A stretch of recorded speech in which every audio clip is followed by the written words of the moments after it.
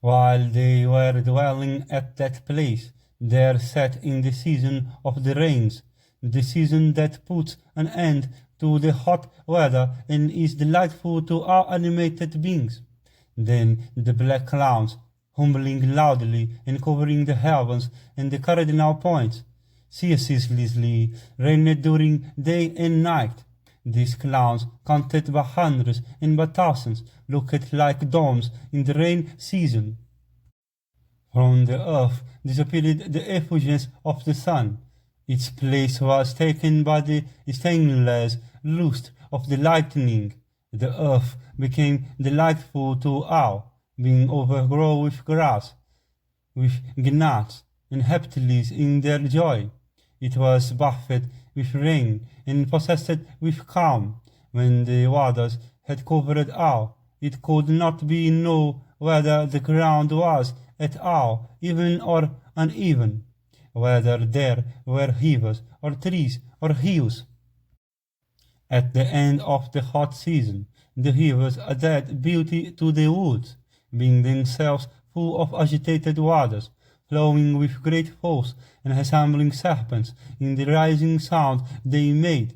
The boars, the stags, and the birds, while the rain was falling upon them, began to utter sounds of various kinds which could be heard within the forest tracts. The hatakas, the peacocks, and the host of male cockylas and the excited frogs all ran about in joy. Thus, while the Pandavas were roaming about in the deserts and sand tracts, the half season of rain, various in aspect and resounding with clouds, passed away. Then set in the season of autumn, thronged with ganders and cranes, and full of joy. Then the forest tracts were overrun with grass, the river turned limpid, the firmament and stars shone brightly, and the autumn thronged with beasts and birds was joyous and pleasant for the magnanimous sons of Pandu.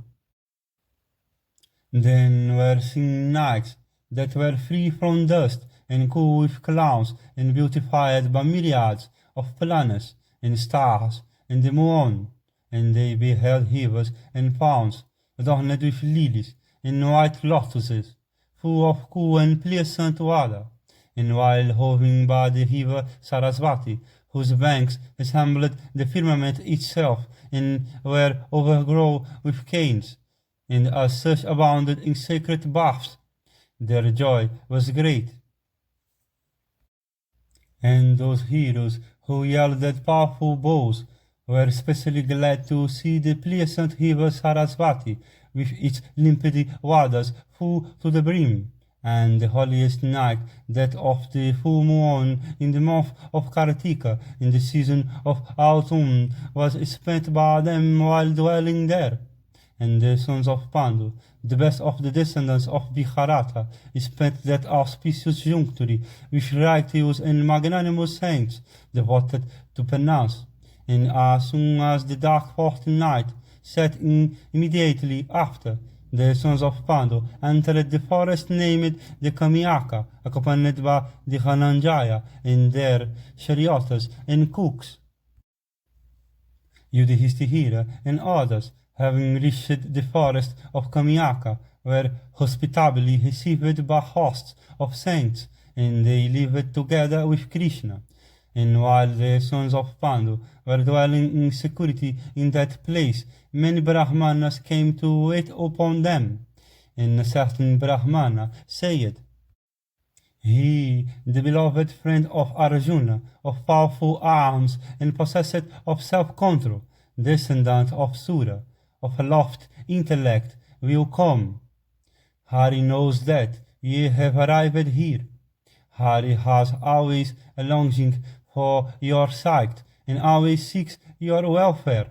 And Markandeya, who lived very many years devoted to great austerities, given to stud and penance, will ere long come and meet you." And the very moment that he was uttering these words, there was beheld Krishna coming thither ward upon a car, unto which were yoked the horses Saivya and Sugriva, he the best of those that ride on cars, accompanied by Satyabhima, is like Indra by Sakhi, the daughter of Pulaman, and the son of Devaki, came desirous to see those most righteous of the descendants of Kuru, and the sagacious Krishna, having alighted from the car, prostrated himself with pleasure in his heart before the virtuous king in the prescribed way, and before Bhima, that foremost of powerful men. And he paid his respects to the Haumia, while the twin brothers prostrated themselves to him. And he embraced Arjuna of the cool hair, and he spoke words of solace to the daughter of Drupada, and the descendant of the chief of the Dasahatiha tribe, that chastiser of foes, when he saw the beloved Arjuna come near him, having seen him after a length of time, clasped him again and again. And Satyabhima, the beloved consort of Krishna, embraced the daughter of Drupada, the beloved wife of the sons of Pandu. Then the sons of Pandu, accompanied by their wife and priests, paid their respect to Krishna, whose eyes resembled the white lotus and surrounded him on all sides. And Krishna, when united with Arjuna, the son of Pritha, the winner of riches and the terror of the demons, assumed a beauty comparable to that of Shiva, the magnanimous Lord of all creatures beings, when he, the mighty Lord, is united with Kartikeya. And Arjuna, who bore a circlet of crowns on his head, gave an account of what had happened to him in the forest to Krishna, the elder brother of Gada. And Arjuna asked, saying, "How is Subhadra and her son Abhimanyu?" And Krishna, the slayer of Madhu, having paid his respect in the prescribed form to the son of Pritha and to the priest, and sitting himself with them there, he spoke to King Yudhishthira in words of praise, and he said, "Virtue is preferable to the winning of kingdoms. It is, in fact, practice of austerities. By you who have obeyed with truth and candor what your duty prescribed, have been won both this world and that to come. First you have studied, while performing religion's duties, having acquired in a suitable way the whole science of arms, having won wealth by pursuing the methods prescribed for the military caste. You have celebrated all the time ornate sacrificial rites. You take no delight in sensual pleasures. You do not act from motives of enjoyment, nor do you swerve from virtue from greed of riches. It is for this you have been named the virtuous king. Having won kingdoms and riches and means of enjoyment, your best delight has been charity and truth and practice of austerities and faith and meditation and forbearance and patience. When the population of Kuru Jangala beheld Krishna outraged in the assembly hall, who but yourself could brook that conduct, which was repugnant both to virtue and usage. No doubt you will, before long, rule over men in a praiseworthy way, all your desires being fulfilled. Here are we prepared to chastise the Kurus, as soon as the stipulation made by you is fulfilled performed. And Krishna, the foremost of the Dasarha tribe, then said to the Haumia and Bhima and Yudhishthira and the twins and Krishna, "How fortunate that, by your blessing, Arjuna, the bearer of the coronet, has arrived after having acquired the science of arms." And Krishna, the leader of the Dasarha tribe, accompanied by friends, likewise he spoke to Krishna, the daughter of Yajnasena, saying, "How fortunate that you are united and safe and secure with Arjuna, the winner of riches. And Krishna said, "Those sons of yours are devoted to the study of the science of arms, are well behaved, and conduct themselves on the pattern of their righteous friends. Your father and your uterine brothers prefer them a kingdom and territories. The boys find no joy in the house of Drupada, or in that of their maternal uncles. Safely proceeding to the land of the Anarthas, they take the greatest delight in the study of the science of arms. Your sons enter the town of the Frisians, and take an immediate king to the people there. And as you won't direct them to conduct themselves, or as the respected Kunti won't do is Subhadra, direct them in a watchful way. Perhaps she is still more careful of them. And Krishna, as Hokimini's son, is the preceptor of Anihudiha, of Abhimanyu, of Sunitiha, and of Bihanu. He is the preceptor and the refuge of your sons. And a good preceptor won't unceasingly give them lessons in the wielding of maces and swords and bucklers, in missiles, and in the art of driving cars and of riding horses, being valiant. And he, the son of Hokimini, having bestowed a very good training upon them, and having taught them the art of using various weapons in a proper way, takes satisfaction at the valorous deeds of your sons and of Abhimanyu. And when your son goes out in pursuit of sports, each one of them is followed thither by cars and horses and vehicles and elephants. And Krishna said to the virtuous king Yudhishthira, "The fighting men of the Dasaraha tribe, and the Kukuras, and the Andihakas, let these place themselves at thy command. Let them perform what thou desirest them.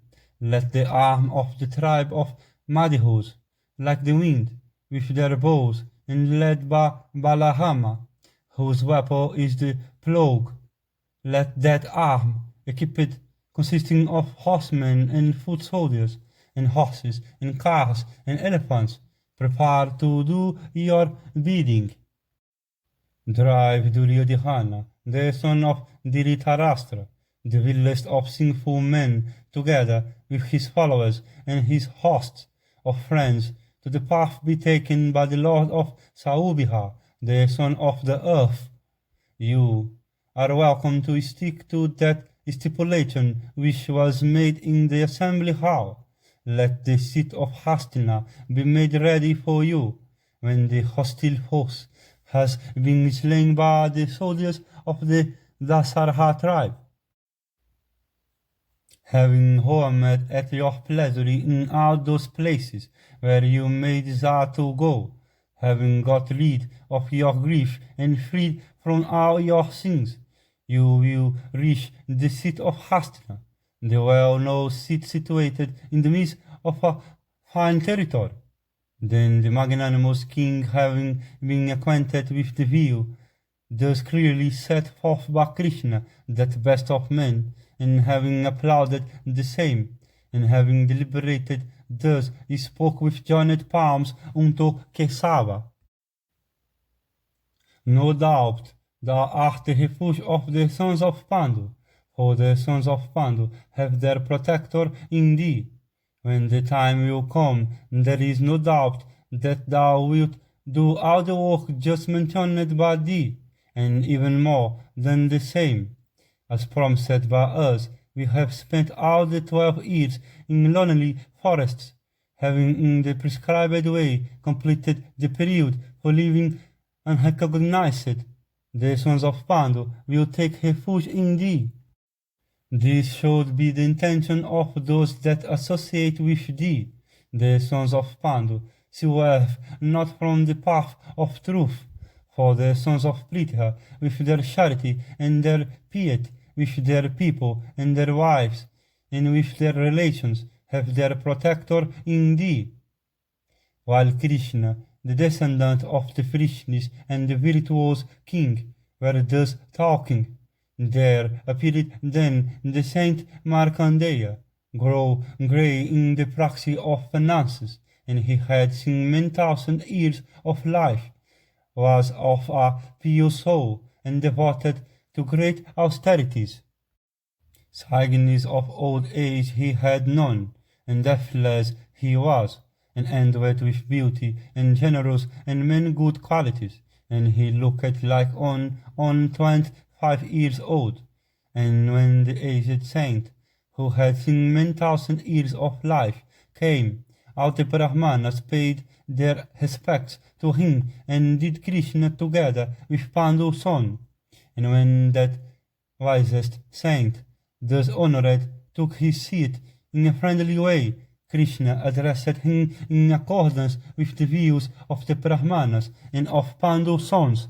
Thus, the sons of Pandu and the Brahmanas assembled here, and the doctor of Drupada and Satyabhama, likewise myself, are all anxious to hear your most excellent words.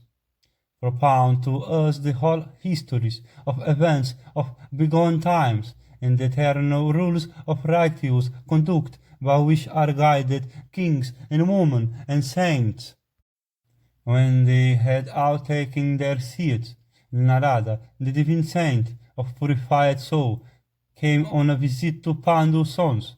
Him then of great soul, all those foremost men of superior intellect, honored in the prescribed form by offering water to wash his feet, and the well-known oblation called the Arghya.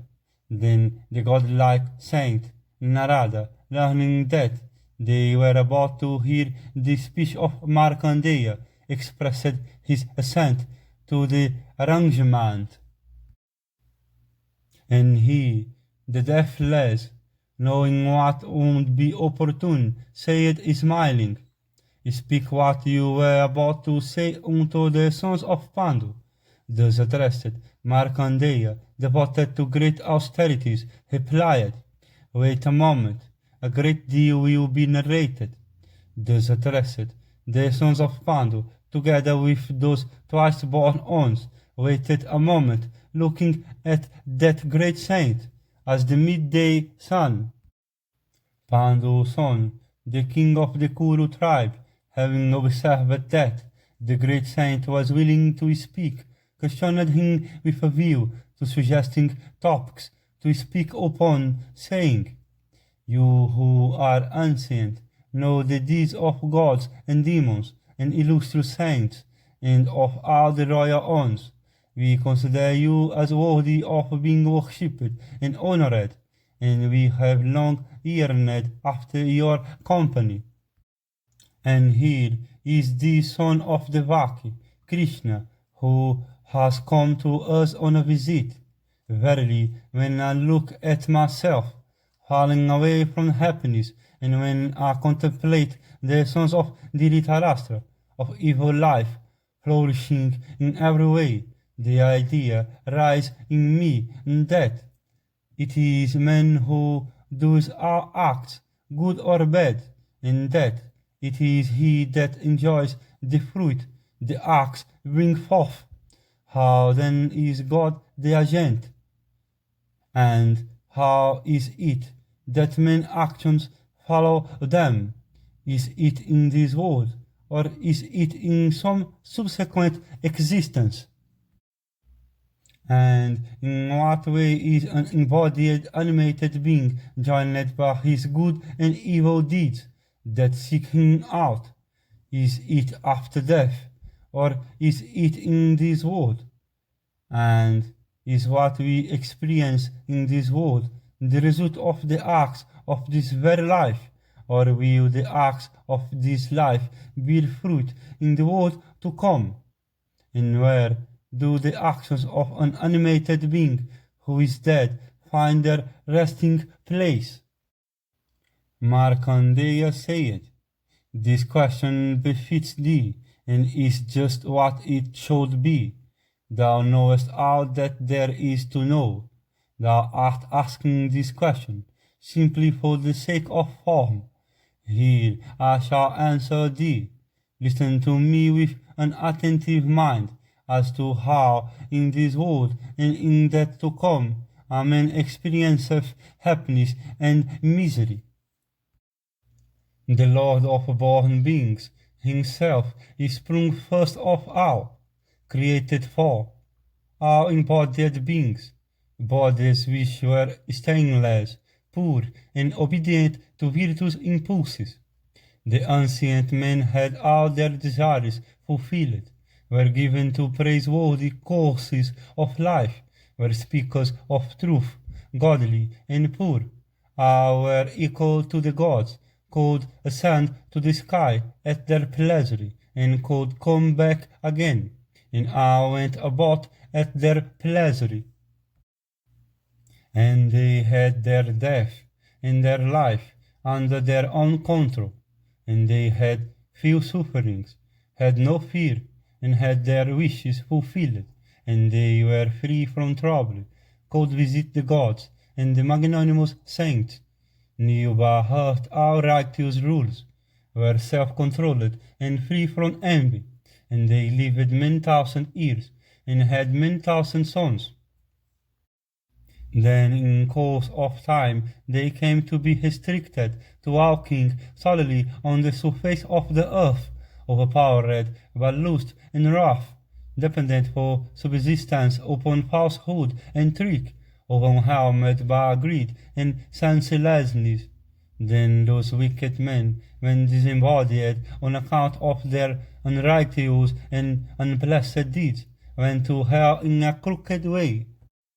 Again and again they were grilled, and again they began to drag their miserable existence in this wonderful world, and their desires were unfulfilled, the objects unaccomplished, and their knowledge became unavailing, and their senses were paralyzed, and they became apprehensive of everything and the cause of other people's sufferings, and they were generally marked by wicked deeds, and born in low families.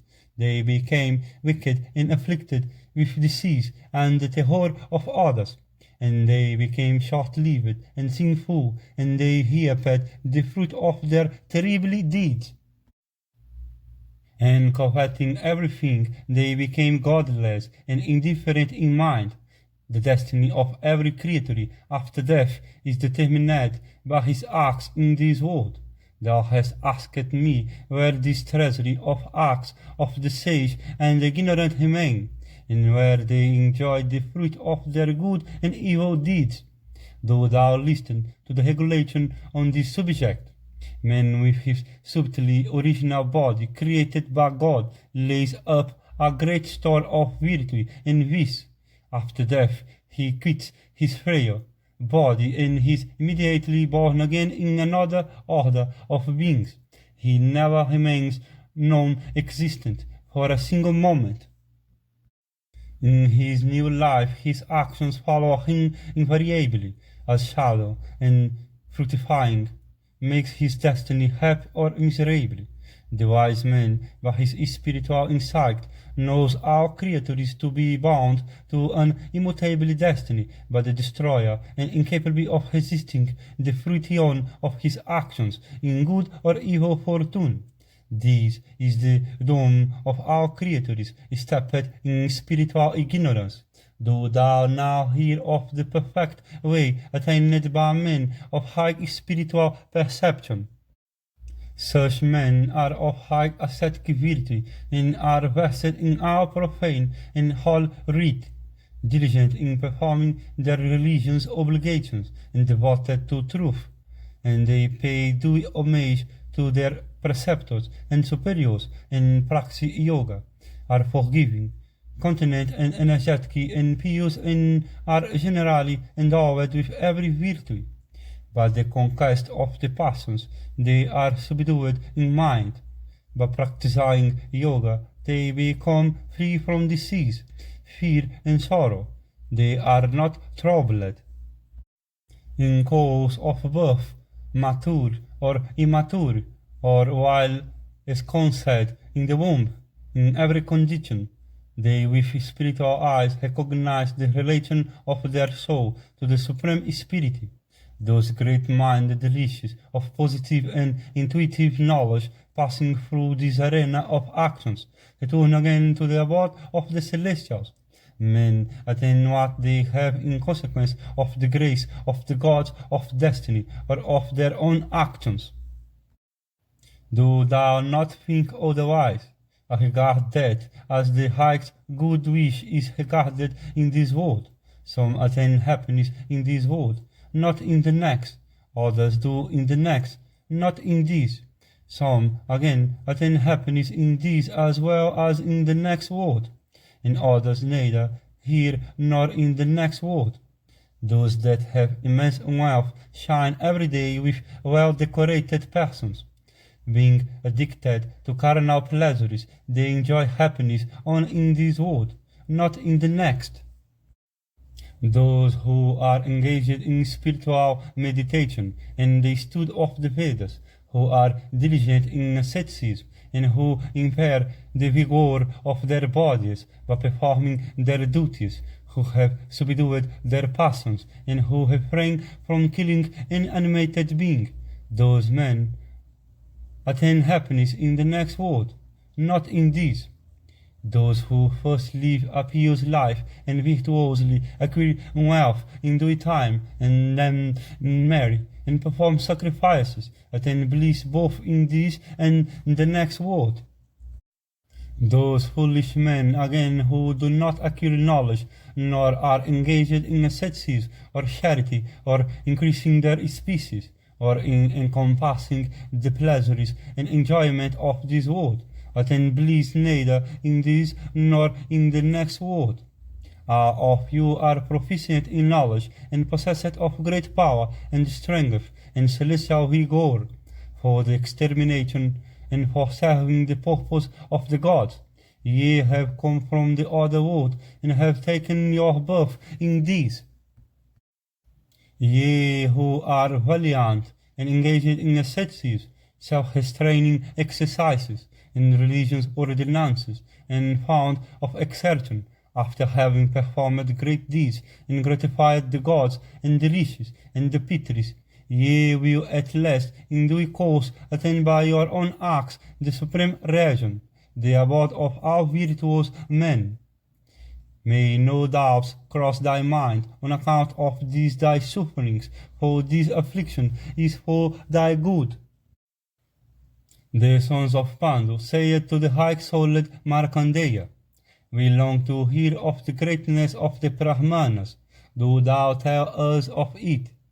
Thus asked the revered Markandeya, of austere virtue and high spiritual energy, and proficient in all departments of knowledge, replied, A strong-limbed, handsome young prince of the race of the Hyayas, a conqueror of hostile cities, went out hunting, and roaming in the wilderness of big trees and thickets of grass, he saw, at no great distance from him, a Muni with the skin of a black antelope for his upper garment, and killed him for a deer. Pained at what he had done, and his senses paralyzed with grief, he repaired to the presence of the more distinguished of the Hyaya chiefs. The lotus-eyed prince related to them the particulars. On hearing the account, and beholding the body of the Muni, who had subsisted on fruits and roots, they were sorely afflicted in mind, and they all set out inquiring here and there as they proceeded, as to whose son the Muni might be, and they soon after reached the hermitage of Aristanemi, son of Kasyapa, and saluting that great Muni, constant in austerity, they all remained standing while the Muni, on his part, busied himself about their reception, and they said unto the illustrious Muni, By a freak of destiny we have ceased to merit thy welcome. Indeed, we have killed a Brahmana.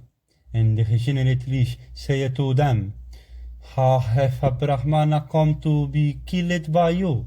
And say, Where may he be? do ye all witness the power of my ascetic praxis? And they, having related everything to him as it had happened, went back, found not the body of the dead rish on the spot, and having searched for him, they returned ashamed and bereft of all perception, as in a dream. And then the Muni, Tarkis here, addressed them, saying, Ye prince, can this be the Brahmana of your killing? This Brahmana, endowed with occult gifts from spiritual exercises, is indeed my son. Seeing that rish, they were struck with bewilderment, and they said, What a marvel! How have the dead come to life again? Is it the power of his austere virtue by which he hath revived again? We long to hear this, if indeed it can be divulged. To them he replied, Death hath no power over us. I shall tell ye the reason briefly and intelligibly. We perform our own sacred duties. Therefore have we no fear of death. We speak well of Brahmanas, never think any ill of them. Therefore hath death no terror for us. Entertaining our guests with food and drink, and our attendants with plenty of food, we ourselves partake of what is left. Therefore we are not afraid of death. We are peaceful and austere, and charitable and forbearing, and fond of visiting sacred shrines, and we live in sacred places. Therefore we have no fear of death, and we live in places inhabited by men who have great spiritual power. Therefore hath death no terror for us. I have briefly told ye all. Return ye now altogether, cured of all worldly vanity. Ye have no fear of sin. Saying Amen, and saluting the great Muni, all those princes joyously returned to their country. Do ye again hear from me the glory of the Brahmanas? It is said that a royal sage of the name of Vainiya was once engaged in performing the horse sacrifice, and that Atri desired to go to him for alms. Atri subsequently gave up his desire of wealth from religious scruples. After much talk, he, of great power, became desirous of living in the woods, and calling his wife and sons together, addressed them thus: Let us attain the highly tranquil and complete fruition of our desires. May it be agreeably to you to repair quickly to the forest for a life of great merit. His wife, arguing from motives of virtue, then said to him, Hear thee to the illustrious Prince Vainiya, and beg of him vast riches. Asked by thee, that royal sage, engaged in sacrifice, will give thee wealth. Having gone there, and received from him vast wealth, thou canst distribute it among thy sons and servants, and then thou canst go whithersoever thou pleasest. This, indeed, is the right virtue as instanced by men conversant with religion. Atri replied, I am informed by the high-souled Gautama that Vainiya is a pious prince devoted to the cause of truth.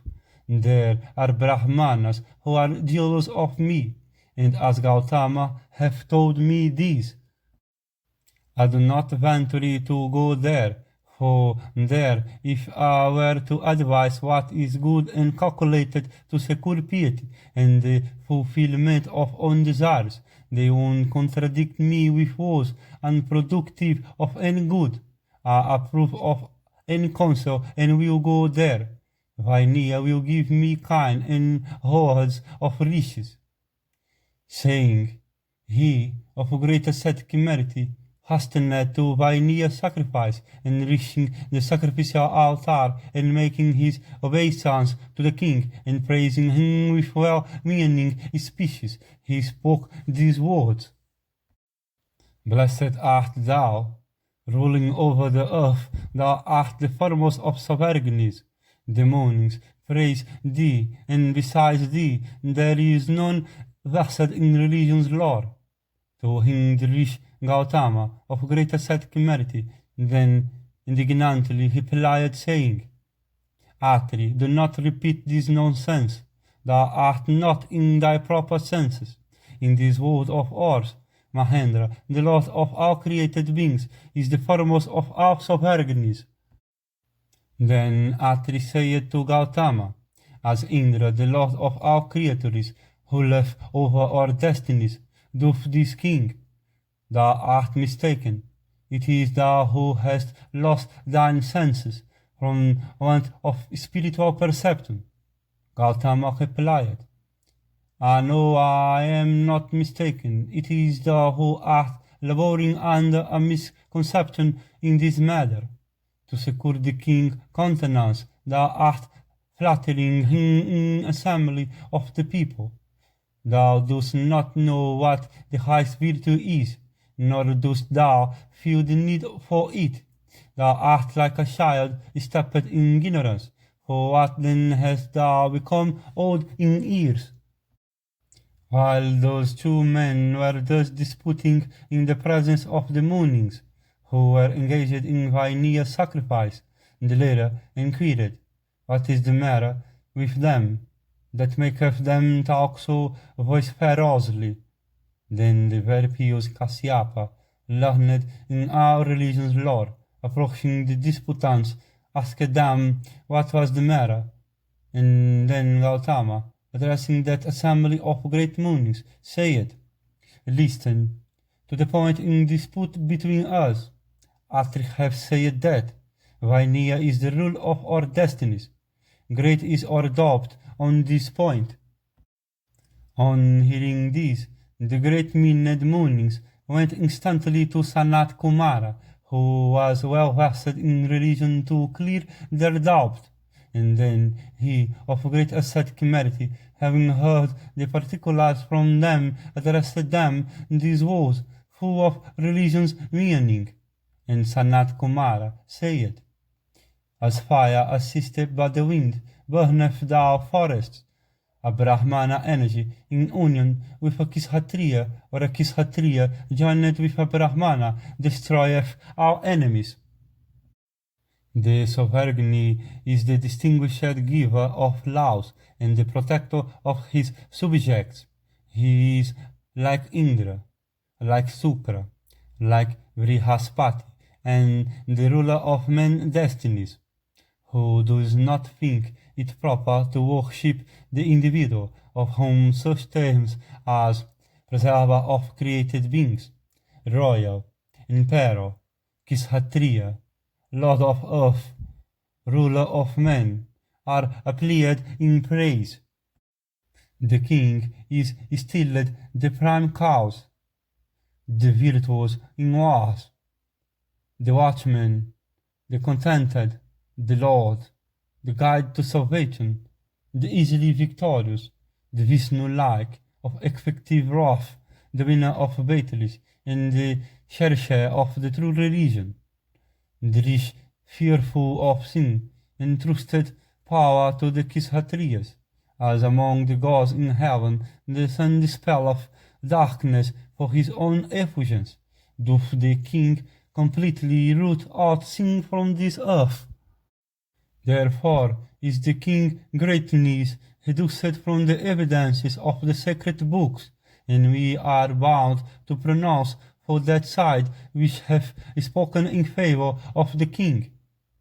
Then that illustrious prince, highly pleased with the victorious part, joyful said to Atri, who had praised him a while, Thou hast made and stilled me, the greatest and most excellent of men here, and compared me to the gods. Therefore shall I give thee vast and various sorts of wealth.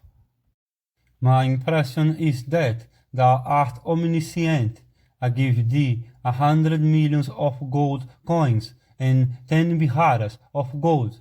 Then Atri, of high austere virtues and great spiritual powers, thus welcomed, accepted all the gifts without any breach of propriety, and returned home, and then in giving his wealth to his sons, and subduing himself, he cheerful repaired to the forest with the object of performing penances.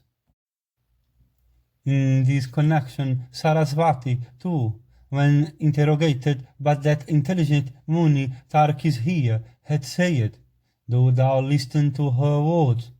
Tarkishiya had asked, saying, "Excellent lady, what is the best thing for a man to do here below, and how must he act that he may not deviate from virtue? Tell me all this, that instructed by thee I may not fall away from the path of virtue. When and how must one offer oblations to the fire, and when must he worship, that virtue may not be compromised? Tell me all these, that I may live without any passions, craving, or desire in this world."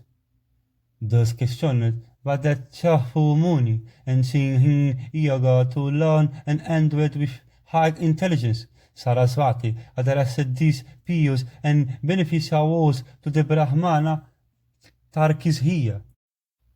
Sarasvati said, "He who is engaged in the study of the Vedas, and with sanctity and equanimity saves the Supreme Godhead in his proper sphere, ascends the celestial regions, and attains supreme beatitude with the immortals.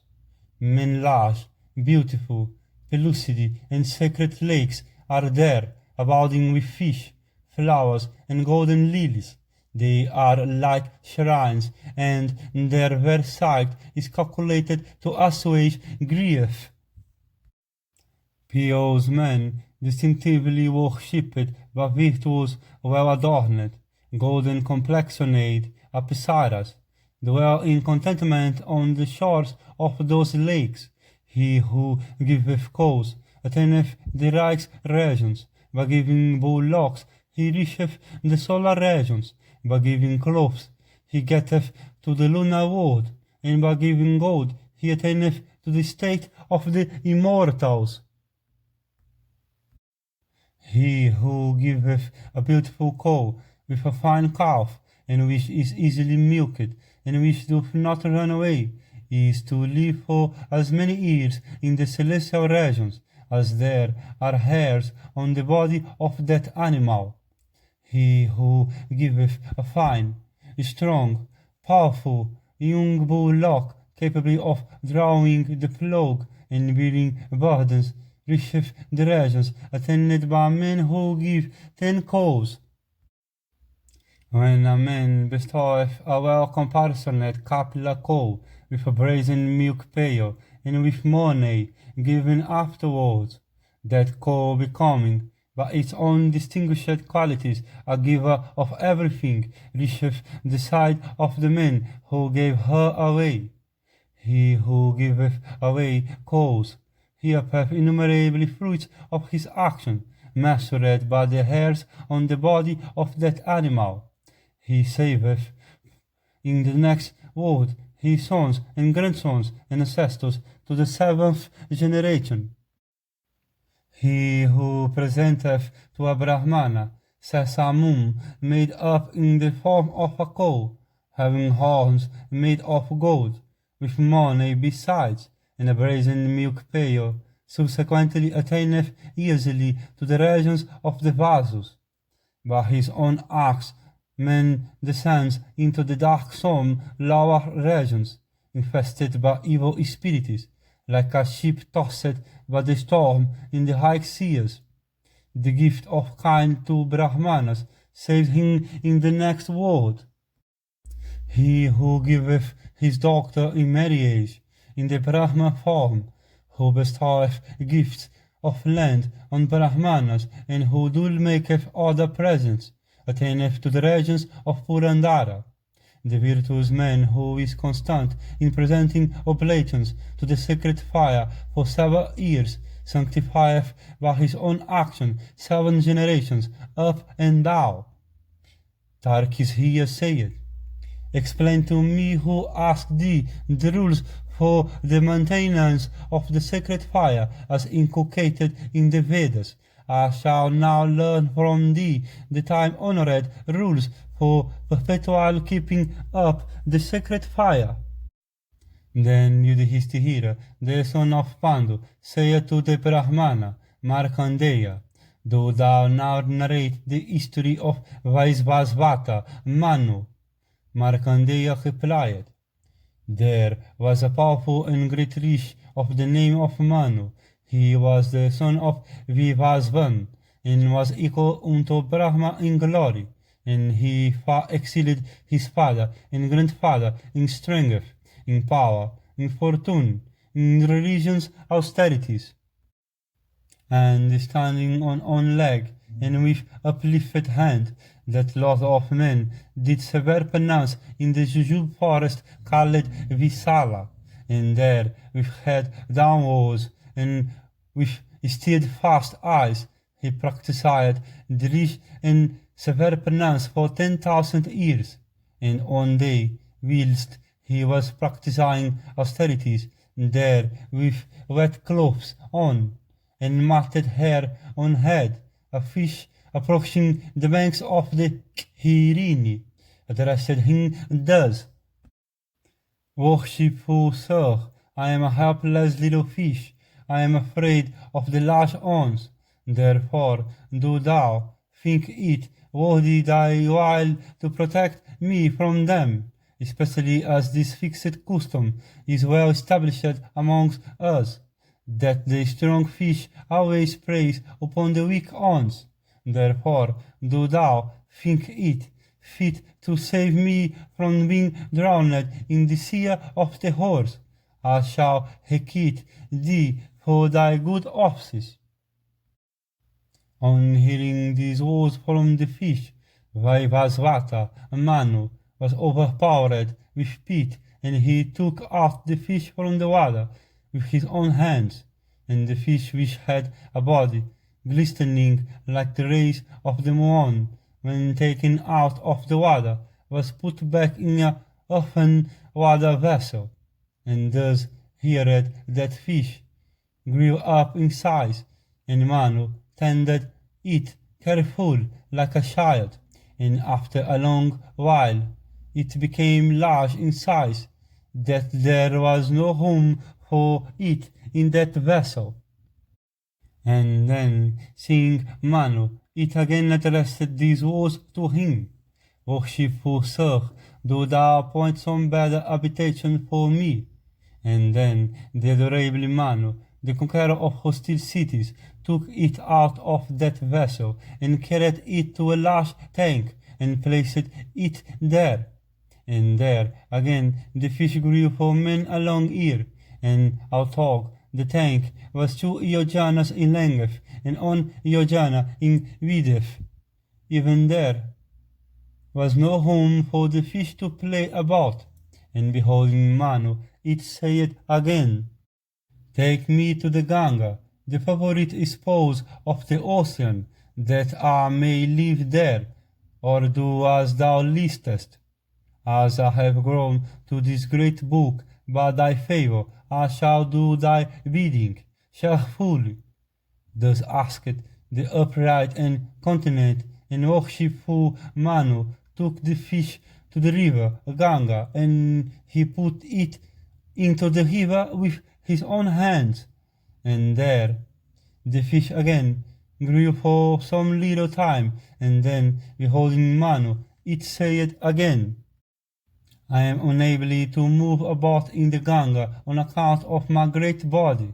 Therefore, worshipful sir, do thou please take me quickly to the sea. Manu, then taking it out of the Ganga, carried it to the sea and consigned it there, and despite its great bulk, Manu transported it easily, and its touch and smell were pleasant to him, And when it was thrown into the sea by Manu, it said these words to him with a smile. Thou hast protected me with special care. Do thou now listen to me as to what thou shalt do in the fullness of time.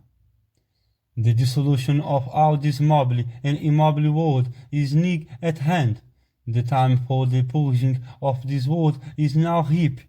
Therefore, do I now explain what is good for thee, the mobile and immobile divisions of the creation, those that have the power of locomotion, and those that have it not. Of all these, the terrible doom have now approached. Thou shalt build a strong massive ark, and have it furnished with a long rope.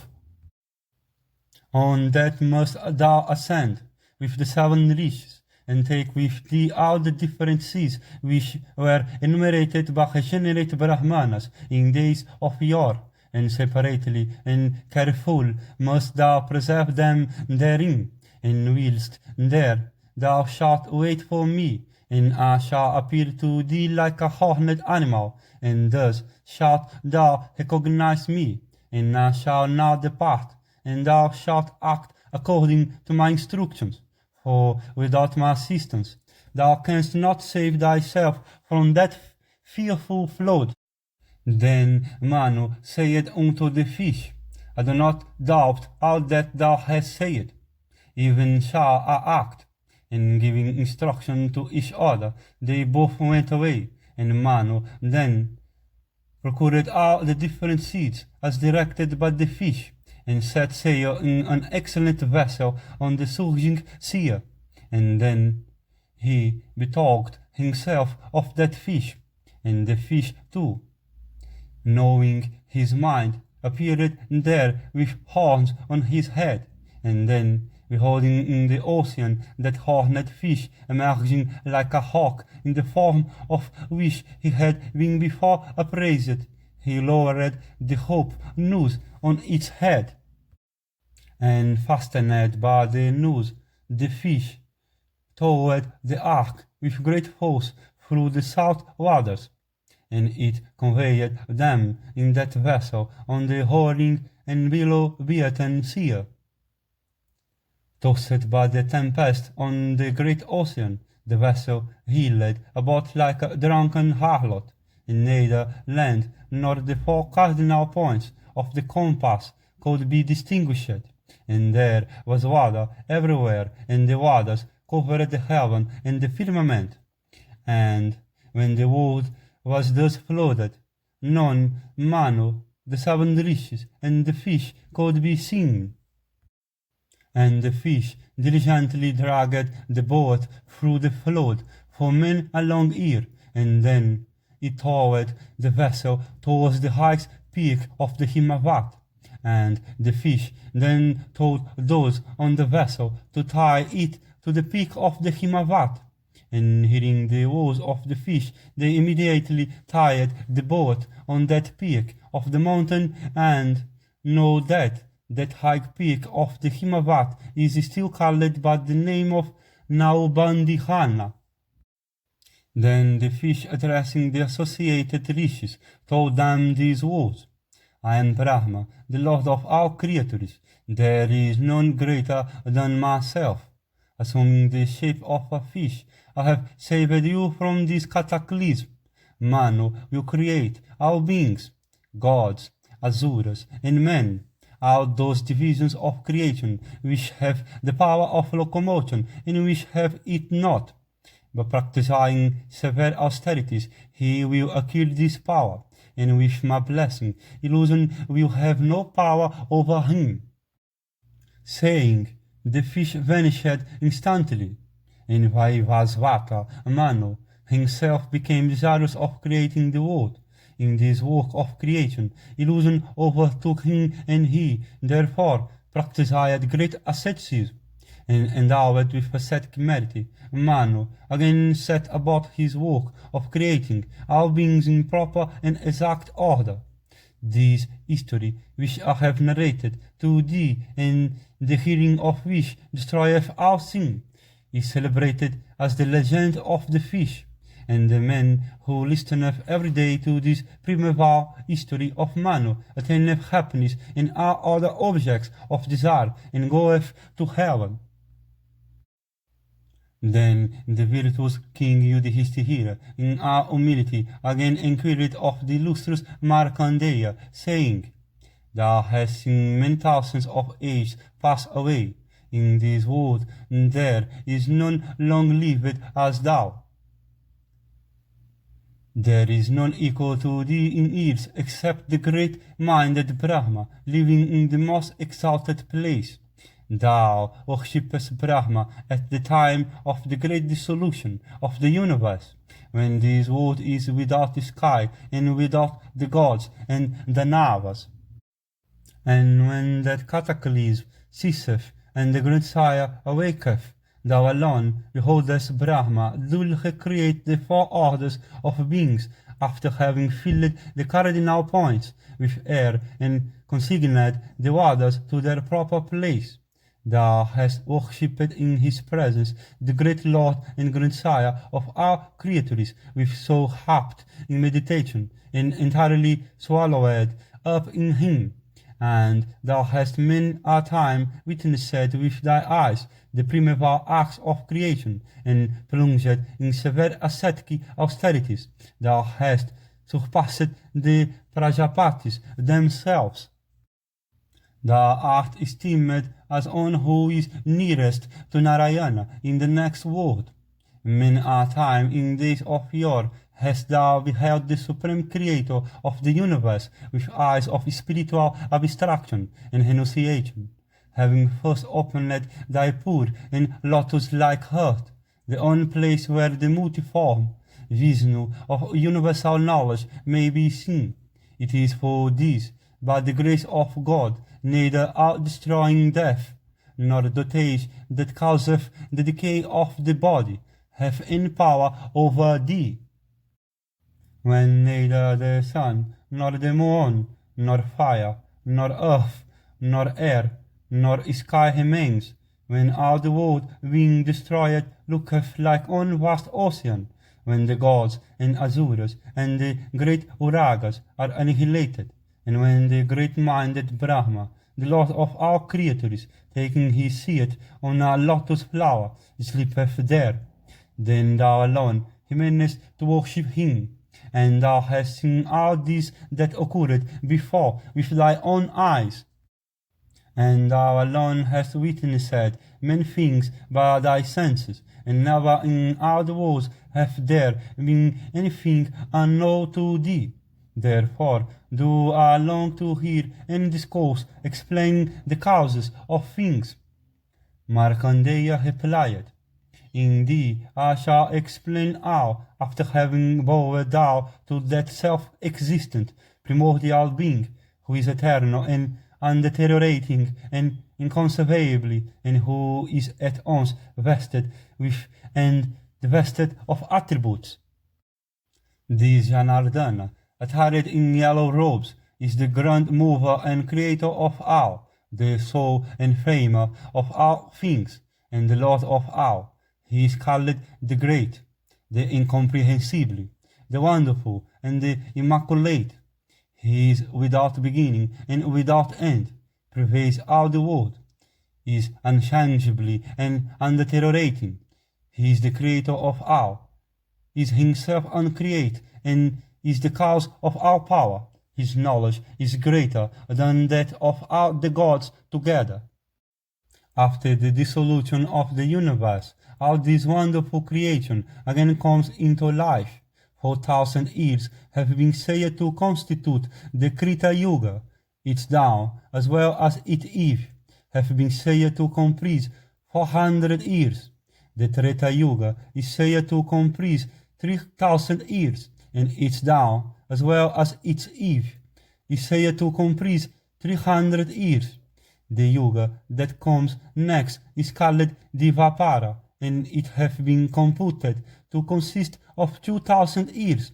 Its dawn, as well as its eve, is said to comprise 200 years. The next yuga, called Kali, is said to comprise 1,000 years, and its Tao, as well as Eve, is said to comprise 100 years. Note that the duration of the Tao is the same as that of the Eve of a yuga, and after the Kali yuga is over, the Krita yuga comes again. A cycle of the yugas thus comprised a period of 12,000 years. A full thousand of such cycles would constitute a day of Brahma. When all this universe is withdrawn and ensconced within its home, the Creator himself, that disappearance of all things is called by the learned to be universal destruction.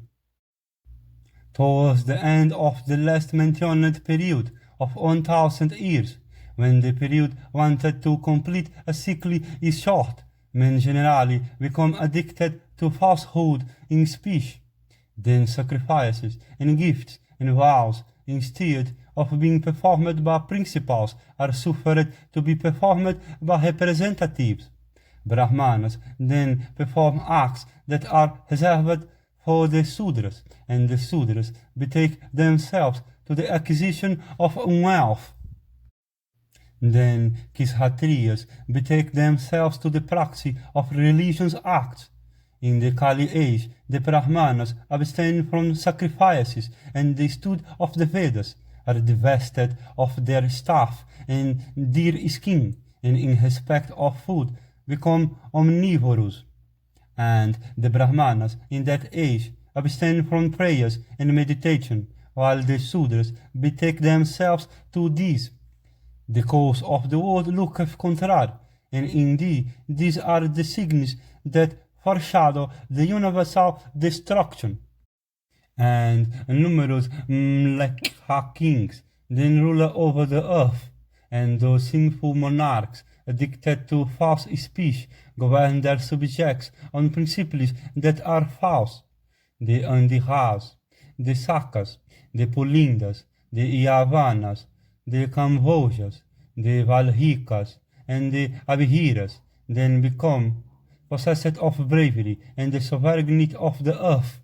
These becometh the state of the world during the eve of the Kali age. Not a single Brahmana then adhereth to the duties of his order, and the Kshatriyas and the Vaisyas follow practices contrary to those that are proper for their own orders, and men become short-lived, weak in strength, energy, and prowess, and endowed with small might and diminutive bodies. They become scarcely truthful in speech, and the human population dwindles away over large tracts of country, and the regions of the earth, north and south, and east and west, become crowded with animals and beasts of prey. And during this period, they that utter Brahma do in vain. The Sudras address Brahmanas, saying, Behold, while the Brahmanas address Sudras, saying, Respected sir. And at the end of the Yuga, animals increase enormously, and odors and perfumes do not then become agreeably to our sense of scent, and the very tastes of things do not then well accord with our organs of taste as at other periods. And women then become mothers of numerous progeny, and with low statures, and destitute of good behavior and good manners, and they make their very mouths serve the purpose of the organ of procreation, and famine ravaged the habitations of men, and the highways are infested by women of ill fame, while females in general become at such periods hostile to their lords and destitute of modesty, and the verkine at such periods yield little milk, while the trees sat over with swarms of crows do not produce many flowers and fruits, and regenerate classes tainted with the sin of slaying Brahmanas accept gifts from monarchs that are addicted to falsehood in speech, and filled with covetousness and ignorance, and bearing on their persons the outward symbols of religion. They set out on eleemosynary rounds, afflicting the people of the earth, and people leading domestic lives, afraid of the burden of taxes, become the savers, while Brahmanas, falsely assuming the garb of ascetics, earn wealth by trade with nails and hair, unparted and uncut. And many of the twice-born classes become, from avarice of wealth, religious mendicants of the Brahmacharin order, and men at such periods behave contrary to the modes of life to which they betake themselves, and addicted to intoxicating drinks, and capable of violating the beds of their preceptors. Their desires are all of this world, pursuing matters, ministering to the flesh and the blood. At such period, the asylums of ascetics become full of sinful and audacious wretches, ever applauding lives of dependence, and the lustrous chastiser of Paka never shower rain according to the seasons, and the seeds that are scattered on earth do not always sprout forth, and men unwhole indeed and talked take pleasure in envy and malice, and the earth then becometh full of sin and immorality, and he that becometh virtuous at such periods doth not live long. Indeed, the earth becometh heft of virtue in every shape, and the merchants and traders then full of guile sell large quantities of articles with false weights and measures, and they that are virtuous do not prosper, while they that are sinful prosper exceedingly, and virtue then loseth her strength, while sin becometh all-powerful, and men that are devoted to virtue become poor and short-lived, while they that are sinful become long-lived and win prosperity. And in such times people behave sinful even in places of public amusements in cities and towns. And men always seek the accomplishment of their ends by means that are sinful, and having earned fortunes that are really small, they become intoxicated with the pride of wealth, and many men at such periods strive to rob the wealth that have from trust been deposited with them in secrecy, and wedded to sinful practice, they shamelessly declare, "There is nothing in the positive," and beasts of prey and other animals and fowl may be seen to lie down in places of public amusement in cities and towns, as well as in sacred edifices, and girls of 7 or 8 years of age do then conceive, while boys of 10 or 12 years beget offspring, and in their 16th year men are overtaken with decrepitude and decay, and the period of life itself is soon outrun. And when men become short-lived, more youths act like the aged, while all that is observable in youths may be not said in the old. And women given to impropriety of conduct and marked by evil manners deceive even the best of husbands, and forget themselves with menials and slaves, and even with animals. And even women that are wives of heroes seek the companionship of other men, and forget themselves with these during the lifetime of their husbands. Towards the end of those thousands of years, constituting the 4 yugas, and when the lives of men become short, a drought occurs, extending for many years. And then men and creatures, endowed with small strength and vitality, becoming hungry, die by thousands. And then 7 blazing suns, appearing in the firmament, drink up all the waters of the earth that are in rivers or seas, and then everything of the nature of wood and grass that is wet to dry is consumed and reduced to ashes. And then the fire called Samvartaka, impelled by the winds, appeareth on the earth that have already been dried to cinders by the 7 suns.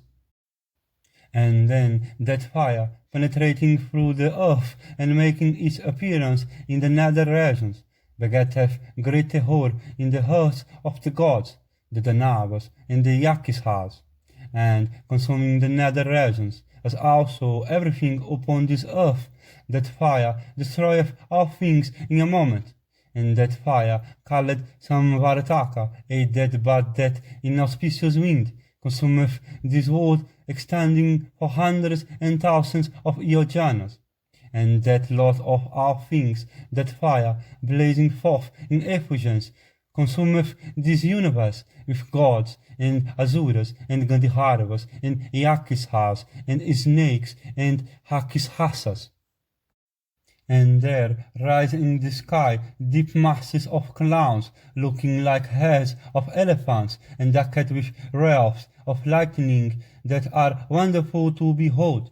And some of those clouds are of the hue of the blue lotus, and some are of the hue of the water lily, and some resemble in tint the filaments of the lotus, and some are purple, and some are yellow as turmeric, and some of the hue of the crow egg, and some are bright as the petals of the lotus, and some red as vermilion, and some resemble palatial cities in shape, and some heads of elephants, and some are of the form of lizards, and some of crocodiles and sharks.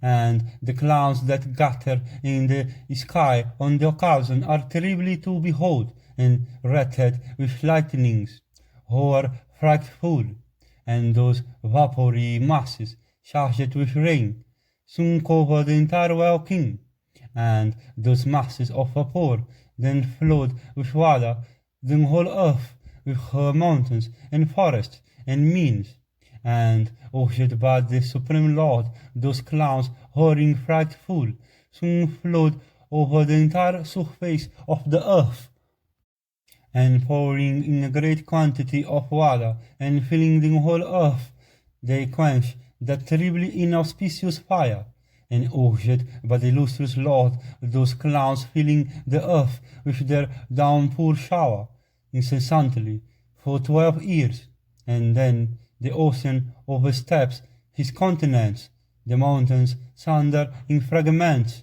and the earth sinks under the increasing flood, and then moved on sudden by the impetus of the wind, those clouds wander along the entire expanse of the firmament, and disappear from the view.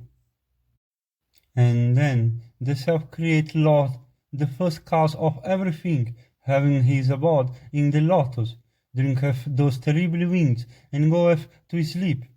And then when the universe become on that expanse of water, when all mobile and immobile creatures have been destroyed, when the gods and the asuras cease to be, when the yakishas and the hakishasas are no more, when man is not, when trees and beasts of prey have disappeared, when the firmament itself has ceased to exist, I alone wander in affliction. And wandering over that dreadful expanse of water, my heart becometh afflicted in consequence of my not beholding any creature, and wandering without cessation through that flood, I become fatigued. I obtain no resting place, and some time after I behold in that expanse of accumulated waters a vast and wide extending banyan tree, and then behold, seated on a conch, overlaid with a celestial bed and attached to a far extended bough of that banyan, a boy of face fair as the lotus or the moon, and of eyes large as petals of a full-blown lotus. And at this sight wonder filled my heart, and I asked myself, How doth this boy alone sit here when the world itself hath been destroyed? And although I have full knowledge of the past, the present, and the future, still I fail to learn anything of this by means of even ascetic meditation. And with the lustre of the Atasi flower, and decked with the mark of Srivatsa, he seemed to me to be like the abbot of Lakshmi herself, and that boy, of eyes like the petals of the lotus, having the mark of Srivatsa, and possessed of blazing effulgence, then addressed me in words highly pleasant to the ear, saying, I know thee to be fatigued and desirous of haste. Hast thou here as long as thou wishest? Entering within my body, hast thou there? That hath been the abode assigned to thee by me. I have been pleased with thee, thus addressed by that boy. A sense of total disregard possessed me in respect both of my long life and state of manhood. Then that boy suddenly opened his mouth, and as fate would have it, I entered his mouth, deprived of the power of motion. Having suddenly entered into the stomach of that boy, I behold there the whole earth teeming with cities and kingdoms, and while wandering through the stomach of that illustrious one, I beheld the Ganga, the Satudru, the Sita, the Yamuna, and the Kausiki, the Harmanvati, the Vetravati, the Khandravihara, the Sarasvati, the Sindhu, the Vipasa, and the Godavari, the Vasvokasara, the Nalini, and the Narmada, the Tamra, and the Vena of the delightful current and sacred waters, the Suvena, the Krishna Vena, the Ihama, and the Mahanadi, the Vitasti, and that large river, the Kaveri, the On, the Visalia, and the Kimpuna. I beheld all these and many other rivers that are on the earth, and I beheld there the ocean inhabited by alligators and sharks, that mean of gems, that excellent abode of waters.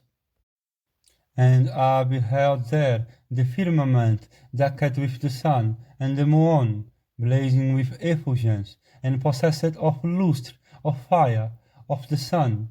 And I beheld there the earth graced with woods and forests, and I beheld there men Brahmanas engaged in various sacrifices, and the Kshatriyas engaged in doing good to all the orders, and the Vaisyas employed in pursuits in agriculture, and the Sudras devoted to the service of the regenerate classes. And while wandering through the stomach of that high-souled one, I beheld the Himavat and the mountains of Hemakuta, and I saw Nishada and the mountains of Siveta abounding in silver, and I saw there the mountain Gandhihamadana and Mandara, and the hug mountains of Nila, and I saw there the golden mountains of Meru and Mahendra, and those excellent mountains called the Vindhyas. And I beheld there the mountains of Malaya and of Paripatra. These and many other mountains that are on earth were all seen by me in his stomach, and all these were decked with jewels and gems, and while wandering through his stomach, I beheld lions and tigers and boars, and indeed all other animals that are on earth. Having entered his stomach, as I wandered around, I beheld the whole tribe of the gods with their chief Sakra, the Sadihiyas, the Hudras, the Adityas, the Guhyakas, the Pitris, the snakes, and the Nagas, the feathery tribes, the Vasus, the Asvins, the Gandhiharvas, the Apisaras, the Yakishas, the Rishis, the hosts of the deities and the navas and the nagas, and the sons of Singihika, and all the other enemies of the gods. Indeed, what else of mobile and immobile creatures may be seen on earth were all seen by me within the stomach of that high-souled one, and living upon fruit, dwelt within his body for many centuries, wandering over the entire universe that is there. Never did I yet behold the limits of his body, and when I failed to master the limits of that high-souled own body, even though I wandered within him continuously in great anxiety of mind. Then, in thought, indeed, sought the protection of that born-giving and preeminent deity, duly acknowledging his superiority. And when I had done this, I was suddenly projected through that high-souled open mouth by means of a gust of wind, and I then beheld seated on the branch of that very banyan that same being of immeasurable energy, in the form of a boy, with the mark of Srivatsa, having swallowed up the whole universe, and that boy of blazing effulgence, and bearing the mark of Srivatsa, and attired in yellow robes, gratified with me, smiling addressed me, saying, having dwelt for some time within my body, thou hast been fatigued. I shall, however, speak unto thee. And as he said this to me, at that very moment I acquired a new sight to speak, in consequence of which I beheld myself to be possessed of true knowledge and emancipated from the illusions of the world. And having witnessed the inexhaustible power of that being of immeasurable energy, I then worshipped his heavy-headed and well-shaped feet, with soles bright as burnished copper, and well decked with toes of mute-head hue, having placed them careful on my head, and joining my palms in humility, and approaching him with reverence. I beheld that divine being who is the soul of all things, and whose eyes are like the petals of the lotus. And having bowed unto him with joined hands, I addressed him, saying, I wish to know thee, as also this high and wonderful illusion of thine. Having entered into thy body through thy mouth, I have beheld the entire universe in thy stomach, the gods, the Danavas, and the Hakishasas, the Yakishas, the Gandharvas, and the Nagas. Indeed, the whole universe, mobile and immobile, are all within thy body. And though I have ceaselessly wandered through thy body at a quick pace, through thy grace, my memory faileth me not, and I have come out of thy body at thy desire, not of mine. I desire to know thee who art free from all faults. Why dost thou stay here in the form of a boy, having swallowed up the entire universe? It behoveth thee to explain all this to me. Why is the entire universe within thy body? How long wilt thou stay here?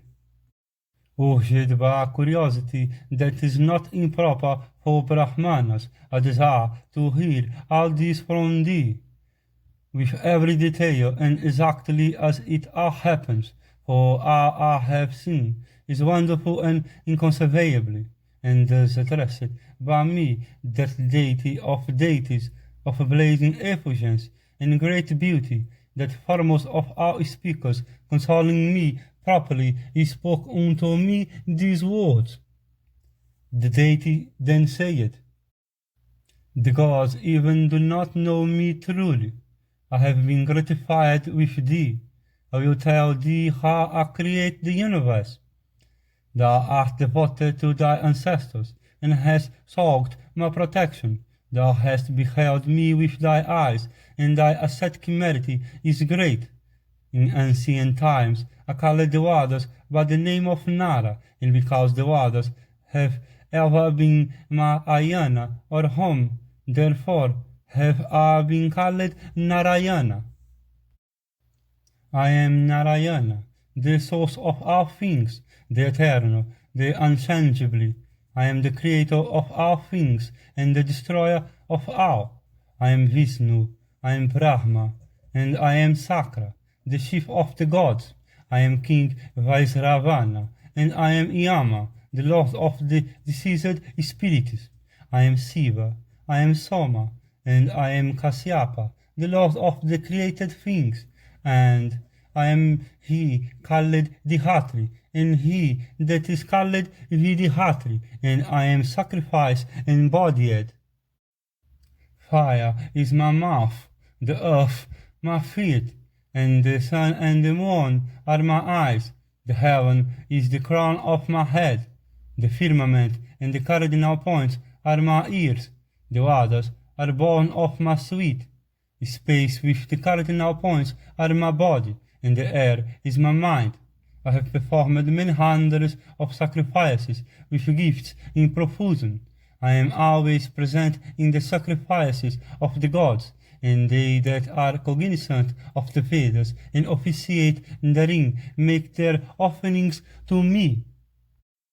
On the earth, the Kshatriya chiefs that rule over men in performing their sacrifices from desire of obtaining heaven, and the Vaisyas in performing theirs from desire of winning those regions, worship me at such times and by those ceremonials. It is I who, assuming the form of Sesha, support this earth bounded by the four seas and decked by Meru and Mandara. And it is I who, assuming the form of a boar, had risen in days of yore, this earth sunk in water. And it is I who, becoming the fire that ensues out of the equine mouth, drink up the waters and create them again. In consequence of my energy from my mouth, my arms, my thighs, and my feet gradually sprung Brahmanas and Kshatriyas and Vaisyas and Sudras. It is from me that the Hik, the Sama, the Yajus, and the Atiharvan Vedas spring, and it is in me that they are enter when the time cometh. Brahmanas devoted to asceticism, they that value peace as the highest attribute, they that have their souls under complete control, they that are desirous of knowledge, they that are freed from lust and wrath and envy, they that are unwedded to things of the earth, they that have their sins completely washed away, they that are possessed of gentleness and virtue, and are divested of pride, they that have a full knowledge of the soul, worship me with profound meditation. I am the flame known as Samvartaka, I am the wind called by that name, and I am the sun wearing that appellation, and I am the fire that hath that designation, and those things that are seen in the firmament as stars know them to be the parts of my skin. The ocean, those means of gems, and the four cardinal points know are my robes, my bed, and my home. By me have they been distributed for serving the purpose of the gods. And know that lust, wrath, joy, fear, and the overclouding of the intellect are all different forms of myself, and whatever is obtained by men by the practice of truth, charity, ascetic austerities, and peace, and harmlessness towards all creatures, and such other handsome deeds, is obtained because of my arrangements. Governed by my ordinance, men wander within my body, their senses overwhelmed by me. They move not according to their will, but as they are moved by me. Generate Brahmanas that have thoroughly studied the Vedas, that have tranquility in their souls, they that have subdued their wrath, obtain a high reward by means of their numerous sacrifices. That reward, however, is unattainable by men that are wicked in their deeds, overwhelmed by covetousness, mean and disreputably with souls unblessed and impure. Therefore must thou know that this reward, which is obtained by persons having their souls under control, and which is unobtainable by the ignorant and the foolish, this which is attainable by such thieves alone, is productive of high merit, and at those times when virtue and morality decrease, and sin and immorality increase, I create myself in new forms, and when fish and malicious deities and hackish races that are incapable of being slain by even the foremost of the gods are born on earth, I then take my birth in the families of virtuous men, and assuming human body, restore tranquility by exterminating our evils. Moved by my own Maya, I create gods and men, and Gandharvas, and Rakshasas, and all immobile things, and then destroy them all myself. For the preservation of rectitude and morality, I assume a human form, and when the season for action cometh, I again assume forms that are inconceivable. In the Krita age, I become white. In the Treta age, I become yellow. In the Dvapara, I become red. And in the Kali age, I become dark in hue. In the Kali age, the proportion of immorality becometh 3/4. And when the end of the Yuga cometh, assuming the fifth form of death, alone I destroy all the three worlds with their mobile and immobile existence. With 3 steps I cover the whole universe. I am the soul of the universe. I am the source of our happiness. I am the humbler of our pride. I am omnipresent. I am infinite. I am the Lord of the senses, and my prowess is great. Alone do I set a-going the well of time. I am formless. I am the destroyer of our creatures, and I am the cause of our efforts, of our my creatures. My soul completely pervadeth all my creatures. No one knoweth me. It is me that the pious and the devoted worship in all the world. Whatever of pain thou hast felt within my stomach, know that all that is for thy happiness and good fortune.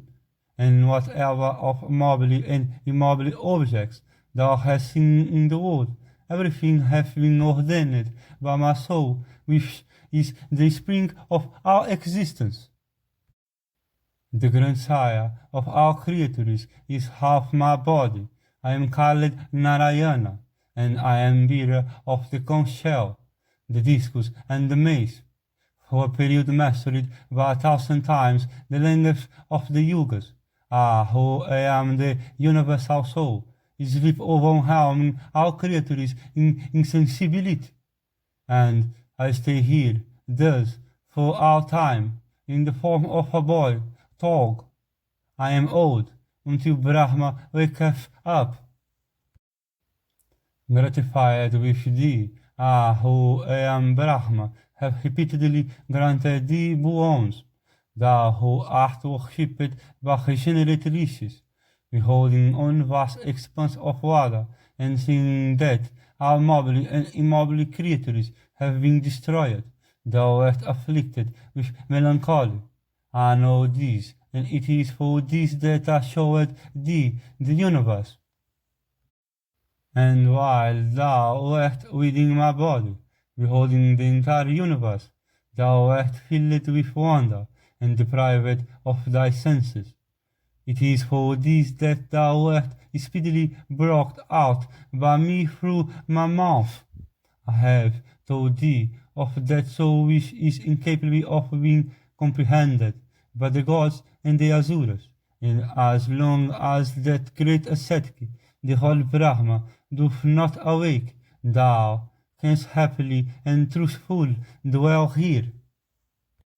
And when that grandsire of our creators awaketh up, I will then alone create our creators endowed with bodies, the firmament, the earth, light, the atmosphere, water, and indeed all else of mobile and immobile creatures on the earth. Having said unto me, that wonderful deity vanished from my sight. I then beheld this varied and wondrous creation start into life. I witnessed all this wonderful at the end of the yuga, and the deity of eyes large as lotus leaves, seen by me in days of yore, is this tiger among men, this Janardana, who have become thy relative. It is in consequence of the boon granted to me by this own that memory doth not fail me, that the period of my life is long and death itself is under my control.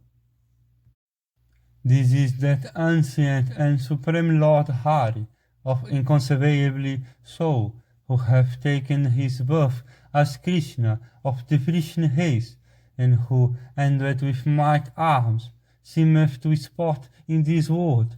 This one is the Dhatri and Vidhatri, the destroyer of all the eternal, the bearer of the Srivatsa mark on his breast, the highest of the high, called Govinda.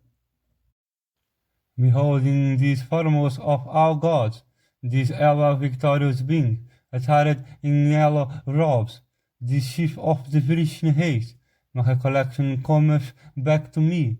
This Madhava is the father and mother of our creators, ye bulls of the Kuru race, seek ye the refuge of this protector.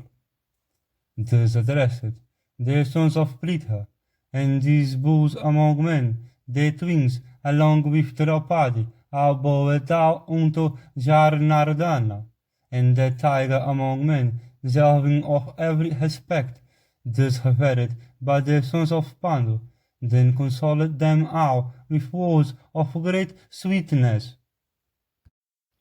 Yudhishthira, the son of Kunti, once more asked the great Muni Markandeya about the future course of the government of the earth. And Yudhishthira said, that which we have heard from thee about the destruction and rebirth of all things at the end of the yuga is indeed full of wonder. I am filled with curiosity, however, in respect of what may happen in the Kali age, when morality and virtue will be at the end. What will remain there? What will be the prowess of men in that age? What their food, and what their amusements? What will be the period of life at the end of the yuga? What is the limit, having attained which the Krita age will bring anew? Tell me all in detail, for all that thou narratest is varied and delightful.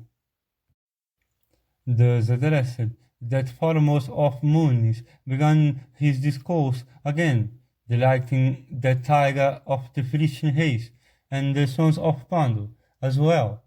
And Markandeya said, listen to all that have been seen and heard by me, and to all that have been known to me by intuition from the grace of the God of gods.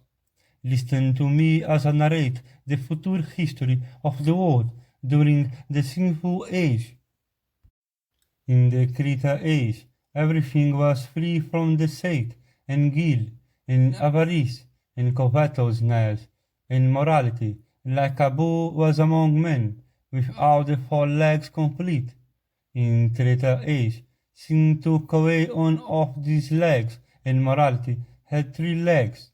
In the Divapara, sin and morality are mixed half and half, and accordingly morality is said to have two legs on. In the Dark Age, morality, mixed with three parts of sin, liveth by the side of men. Accordingly, morality then is said to wait on men, with on a fourth part of itself remaining. Know that the period of life, the energy, intellect, and the physical strength of men decrease in every yuga. The Brahmanas and Kshatriyas and Vaisyas and Sudras will practice morality and virtue deceitful, and men in general will deceive their fellows by spreading the net of virtue, and men with false reputation of learning will, by their acts, cause truth to be contracted and concealed. And in consequence of the loss of truth, the lives of men will become short, and in consequence of the shortness of their lives, they will not be able to acquire much knowledge, and in consequence of the littleness of their knowledge, they will have no wisdom, and for this, covetousness and avarice will overwhelm them all, and wedded to avarice and wrath and ignorance and lust, men will entertain animosities towards one another, desiring to take on another lives. And Brahmanas and Kshatriyas and Vaisyas, with their virtue contracted and divested of asceticism and truth, will all be reduced to an equality with the Sudras, and the lowest orders of men will rise to the position of the intermediate ones, and those in intermediate stations will, without doubt, descend to the level of the lowest ones. Even such will become the state of the world at the end of the yuga. Of robes, those will be regarded the best that are made of flax and of grain, the paspalum frumentatia will be regarded the best. Towards this period, men will regard their wives as their friends, and men will live on fish and milk, goats and sheep, for cows will be extinct, and towards that period, even they that are always observant of vows will become covetous, and opposed to one another. Men will at such a time seek one another lives. In the vested of yuga, people will become atheists and thieves, and they will even dig the banks of streams with their spades and sow grains thereon, and even those places will prove barren for them at such a time, and those men who are devoted to ceremonial rites in honor of the deceased and of the gods will be avaricious and will appropriate and enjoy what belongs to others. The father will enjoy what belongs to the son, and the son what belongs to the father, and those things will be enjoyed by men in such times, the enjoyment of which have been forbidden in the scriptures, and the Brahmanas, speaking disrespectful of the Vedas, will not practice vows, and their understanding, clouded by the science of disputation, they will no longer perform sacrifices and the Homa, and saved by the false science of reasons, they will direct their hearts towards everything mean and low, and men will till low lands for cultivation, and employ cows and cows that are 1 year old, in drawing the plough and carrying burdens, and sons having slain their sires, and sires having slain their sons, will incur no opprobrium, and they will frequently save themselves from angst by such deeds, and even glory in them, and the whole world will be filled with mlekha behavior and notions and ceremonies, and sacrifice will cease, and joy will be now here, and general rejoicing will disappear. And men will rob the possession of helpless persons, of those that are friendless, and of wisdoms, and possessed of small energy and strength, without knowledge, and given to avarice, and fall, and sinful practice. Men will accept with joy the gifts made by wicked people, with words of contempt, and with hearts wedded to sin without knowledge, and always boastful of their wisdom, will challenge one another from desire of taking on another life. And the Kishatriyas, towards the end of such a period, will become the thorns of the earth, and filled with avarice, and swelling with pride and vanity, and unwilling to protect. They will take pleasure in inflicting punishments only, in attacking and repeating their attacks upon the good and the honest, and feeling no pity for the latter, even when they will cry in grief.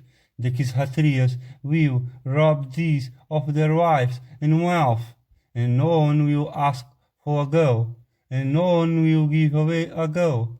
The girls with themselves choose their lords when the end of the yuga comes. And the kings of the earth, with souls steeped in ignorance and discontented with what they have, will at such a time rob their subjects by every means in their power, and without doubt the whole world will be Malakhi filled. And when the end of the yuga comes, the right hand will deceive the left, and the left the right, and men with false reputation of learning will contract truth, and the old will betray the senselessness of the young, and the young will betray the dotage of the old. And cowards will have the reputation of bravery, and the brave will be careless like cowards. And towards the end of the yuga, men will cease to trust on another, and full of avarice and folly, the whole world will have one kind of food, and sin will increase and prosper, while victory will fade and cease to flourish, and Brahmanas and Kshatriyas and Vaishyas will disappear, leaving no remnants of their orders. And all men towards the end of the yuga will become members of one common order, without distinction of any kind, and sires will not forgive sons, and sons will not forgive sires, and when the end approaches, wives will not wait upon and serve their husbands, and at such a time men will seek those countries where wheat and barley from the staple food, and both men and women will become perfectly free in their behavior, and will not tolerate one another acts. And the whole world will be Malakhi-filled, and men will cease to gratify the gods by offerings of sihadhas, and no one will listen to the words of others, and no one will be regarded as a preceptor by another, and intellectual darkness will envelop the whole earth, and the life of men will then be measured by 16 years, on attaining to which age death will ensue, and girls of 5 or 6 years of age will bring forth children, and boys of 7 or 8 years of age will become fathers. And when the end of the yuga will come, the wife will never be contented with her husband, nor the husband with his wife, and the possessions of men will never be much, and people will falsely bear the marks of religion, and jealousy and malice will fill the world. No one will at that time be a giver, in respect to anyone else, and the inhabited regions of the earth will be afflicted with the earth and famine, and the highways will be filled with lustful men and women of evil repute, and at such a time the woman will entertain an aversion towards their husbands, and without doubt all men will adopt the behavior of the Melechas, become omnivorous without distinction, and cruel in all their acts when the end of the Yuga will come. And urged by avarice, men will at that time deceive one another when they sell and purchase, and without a knowledge of the ordinance, men will perform ceremonies and rites, and indeed behave as listeth them, when the end of the Yuga comes. And when the end of the Yuga comes, urged by their very dispositions, men will act cruel and speak ill of one another, and people will, without compunction, destroy trees and gardens. And men will be filled with anxiety as regards the means of living, and overwhelmed with covetousness, men will kill Brahmanas, and appropriate and enjoy the possessions of their victims, and the regenerate ones, oppressed by Sudras, and afflicted with fear, and crying, "Oh, and alas," will wander over the earth without anybody to protect them. And when men will begin to slay one another, and become wicked and fierce, and without any respect for animal life, then will the Yuga come to an end, and even the foremost of the regenerate ones, afflicted by robbers, will like crows fly in terror and with speed, and seek refuge in rivers and mountains, in inaccessible regions, and always oppressed by bad rulers with burdens of taxes, the foremost of the regenerate classes. In those terrible times, take leave of our patrons and do improper acts by becoming even the servants of the Sudras. And the Sudras will expound the scriptures, and the Brahmanas will wait upon and listen to them, and settle their course of duty, accepting such interpretations as their guides, and the law will become the high, and the course of things will look contrary, and renouncing the gods, men will worship bones and other relics deposited within walls. And at the end of the Yuga, the Sudras will cease to wait upon and serve the Brahmanas. And in the asylums of great rishis, and the teaching institutions of Brahmanas, and in places sacred to the gods, and sacrificial compounds, and in sacred tanks, the earth will be disfigured with tombs and pillars containing bone relics, and not graced with temples dedicated to the gods. All these will take place at the end of the Yuga, and know that these are the signs of the end of the Yuga. And when men become fierce and destitute of virtue, and carnivorous and addicted to intoxicating drinks, then doth the Yuga come to an end. And when flowers will be begot within flowers, and fruits within fruits, then will the Yuga come to an end. And the clouds will pour rain unseasonably when the end of the Yuga approaches. And at that time ceremonial rites of men will not follow one another in due order, and the Sudras will quarrel with the Brahmanas. And the earth will soon be full of Mlekhas, and the Brahmanas will fly in all directions for fear of the burden of taxes, and all distinctions between men will cease as regards conduct and behavior, and afflicted with honorary tasks and offices, people will fly to wound retreats, subsisting on fruits and roots, and the world will be afflicted. that rectitude of conduct will cease to be exhibited anywhere, and disciples will set at naught the instructions of preceptors, and seek even to injure them, and preceptors impoverished will be disregarded by men, and friends and relatives and kinsmen will perform friendly offices for the sake of the wealth on that is possessed by a person.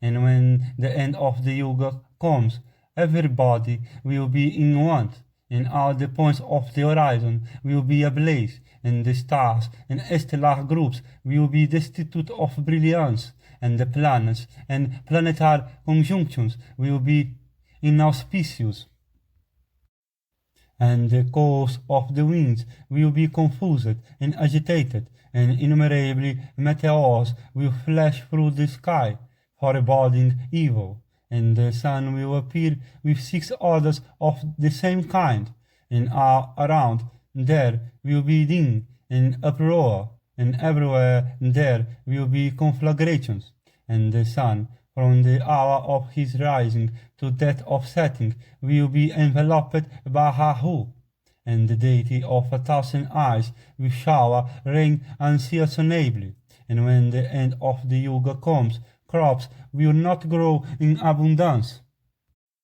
and the woman will always be sharp in speech, and pitiless and fond of weeping, and they will never abide by the commands of their husbands, and when the end of the yuga comes, sons will slay fathers and mothers, and women living uncontrolled will slay their husbands and sons, and when the end of the yuga comes, Rahu will swallow the sun unseasonably, and fires will blaze up on all sides, and travelers unable to obtain food and drink and shelter, even when they ask for this, will lie down on the wayside, refraining from urging their solicitations. And when the end of the yuga comes, crows and snakes and vultures and kitties and other animals and birds will utter frightful and dissonant cries. And when the end of the yuga comes, men will cast away and neglect their friends and relatives and attendants. And when the end of the yuga comes, men abandoning the countries and directions and towns and cities of their occupation will seek for new ones one after another. And people will wander over the earth uttering, "O Father, O Son," and such other frightful and rending cries. And when those terrible times will be over, the creation will begin anew, and men will again be created and distributed into the 4 orders, beginning with Brahmanas. And about that time, in order that men may increase, Providence, according to its pleasure, will once more become propitious. And then when the sun and the moon and Brihaspati will, with the constellation Pushiya, enter the same sign, the Krita age will begin again, and the clouds will commence to shower seasonably, and the stars and stellar conjunctions will become auspicious, and the planets, duly revolving in their orbits, will become exceedingly propitious, and all around there will be prosperity, and abundance, and health, and peace. And commissioned by time, a Brahmana of the name of Kalki will take his birth, and he will glorify Vishnu and possess great energy, great intelligence, and great prowess. And he will take his birth in a town of the name of Sambihala, in an auspicious Brahmana family, and vehicles, and weapons, and warriors, and arms, and coats of mail will be at his disposal, as soon as he will think of them. And he will be the King of kings, and ever victorious with the strength of virtue, and he will restore order and peace in this world, crowded with creatures and contradictory in its course. And that blazing Brahmana of might intellect having appeared, will destroy all things, and he will be the destroyer of all, and will inaugurate a new yuga, and surrounded by the Brahmanas. That Brahmana will exterminate all the Mlekhas, wherever those low and despicable persons may take refuge. Having exterminated the thieves and robbers, Kalki will, at a great horse sacrifice, do give away this earth to the Brahmanas. And having established anew the blessed rectitude ordained by the self-create, Kalki, of sacred deeds and illustrious reputation, will enter a delightful forest, and the people of this earth will imitate his conduct. And when the Brahmanas will have exterminated the thieves and robbers, there will be prosperity everywhere. And as the countries of the earth will one after another be subjugated, the tiger among Brahmanas, Kalki, having placed deer skins and lances and tridents there, will roam over the earth, adored by foremost Brahmanas, and showing his regard for them, and engaged all the while in slaughtering thieves and robbers. And he will exterminate the thieves and robbers, amid heart-rending cries of, "Oh, Father! Oh, Mother! Oh, Son!"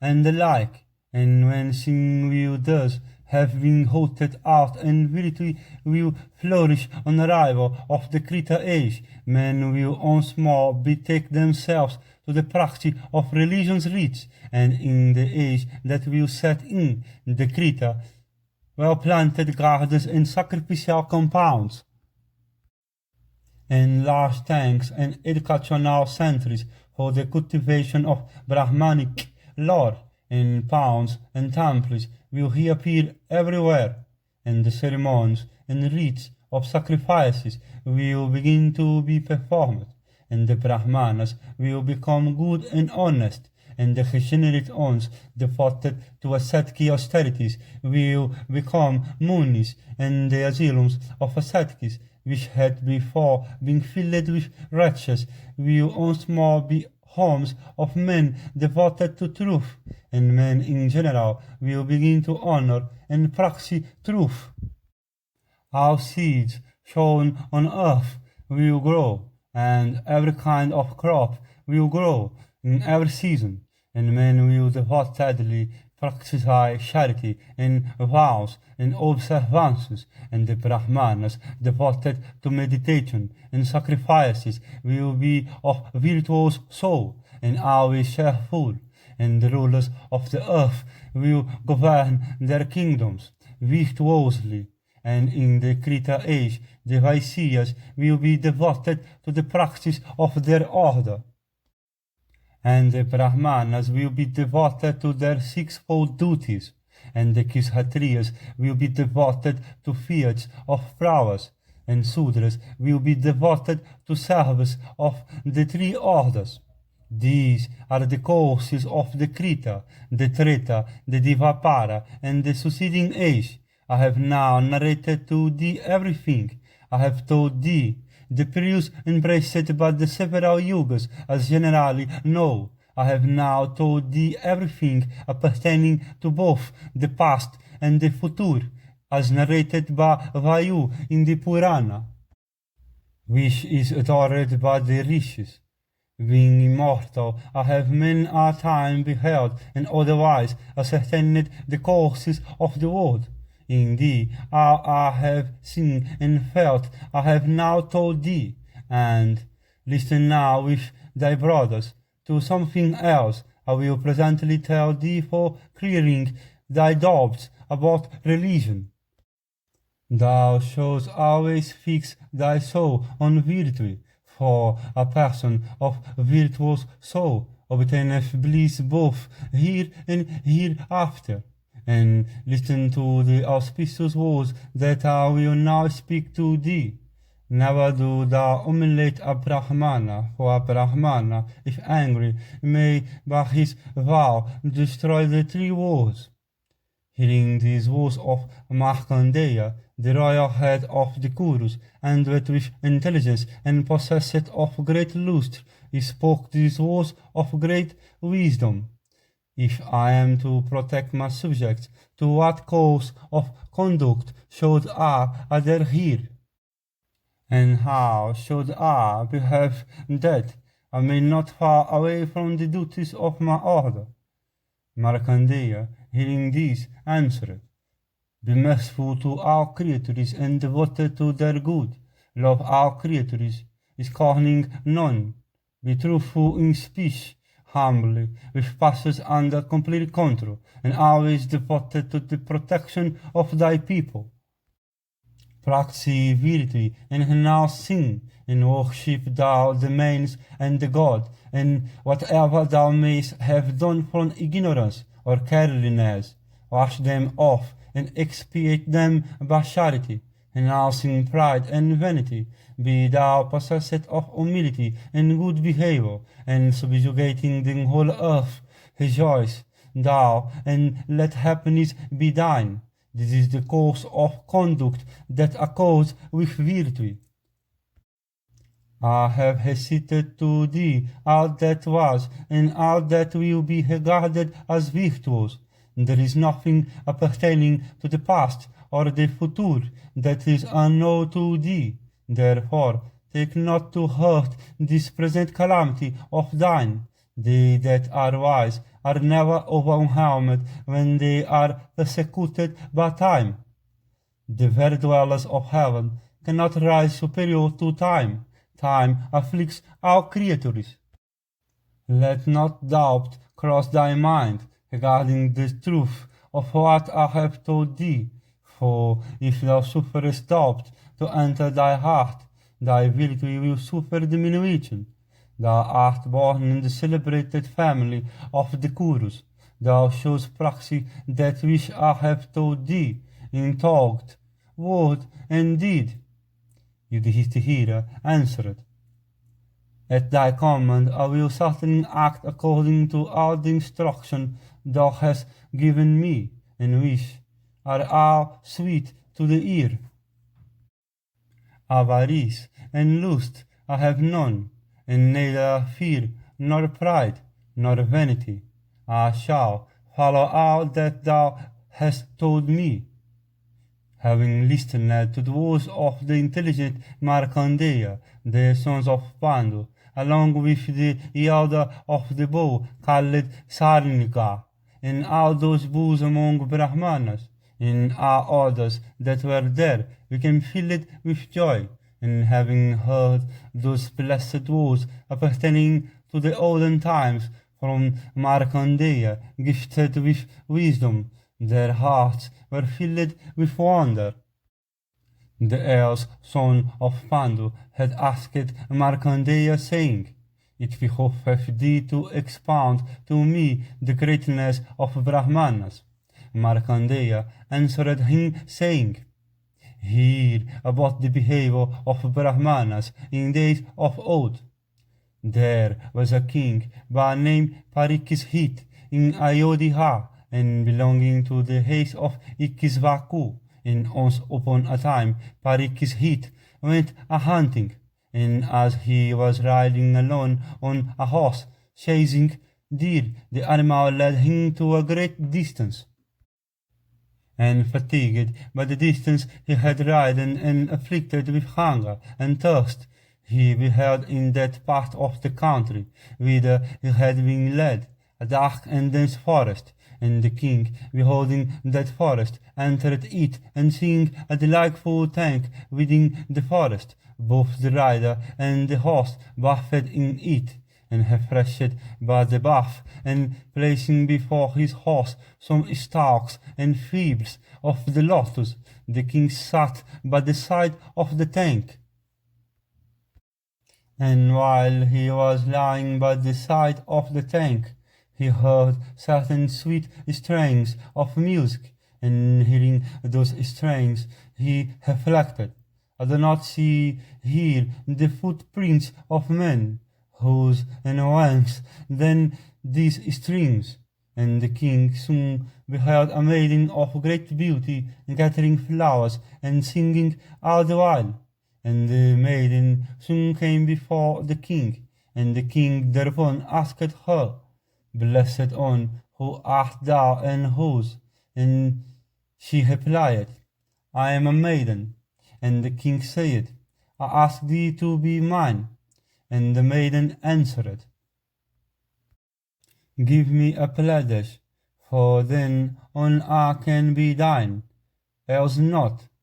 And the king then asked about the pledge, and the girl answered, Thou wilt never make me cast my eyes on water.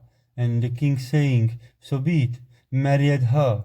And King Parikishit, having married her, sported in great joy, and sat with her in silence.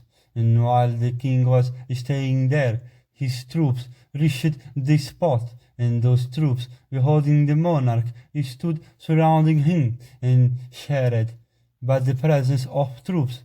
The king entered a handsome vehicle, accompanied by his wedded wife. And having arrived at his capital, he began to live with her in privacy.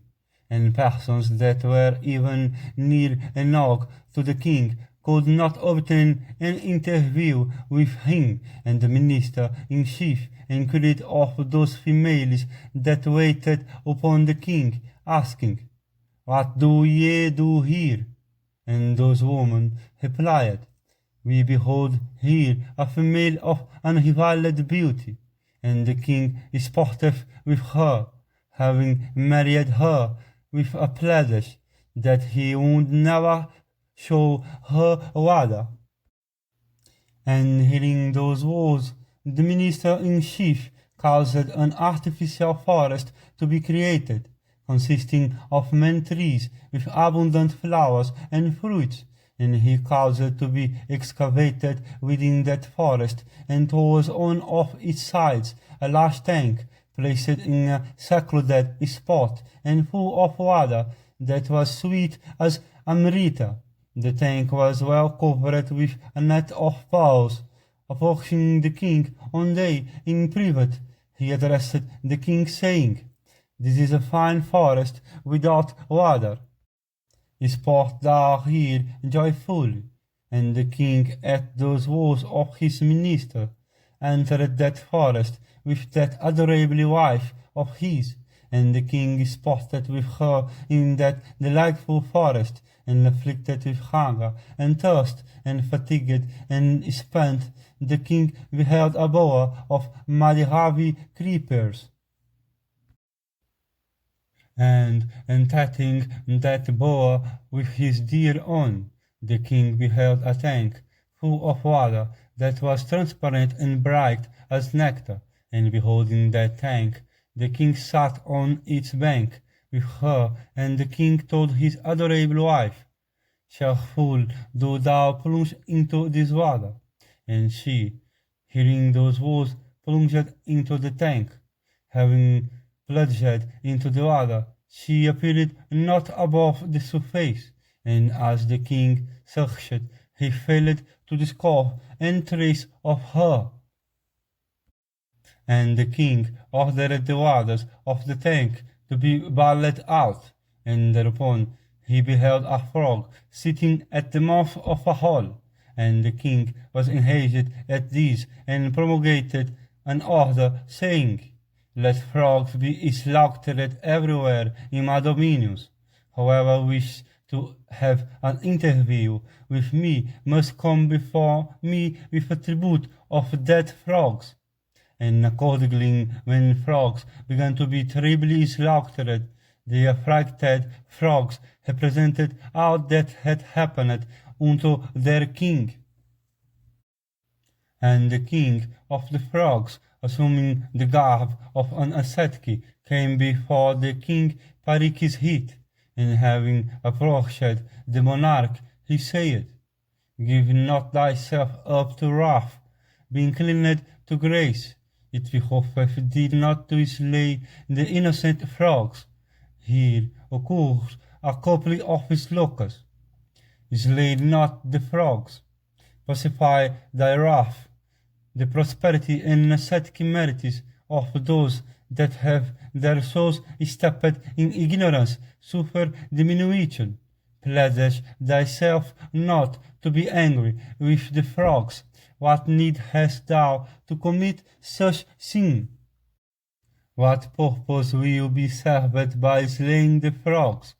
Then King Parikshit, whose soul was filled with war on account of the death of her that was dear to him, answered the chief of the frogs, who had spoken to him thus: I will not forgive the frogs. On the other hand, I will slay them. But these wicked wretches have my dear own been swallowed up. The frogs, therefore, always deserve to be killed by me. It behoveth thee not to intercede on their behalf. And hearing these words of Parikshit, the king of the frogs, with his senses and mind much pained, said, be inclined to grace, I am the king of the frogs by name. Are you? She who was thy wife is my daughter, of the name of Susobihana. This, indeed, is an instance for her bad conduct. Before this, many kings were deceived by her. The king thereupon said to him, I desire to have her. Let her be granted to me by thee. The king of the frogs thereupon bestowed his daughter upon Parikshit, and addressing her said, wait upon and serve the king. And having spoken these words to his daughter, he addressed her in wrath, saying, since thou hast deceived many kings for this untruthful behavior of thine, thy offspring will prove disrespectful to Brahmanas. Having obtained her, the king became deeply enamored of her in consequence of her companionable virtues, and feeling that he had, as it were, obtained the sovereignty of the three worlds, he bowed down to the king of the frogs and reverenced him in due form, and then with utterance shocked in joy and tears said, I have been favored in thee. And the king of the frogs, obtaining the leave of his daughter, returned to the place from which he had come, and some time after the king begot 3 sons upon her, and those sons were named Sala, Dala, and Vala. And some time after their father, installing the heirs of them of all on the throne, and setting his heart on asceticism, retired into the forest. One day Sala, while out a hunting, beheld a deer and pursued it on his car, and the prince said to his charioteer, drive thou fast. And the charioteer, thus addressed, replied unto the king, saying, do not entertain such a purpose. This deer is incapable of being caught by thee. If, indeed, Vami horses had been yoked to thy car, then couldst thou have taken it. Thereupon the king addressed his charioteer, saying, tell me all about Vami horses, otherwise I will slay thee. Thus addressed, the charioteer became dreadful, alarmed, and he was afraid of the king and of Vamadeva's curse, and told not the king anything. And the king, then lifting up his scimitar, said to him, tell me soon, else I will slay thee. At last, afraid of the king, the charioteer said, the Vami horses are those belonging to Vamadeva. They are fleet as the mind. And unto his charioteer, who had said, the king said, repair thou to the asylum of Vamadeva. And reaching the asylum of Vamadeva, the king said unto that rich, A deer struck by me is flying away. It behoveth thee to make it capable of being seized by me, by granting me thy pair of wormy horses. The Rish then answered him, saying, I give thee my pair of wormy horses. After accomplishing thy object, my wormy pair, you should soon return. The king, then taking those steeds and obtaining the leave of the Rish, pursued the deer, having yoked the wormy pair unto his car. And after he had left the asylum, he spoke unto his charioteer, saying, These Jews of steeds the Brahmanas do not deserve to possess. These should not be returned to Vamadeva. Having said this and seized the deer, he returned to his capital and placed those steeds within the inner apartments of the palace. Meanwhile, the Rish reflected, the prince is young, having obtained an excellent pair of animals. He is sporting with it in joy, without returning it to me. Alas, what a pity it is! And reflecting in this strain, the Rish said unto a disciple of his, after the expiration of a month, Go and say to the king that, if he has done with the wormy steeds, he should return them unto thy preceptor. And the disciple Atreya, thereupon repairing to the king, he spoke unto him as instructed. And the king replied, saying, This pair of steeds deserves to be owned by kings. The Brahmanas do not deserve to possess Jews of such value. What business have Brahmanas with horses? Return thou contentedly. And Atreya, thus addressed by the king, returned and told his preceptor all that had happened. And hearing this sad intelligence, Vamadeva's heart was filled with wrath, and repairing in person to the king, he asked him for his steeds. And the king refused to give the Rish what the latter asked. And Vamadeva said, Give me thou my wormy horses. By them hast thou accomplished a task which was almost incapable of being accomplished by thee.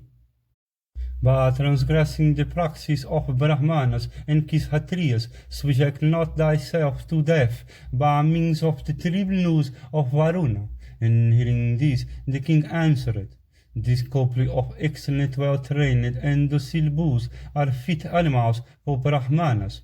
Go with them wherever thou likest. Indeed, the very Vedas care persons like thee. Then Vamadeva said, The Vedas do, indeed, care persons like us, that is in the world hereafter. In this world, however, animals like these care me and persons like me, as also are others. At this the king answered, Let 4 asses care thee, or 4 mules of the best kind, or even 4 steeds endowed with the speed of the wind. Go thou with these. This pair of wormy horses, however, deserve to be owned by Kshatriyas. Know thou, therefore, that these are not thine. At this Vamadeva said, Terrible vows have been ordained for the Brahmanas. If I have lived in their observance, let 4 fish and mighty Rakshasas of terrible mien and iron bodies, commanded by me, pursue thee with desire of slaying and carry thee on their sharp lances, having cut up thy body into 4 parts. Hearing this, the king said, Let those that know thee as a Brahmana, that in thought, word, and deed is desirous of taking life, at my command, armed with bright lances and swords, prostrate thee with thy disciples before me. Then Vamadeva answered, Having obtained these my wormy steeds, thou hast said, I will return them. Therefore, give me back my wormy steeds, thou mayest be able to protect thy life. Hearing this, the king said, Pursuit of deer hath not been ordained for the Brahmanas. I do punish thee, however, for thy untruthfulness. From this day, too, obeying all thy commands, I will attend to regions of bliss. Vamadeva then said, A Brahmana cannot be punished in thought, word, or deed. That learned person who by ascetic austerities succeedeth in knowing a Brahmana to be, faileth not to attain to prominence in this world. After Vamadeva had said this, there arose Hakishasas of Tribmian, and as they, with lances in their hands, approached the king for slaying him, the latter cried aloud, saying, If all the descendants of Ikisvaku haste, if Dala, if all these Vaishyas acknowledge my sway, then I will not yield up the Vami steeds to Vamadeva, for these men can never be virtuous. And while he was uttering those words, those Hakishasas slew him, and the Lord of the earth was soon prostrated on the ground. And the Ikisvakus, learning that their king had been slain, installed Dala on the throne, and the Brahmana Vamadeva, thereupon going to the kingdom, addressed the new monarch, saying, It hath been declared in all the sacred books that person should give away unto Brahmanas. If thou fearest sin, give me now the Vami steeds without delay. And hearing these words of Vamadeva, the king in anger spoke unto his charioteer, saying,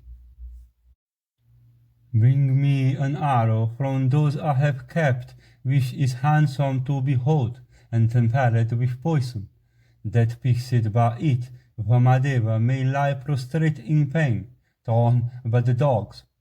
Hearing this, Vamadeva answered, I know that thou hast a son of 10 years of age, called Senajita, begotten upon thy queen. Urged by my word, slay thou that dear boy of thine without delay by means of thy frightful arrows. At these words of Vamadeva, that arrow of fierce energy, shot by the monarch, slew the prince in the inner apartments, and hearing this, Dala said there and then, Ye people of Ikisvaku haste, I will do ye good. I shall slay this Brahmana today, grinding him with force. Bring me another arrow of fierce energy. Ye laws of earth, behold my prowess now. And at these words of Dala, Vamadeva said, This arrow of Tribmian and tempered with poison, that thou aimest at me, thou shalt not be able to aim, nor even to shoot. And thereupon the king said, Ye men of Ikisvaku haste, behold me incapable of shooting the arrow that hath been taken up by me. I fail to compass the death of this Brahmana. Let Vamadeva, who is blessed with long life, live. Then Vamadeva said, Touching thy queen with this arrow, thou mayst push thyself off the scene. And King Dala did as he was directed, and the queen then addressed the Muni, and said, Let me be able to do instruct this wretched husband of mine from day to day, imparting unto him words of happy import, and let me always wait upon and serve the Brahmanas, and by this acquire the sacred regions hereafter. And hearing these words of the queen, Vamadeva said, Thou hast saved this royal haste, beg thou an incomparably boon. I will grant thee whatever thou mayst ask, and rule thou these thy kinsmen and this great kingdom of the Ikisvakus. And hearing these words of Vamadeva, the prince said, This is the one I seek. that my husband may now be freed from his sin, and that thou mayst be employed in thinking of the well of his son and kinsman. This is the boon that I ask. Hearing these words of the queen, that Muni said, So be it. And thereupon King Dala became highly glad and gave unto the Muni his vimy steeds, having bowed down unto him with reverence. The rishis, the Brahmanas, and Yudhishthira then asked Markandeya, saying, How did the Rishi Vaka become long-lived? Thus asked by them, Markandeya answered, The royal sage Vaka is a great ascetic and endowed with long life. Ye need to inquire into the reason of this.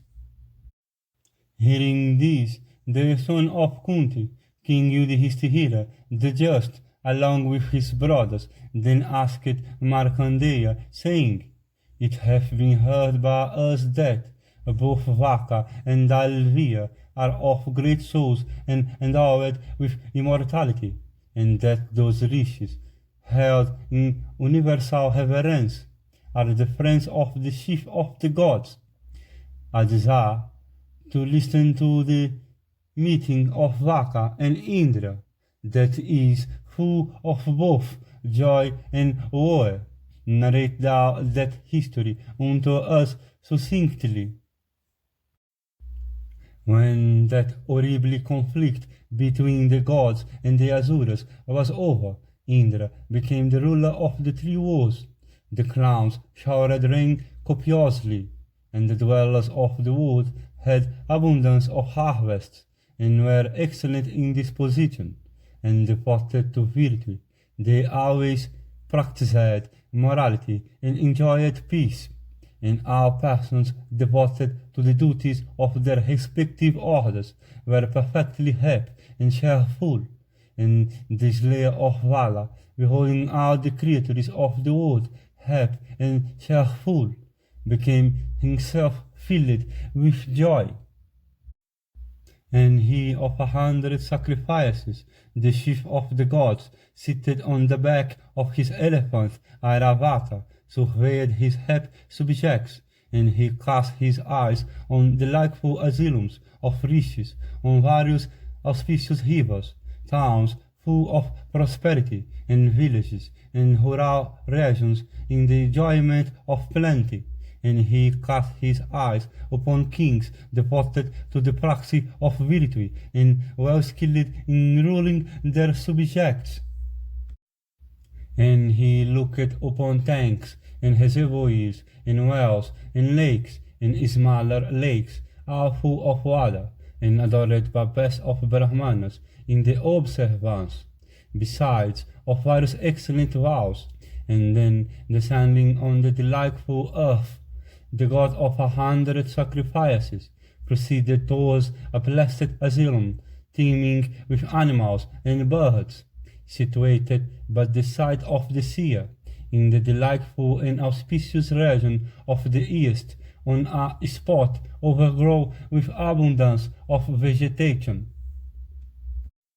And the chief of the gods beheld Vaka in that asylum, and Vaka, beholding the rule of the immortals, became highly glad, and he worshipped Indra by presenting him with water to wash his feet, a carpet to sit upon, the usual offering of the Arghya, and fruit and roots, and the born-giving slayer of Vala, the divine ruler of those that know not old age, being seated at his ease, asked Vaka the following questions.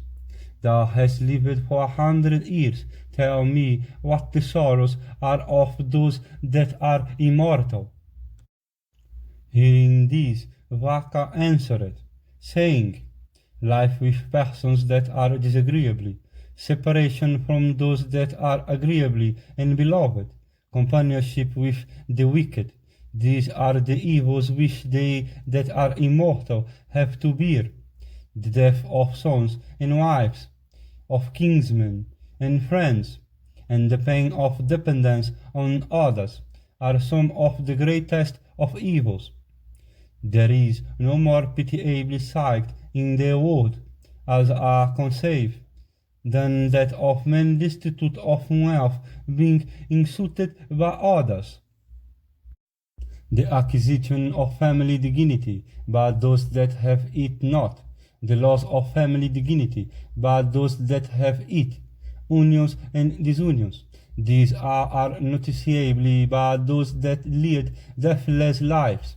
How they that have no family dignity have prosperity, when what they have not. How this is before thy very eyes. What can be more pitiable than the calamities and havasses sustained by the gods, the Asuras, the Gandhiharvas, men, the snakes, and the Hakishasas? They that have been of good families suffer afflictions in consequence of their subjection to persons that are ill-born, and the poor are insulted by the rich. What can be more pitiable than these? Innumerable examples of such contradictory dispensations are seen in the world. The foolish and the ignorant are cheerful and happy, while the learned and the wise suffer misery. Plentiful instances of misery and woe are seen among men in this world. Indra then said, "Tell me again what the joys are of those persons that lead deathless lives, joys that are adored by gods and riches." Vaka answered, "If, without having to associate with a wicked friend, a man cooks scant vegetables in his own house at the 8th or the 12th part of the day, there can be nothing happier than that. He in whose case the day is not counted is not called voracious, and happiness is even his own whose scant vegetables are cooked. Earned by his own efforts, without having to depend upon anyone, he that eateth even fruits and vegetables in his own house is entitled to respect. He that eateth in another house the food given to him in contempt, even if that food be rich and sweet, to what is despicable. This, therefore, is the opinion of the wise, that fear on the food of that mean wretch who, like a dog or a hakishasa, eateth at another house. If, after treating guests and servants and offering food to the mains, a good Brahmana eateth what remains, there can be nothing happier than that. There is nothing sweeter or more sacred than that food which such a person takes after serving the guest with the first portion thereof. Each mouthful that the Brahmana eats after having served the guest produce merit equal to what attached to the gift of 1,000 kine, and whatever sins such a one may have committed in his youth are washed away of a certainty. The other in the hands of the Brahmana that have been fed and honored with a pecuniary gift, when toasted with water, instantly purges off all the sins of the latter. Speaking of these and various other things, with Vaka, the chief of the gods, went away to heaven. Then the sons of Pandu again addressed Markandeya, saying, "Thou hast told us of greatness of Brahmanas. We desire now to hear of the greatness of the royal Kshatris." Thus, addressed by them, the great rich Markandeya spoke. "Listen now to the greatness of the royal Kshatriyas. A certain king of the name of Suhotra, belonging to the Kuru race, went on a visit to the great rishis, and as he was returning from that visit, he beheld King Sivi, the son of Uzinara, seated on his car, and as each came before the other, each saluted the other as best befitted his age, and each regarding himself as the equal of the other in respect of qualities, refused to give the way to the other.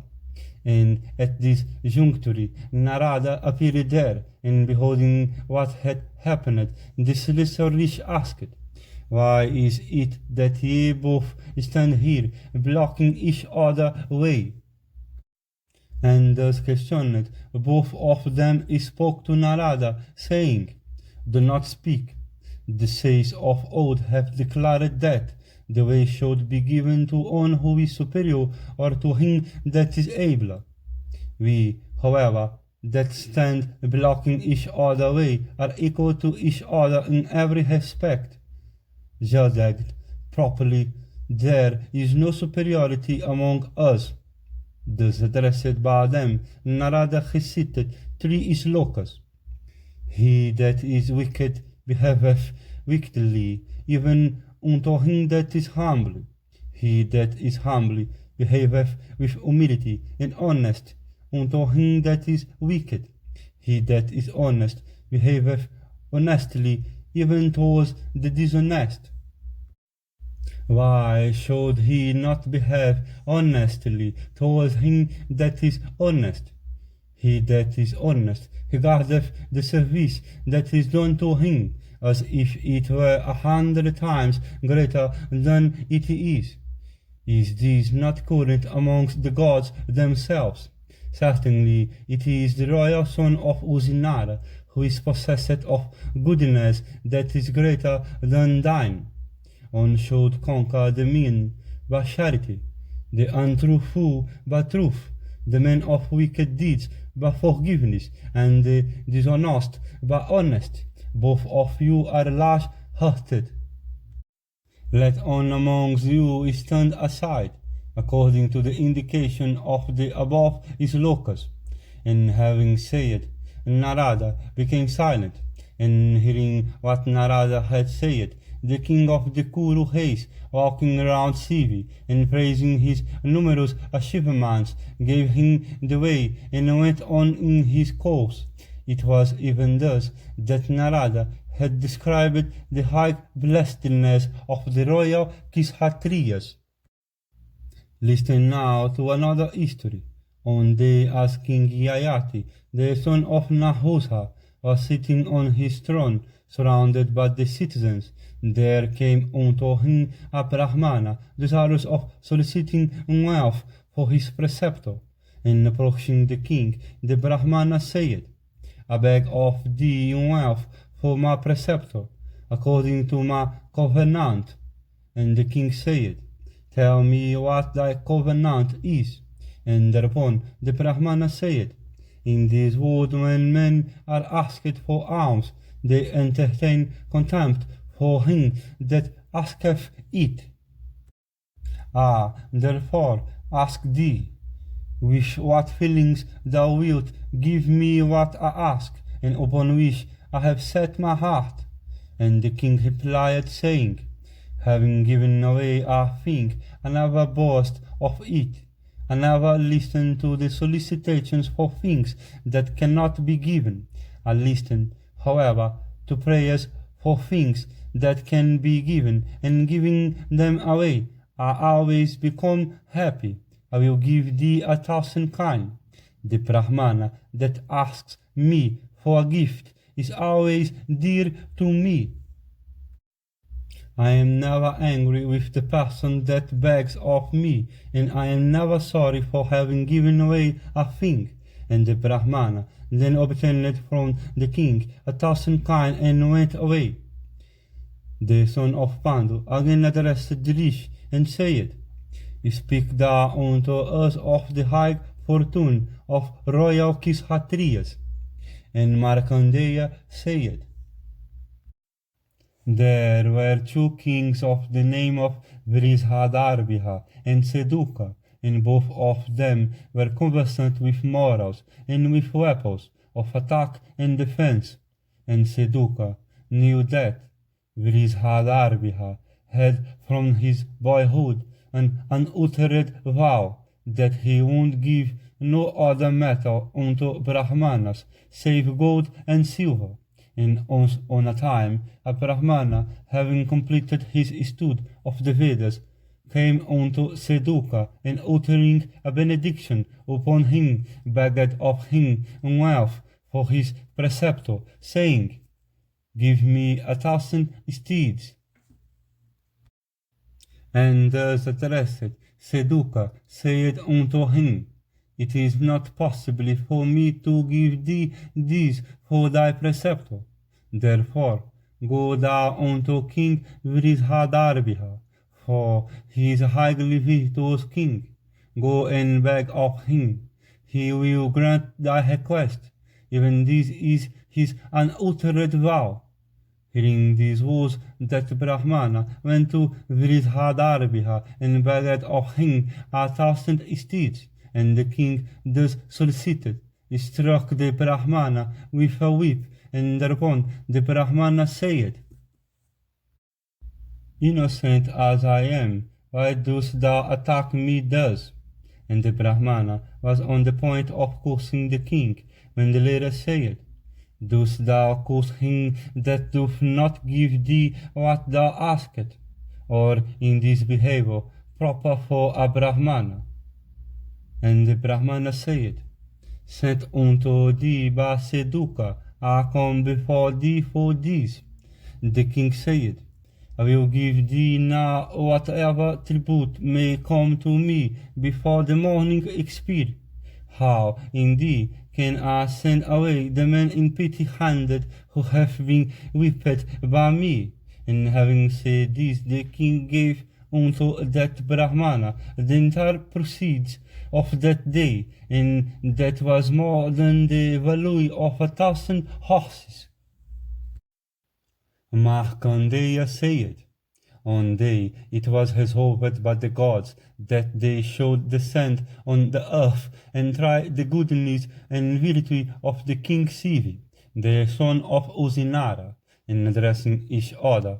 Well, Agni and Indra came to the earth, and Agni took the form of a pigeon, flying away from Indra, who pursued him in the form of a hawk, and that pigeon fell upon the lap of King Sivi, who was seated on an excellent seat. And the priest thereupon, addressing the king, said, Afraid of the hawk, and desirous of saving its life, this pigeon hath come to thee for safety. The learned have said that the falling of a pigeon upon one body forebodeth a great danger. Let the king that understands omens give away wealth for saving himself from the danger indicated.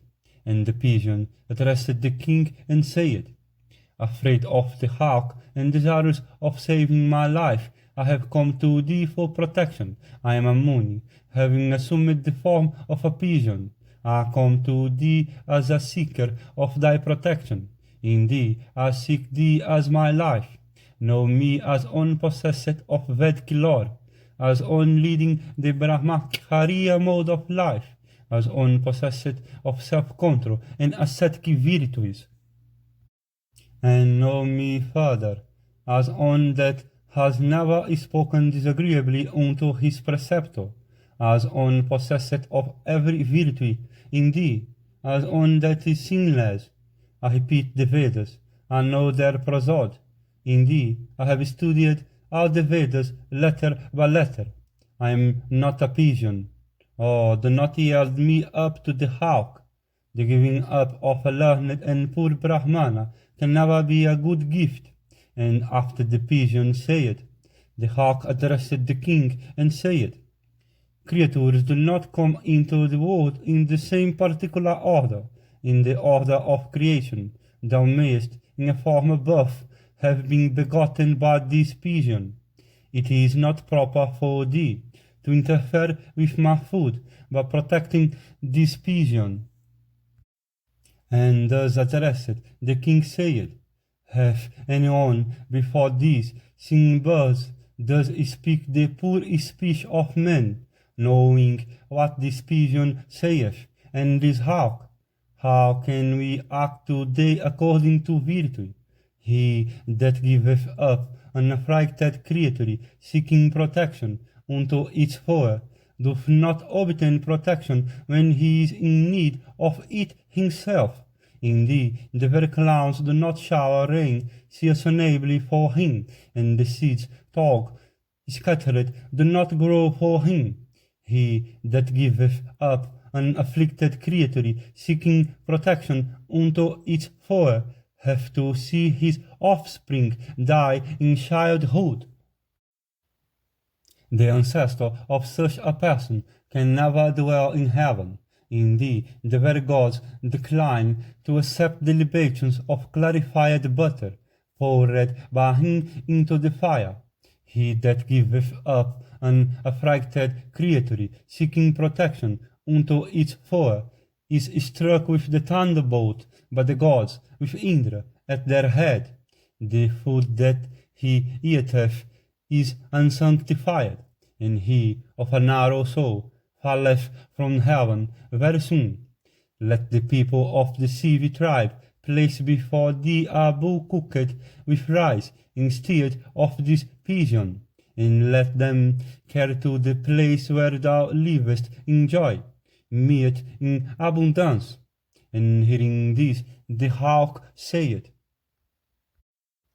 I do not ask for a bull, nor in thee any other meat, nor meat more in quantity than that of this pigeon. It hath been given to me by the gods. The creature, therefore, is my food today, in consequence of its death that hath been ordained. Therefore, give it up to me. Thus addressed by the hawk, the king said, let my men see in careful care the bull to thee with very limp and tar. Let that bull be the ransom of this creature, afflicted with fright, and let it be carried to thee before my eyes. Slay not this pigeon, I will yield up my very life, yet I will not give up this pigeon. Dost thou not know that this creature looketh like a sacrifice with the summer juice?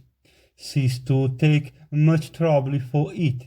I cannot, by any means, yield up the pigeon to thee, or, if it pleases thee, command me to do some such thing which I may do for thee, which may be agreeable to thee, and upon doing which the men of the Siv tribe may yet enjoy bless me in terms of applause.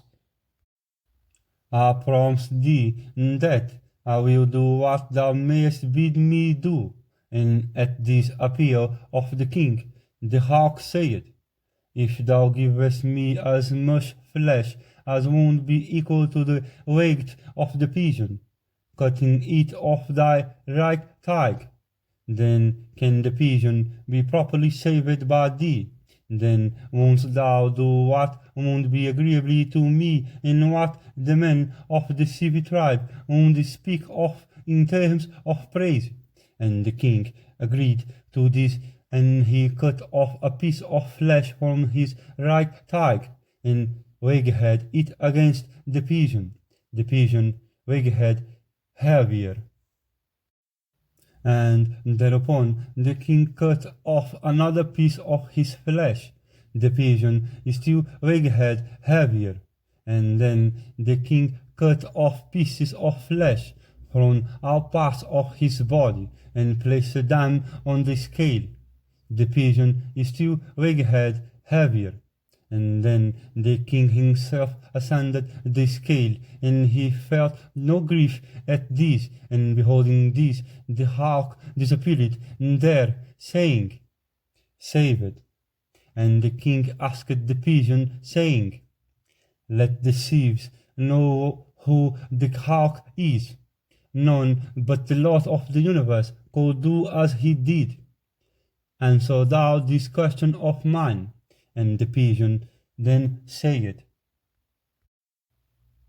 I am the smoke bannered Agni called Vaisvanara, The hawk is none other than Sakhi Lord Ahmed with the thunderbolt.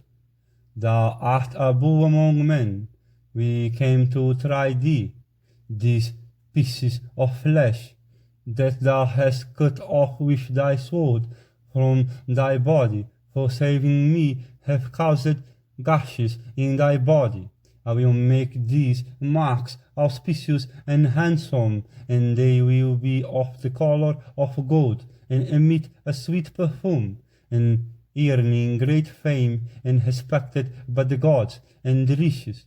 Thou shalt long rule the subjects of thine, and a son will spring from thy flank, who shall be called Kapatahoman.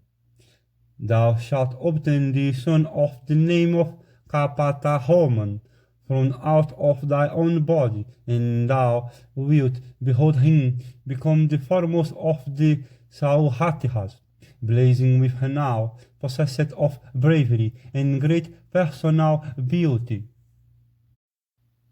And the son of Pandu once more addressed Markandeya, saying, Tell us again of the great good fortune of kings. And Markandeya said, There came unto the horse sacrifice of King Astaka of Visvamitra race many kings, and there came unto that sacrifice the 3 brothers of that king, Pratardana, Vasumanas, and Sivi, the son of Uzinara. And after the sacrifice was completed, Astaka was proceeding on his car along with his brothers, when they all beheld Narada coming that way, and they saluted the celestial rish, and said unto him, Ride thou on this car with us. And Narada saying, So be it, mounted on the car, and on among those kings having gratified the whole and celestial rish, Narada said, I desire to ask thee something. And the rish said, Ask. And the person thus permitted said, All 4 of us are blessed with long lives, and have in thee every virtue. We shall, therefore, be permitted to go to a certain heaven, and dwell there for a long period. Who amongst us, however, shall fall down first? Thus questioned the rish said, This Astaka shall first come down.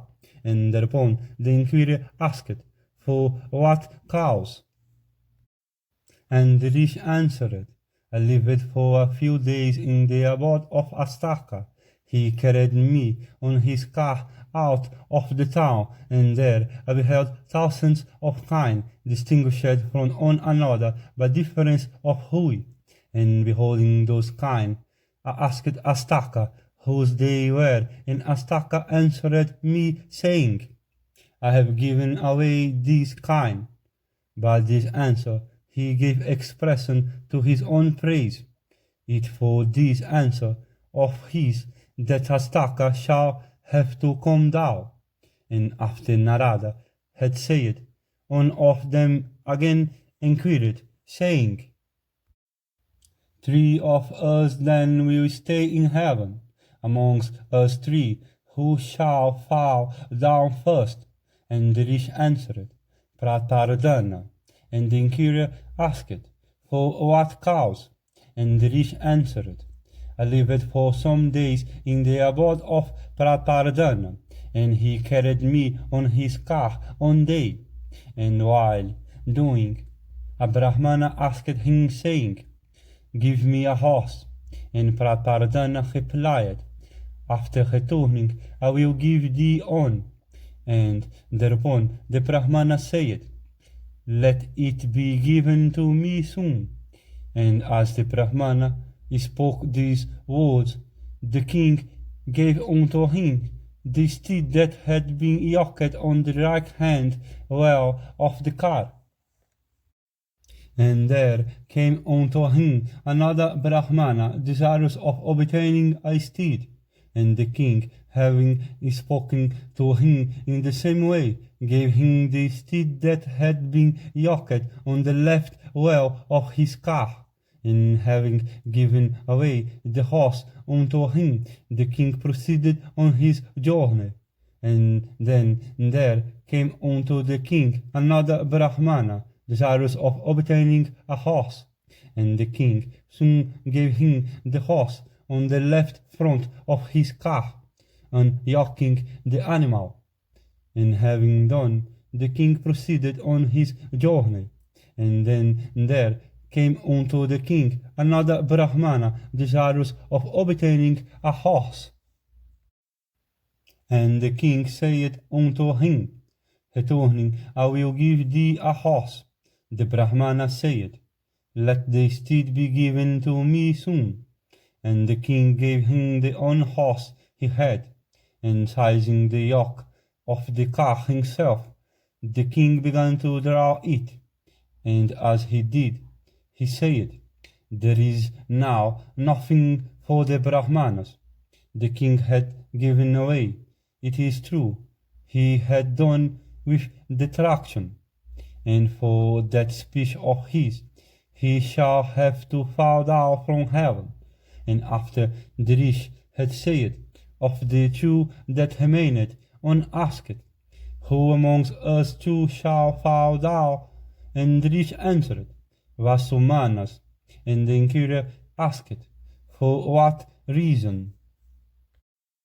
And Narada said, In course of my wanderings, I arrived at the abode of Vasumanas, and at that time the Brahmanas were performing the ceremony of Sivastivakkhana for the sake of a flowery car, and I approached the king's presence. And after the Brahmanas had completed the ceremony, the flowery car became visible to them, and I praised that car. And thereupon the king told me, Hold on, but thee hath this car been praised. Let this car therefore be thine. And after this I went to Vasumanas another time when I was in need of a car, and I admired the car, and the king said, It is thine. And I went to the king a third time and admitted the car again. And even then the king, exhibiting the flowery car to the Brahmanas, cast his eyes on me and said, Thou hast praised the flowery car sufficiently. And the king only said these words without making me a gift of that car, and for this he will fall down from heaven. And one among them said, The one who is to go with thee, who will go, and who will fall down? And Narada answered, saying, Sivi will go, I will fall down. For what reason? Asked the inquirer, and Narada said, I am not the equal of Sivi. For one day a Brahmana came unto Sivi, and addressing him said, I came to thee for food. And Sivi replied unto him, saying, What shall I do? Let me have thy orders. And the Brahmana answered, This thy son, known by the name of Vrihadi Garbiha, should be killed, and cook him for my food. And hearing this, I waited to see what would follow. And Siv then killed his son, and cooking him duly, and placing that food in a vessel, and taking it upon his head, he went out in search of the Brahmana. And while Siv was thus seeking for the Brahmana, someone told him, The Brahmana thou seekest, having entered thy seat, is setting fire to thy abode, and he is setting fire in wrath to thy treasury, thy arsenal, the apartments of the females, and thy stables for horses and elephants. And Siv heard all this without change of color, and entering his seat, he spoke unto the Brahmana, The food has been cooked. And the Brahmana, hearing this, he spoke not a word, and from surprise he stood with downcast looks. And Siv, with a view to gratifying the Brahmana, said, "Eat thou these." And the Brahmana, looking at Shiv for a moment, said, Eat thyself." And thereupon Shiv said, "Let it be." And Shiv, cheerful, taking the vessel from his head, desired to eat it. And thereupon the Brahmana caught hold of Shiv's hand, and addressing him said, "Thou hast conquered wrath. There is nothing that thou canst not give unto the Brahmanas." And saying this, that Brahmana adored Shiva. And then as Shiva cast his eyes before him, he beheld his son standing like a child of the gods, decked in ornaments and yielding a fragrance from his body. And the Brahmana, having accomplished all this, made himself visible, and it was Vidhatri himself who had thus come in that guise to try that royal sage. And after Vidhatri had disappeared, the counselors addressed the king, saying, "Thou knowest everything. For what didst thou do all this?" And Shiv answered, "It was not for fame, nor for wealth, nor from desire of acquiring objects of enjoyment, that I did all this. This course is not sinful. It is for this that I do all this. The path which is trodden by the virtuous is laudable. My heart always inclineth towards such a course. This high instance of Shiv, blessedness, I know, and I have, therefore, narrated it duly." The sons of Pandu and those rishis then asked Markandeya, "Is there anybody that is blessed with longer life than thou?" And Markandeya answered them, saying, "There is without doubt a royal sage of the name of Indradyumna, and his virtue having diminished, he fell from heaven, crying, 'My achievements are lost.' And he came unto me and asked, 'Dost thou know me?' And I answered him, saying, 'From our anxiety to acquire religion's merit, we do not confine ourselves to any home. We live for a night in the same village or town. A person like us, therefore, cannot possibly know thy pursuits. The fasts and vows we observe render us weak in body and unable to follow any worldly pursuits on our own behalf. Hence, one like us cannot possibly know thee.' He then asked me, 'Is there anyone who is longer lived than thou?' I answered him, saying, 'There liveth on the Himavat an owl of the name of Pravarakarna. He is older than I. He may know thee. The part of the Himavat where he dwelleth is far off from here.' And at this Indradyumna became a horse and carried me to where that owl lived. And the king asked the owl, saying, 'Dost thou know me?' And the owl seemed to reflect for a moment, and then said unto the king, 'I do not know thee.' And the royal sage Indradyumna thereupon asked the owl, 'Is there anyone who is older than thou?' And thus asked the owl answered, saying, 'There is a lake of the name of Indradyumna. In that lake dwelleth a crane of the name of Najijangiha. He is older than we. Ask thou him.' And at this King Indradyumna, taking both myself and the owl, went to that lake where the crane Najijangiha dwelt. And that crane was asked by us, 'Dost thou know the king Indradyumna?' And the crane thereupon seemed to reflect a little, and then said, I do not know King Indradyumna. And the crane was asked by us, Is there anyone who is older than thou? And he answered us, saying, There dwelleth in this very lake a tortoise of the name of Akupara.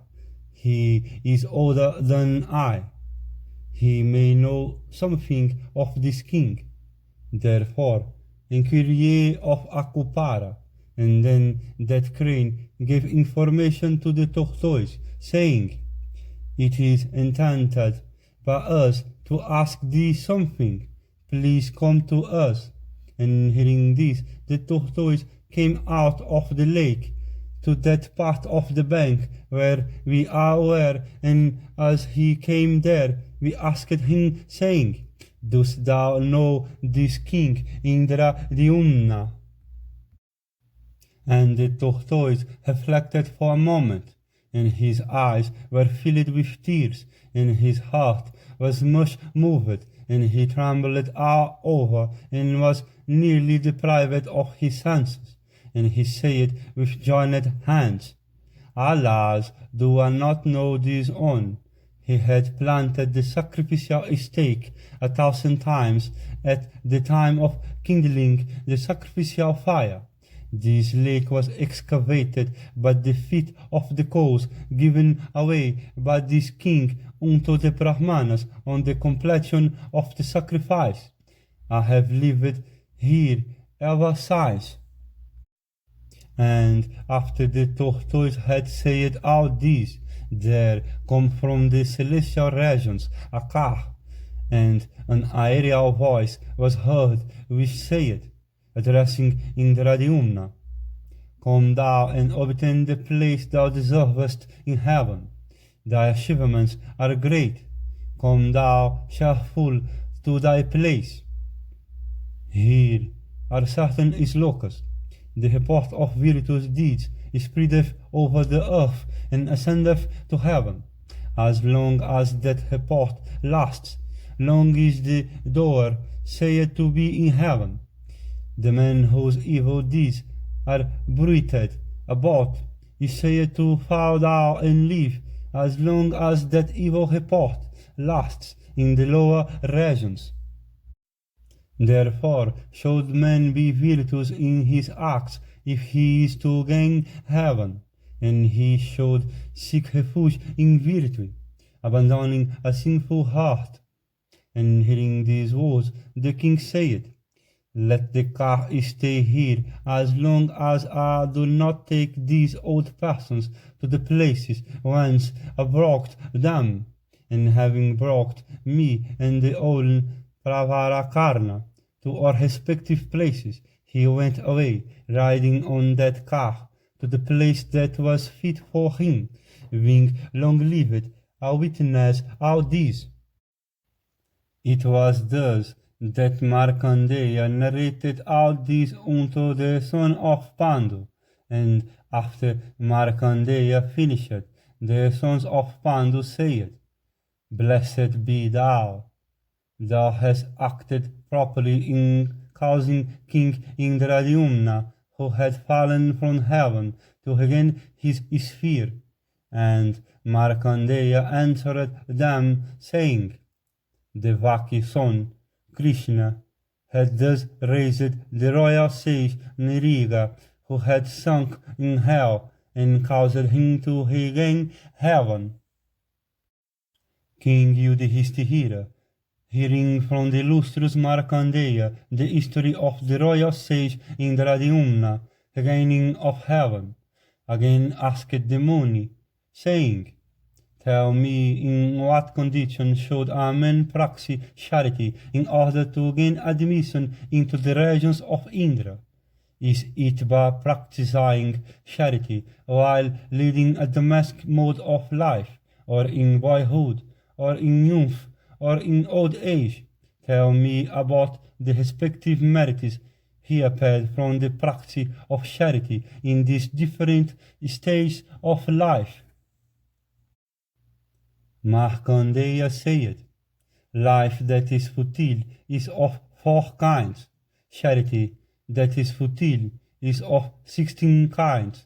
His life is vain who hath no son, and his who is out of pale of virtue, and his too who liveth on the food of other, and lastly his who cooketh for himself without giving therefrom unto the Pitris, the gods, and the guests, and who eateth of it before this hour. The gift to one that has fallen away from the praxis of virtuous vows, as also the gift of wealth that has been earned wrongly, are both in vain. The gift to a fallen Brahmana, that to a thief, that to a preceptor that is false, is in vain. The gift to an untruthful man, to a person that is sinful, to one that is ungrateful, to one that officiates at sacrifices performed by all classes of people residing in a village, to one that sells the Vedas, to a Brahmana that cooks for Sudra, to one that too by birth is a Brahmana, but who is destitute of the occupations of his order, is in vain. The gift to one that has married a girl after the ascension of puberty, to females, to one that sports with snakes, and to one that is employed in menial offices, is in vain. The 16 kinds of gifts are productive of no merit, that man who with mind clouded with darkness giveth away from fear or anger, enjoyeth the merit of such gift while he is in the womb of his mother. The man who maketh gifts unto the Brahmanas enjoyeth the fruit thereof while he is in old age. Therefore, the man who wishes to win the way of heaven should, under all conditions, make gifts unto Brahmanas of everything that he wishes to give away. Yudhishthira said, by what means do Brahmanas who accept gifts from all the four orders save others as well as themselves? Markandeya said, by japa and mantras and homa and the study of the Vedas, the Brahmanas construct a Vedic boat, wherewith they save both others and themselves. The gods themselves are pleased with that man who gratifieth the Brahmanas. Indeed, a man may attain heaven at the command of a Brahmana.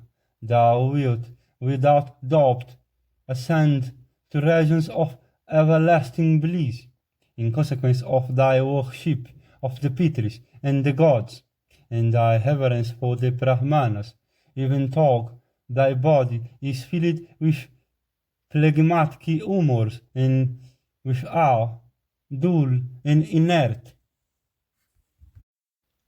He that desires virtue and heaven should adore the Brahmanas, and should feed Brahmanas with care on occasions of Saradhas, although those among them that are cursed or fallen should be excluded.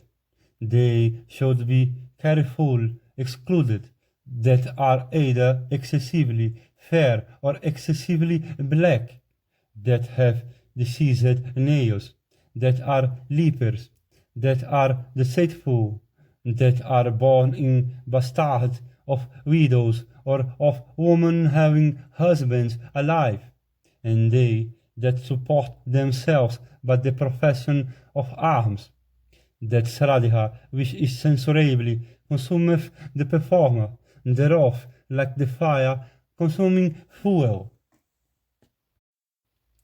If they that are to be employed in Saradhas happen to be dumb, blind, or deaf, care should be taken to employ them along with Brahmanas conversant with the Vedas.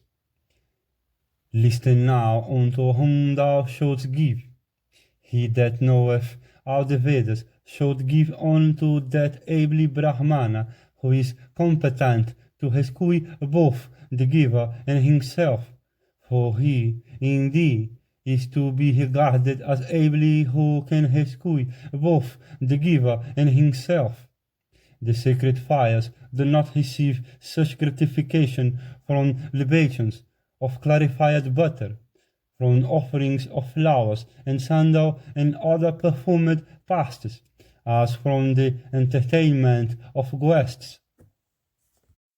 Therefore do thou strive to entertain guests, they that give unto guests, rather to wash their feet, but to rub over their legs, liked during the hours of darkness, food and shelter, have not to go before Yama, the removal of the flowery offerings unto the gods, the removal of the hymnons of a Brahmana feasts, waiting with perfumed pastes, and the massaging of a Brahmana limbs are, each of them, productive of greater merit than the gift of kind. A person without doubt rescueth himself by the gift of a kapila cow. Therefore should one give away a kapila cow decked with ornaments unto Brahmanas. One should give unto a person of good lineage and conversant with the Vedas, unto a person that is poor, unto one leading a domestic mode of life, but burdened with wife and children, unto one that daily adoreth the sacred fire, and unto one that hath done thee no service. Thou shouldst always give unto such persons, not to them that are in affluence. What merit is there by giving unto one that is affluent? One cow must be given unto one Brahmana. A single cow must not be given unto many. For if the cow given away be sold, the giver family is lost for 3 generations. Such a gift would not assuredly rescue the giver, nor the Brahmana that takes it.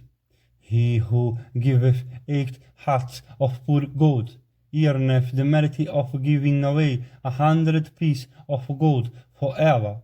He that giveth away a strong bull capable of drawing the plough is certainly rescued from all difficulties and finally goeth to heaven.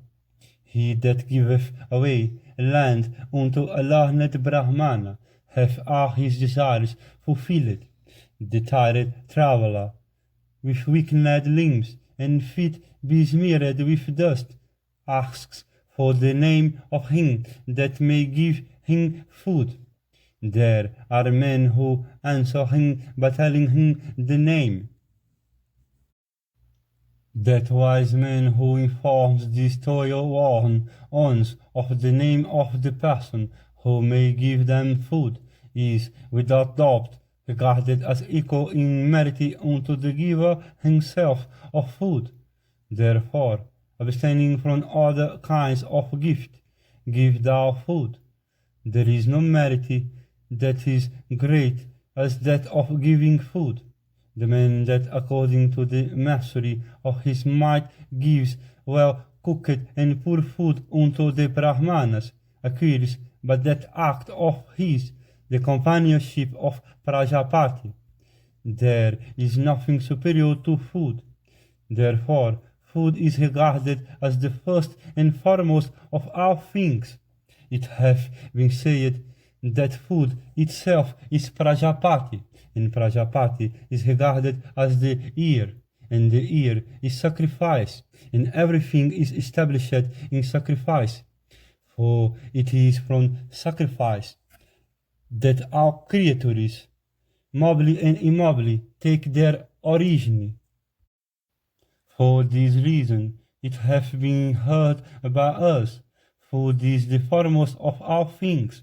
They that give away lakes and large pieces of water, and tanks, and wells, and shelter, and food, and they that have sweet words for all have not to hear the admonitions of Yama, with him who gives rise in wealth earned by his labor unto Brahmana of good behavior.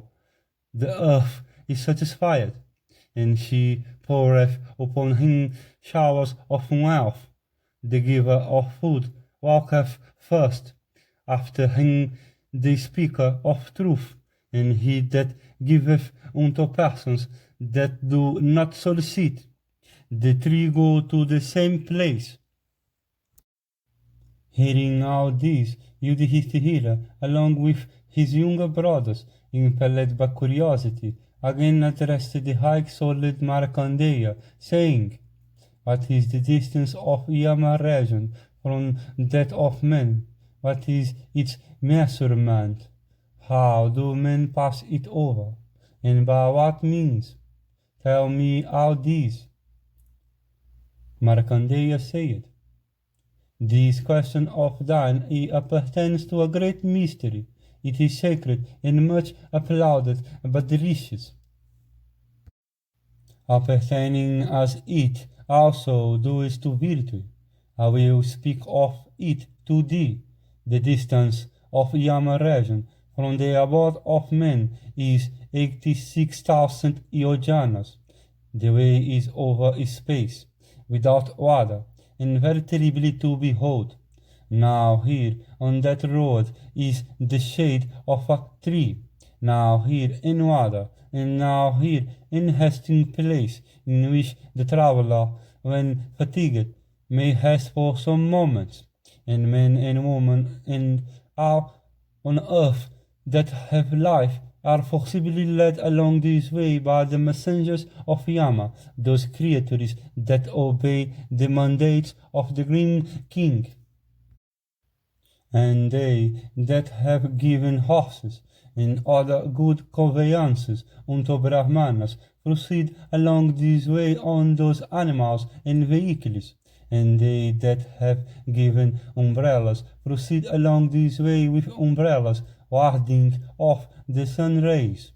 And they that have given food proceed without hunger, while they that have not given food proceed afflicted with hunger. And they that have given robes proceed along this way attired in robes, while they that have given none proceed naked. And they that have given gold proceed in happiness, themselves decked in ornaments.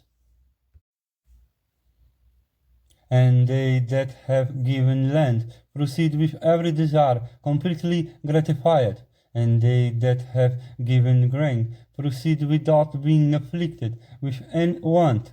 And they that have given houses proceed happily on cars. And those men that have given something to drink proceed with cheerful hearts, unafflicted with thirst. And they that have given lights proceed happily, lightening the way before them. And they that have given kind proceed along the way happily, freed from all their sins. And they that have fasted for a month proceed on cars drawn by swans. And they who have fasted for 6 nights proceed on cars drawn by peacocks. And he that fasteth 3 nights upon one meal without a second during this period goeth into a region free from disease and anxiety. And water hath this excellent property, that it produceth happiness in the region of Yama.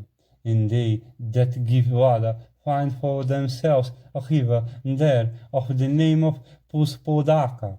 And the givers of water on the earth drink cool and ambrosial draughts from that stream. And they that are of evil deeds have pools ordained for them. Thus that river serveth all purposes.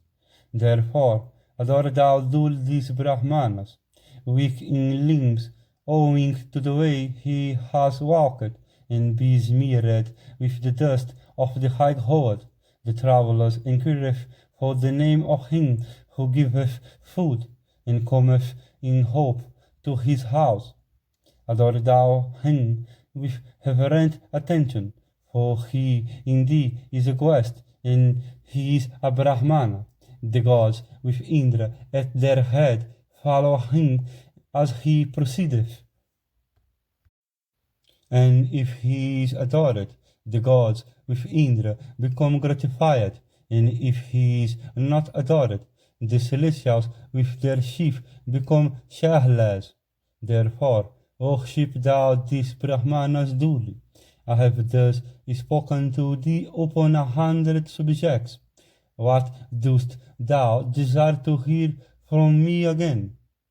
Yudhishthira said, Conversant thou art with virtue and morality, and I desire to repeatedly listen to thee as thou speakest on sacred subjects appertaining to virtue and morals.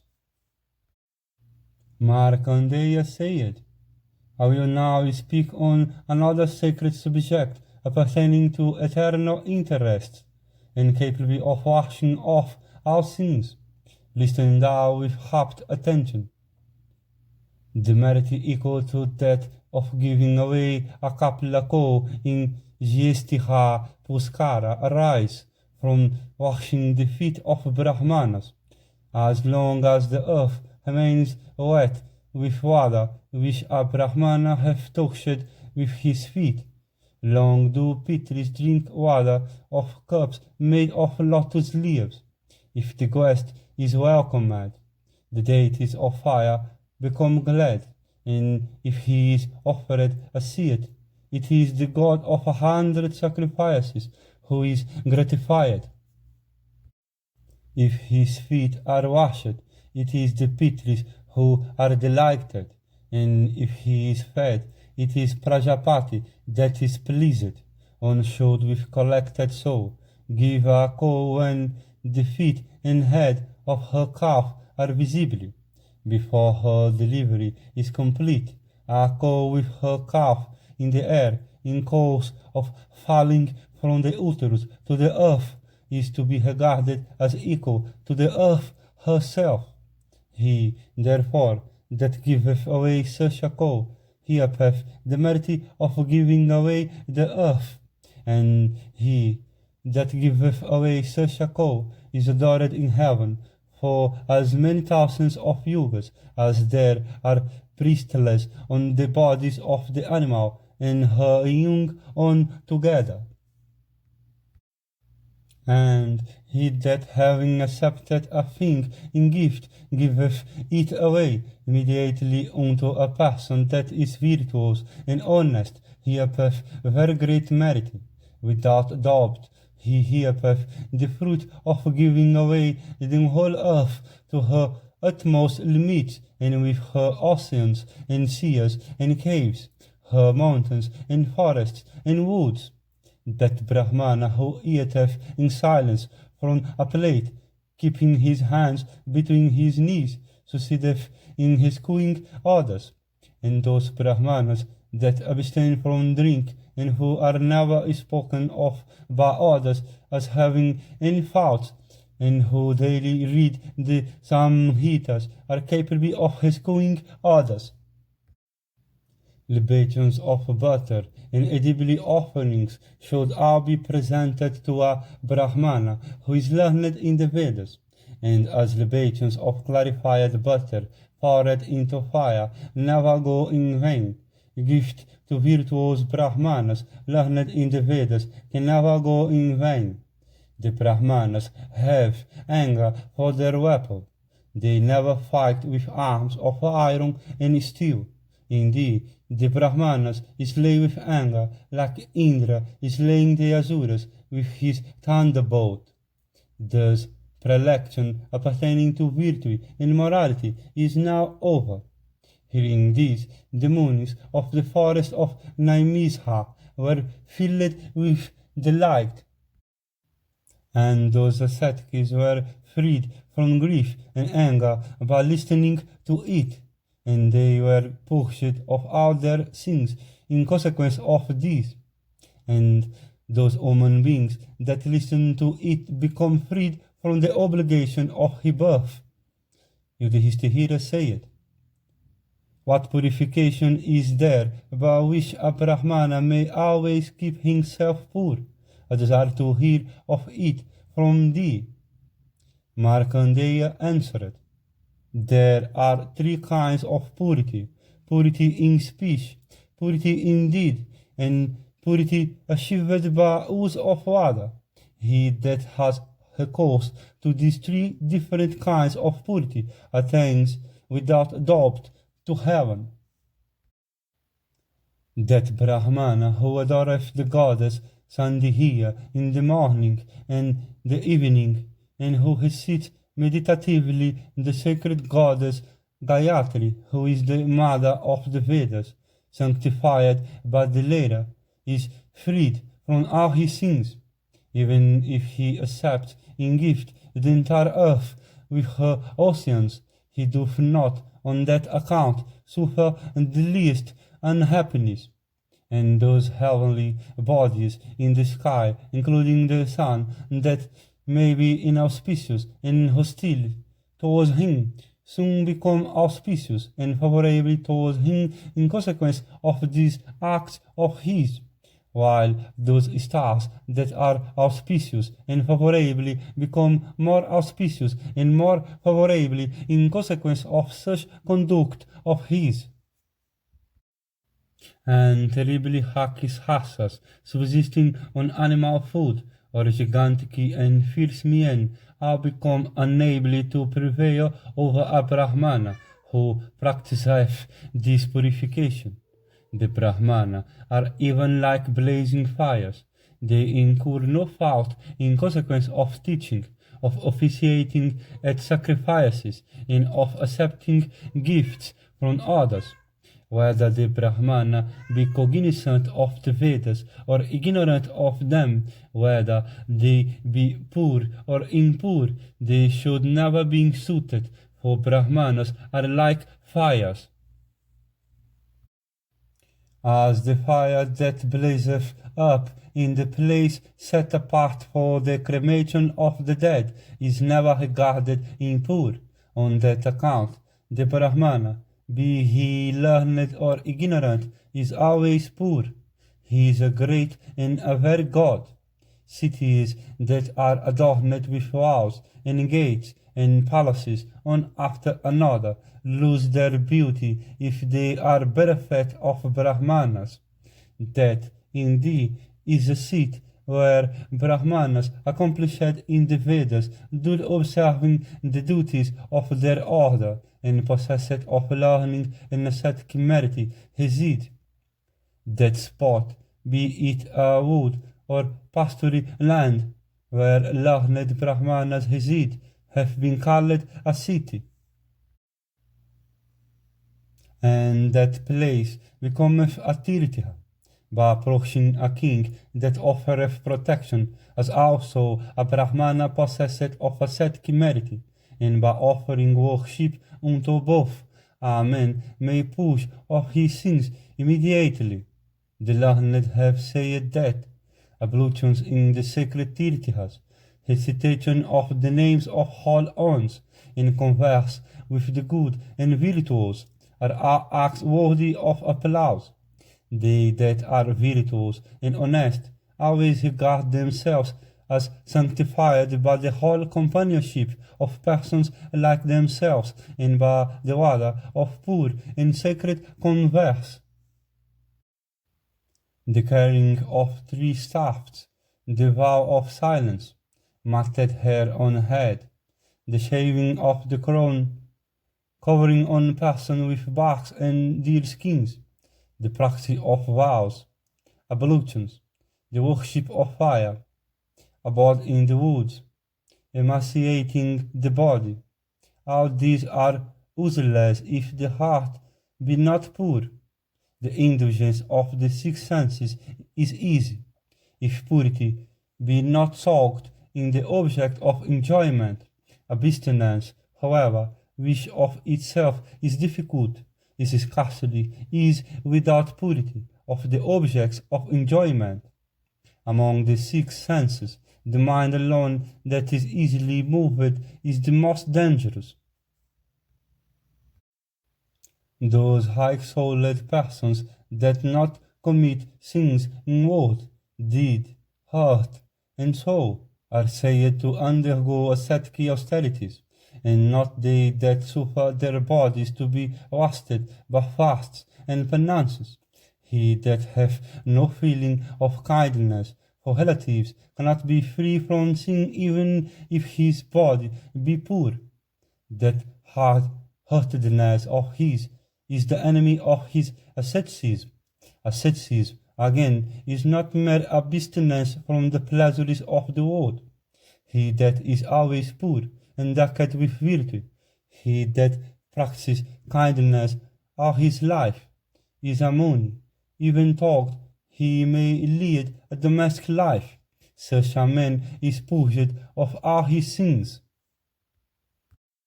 Fasts and other penances cannot destroy sins, however much they may weaken and dry up the body that is made of flesh and blood.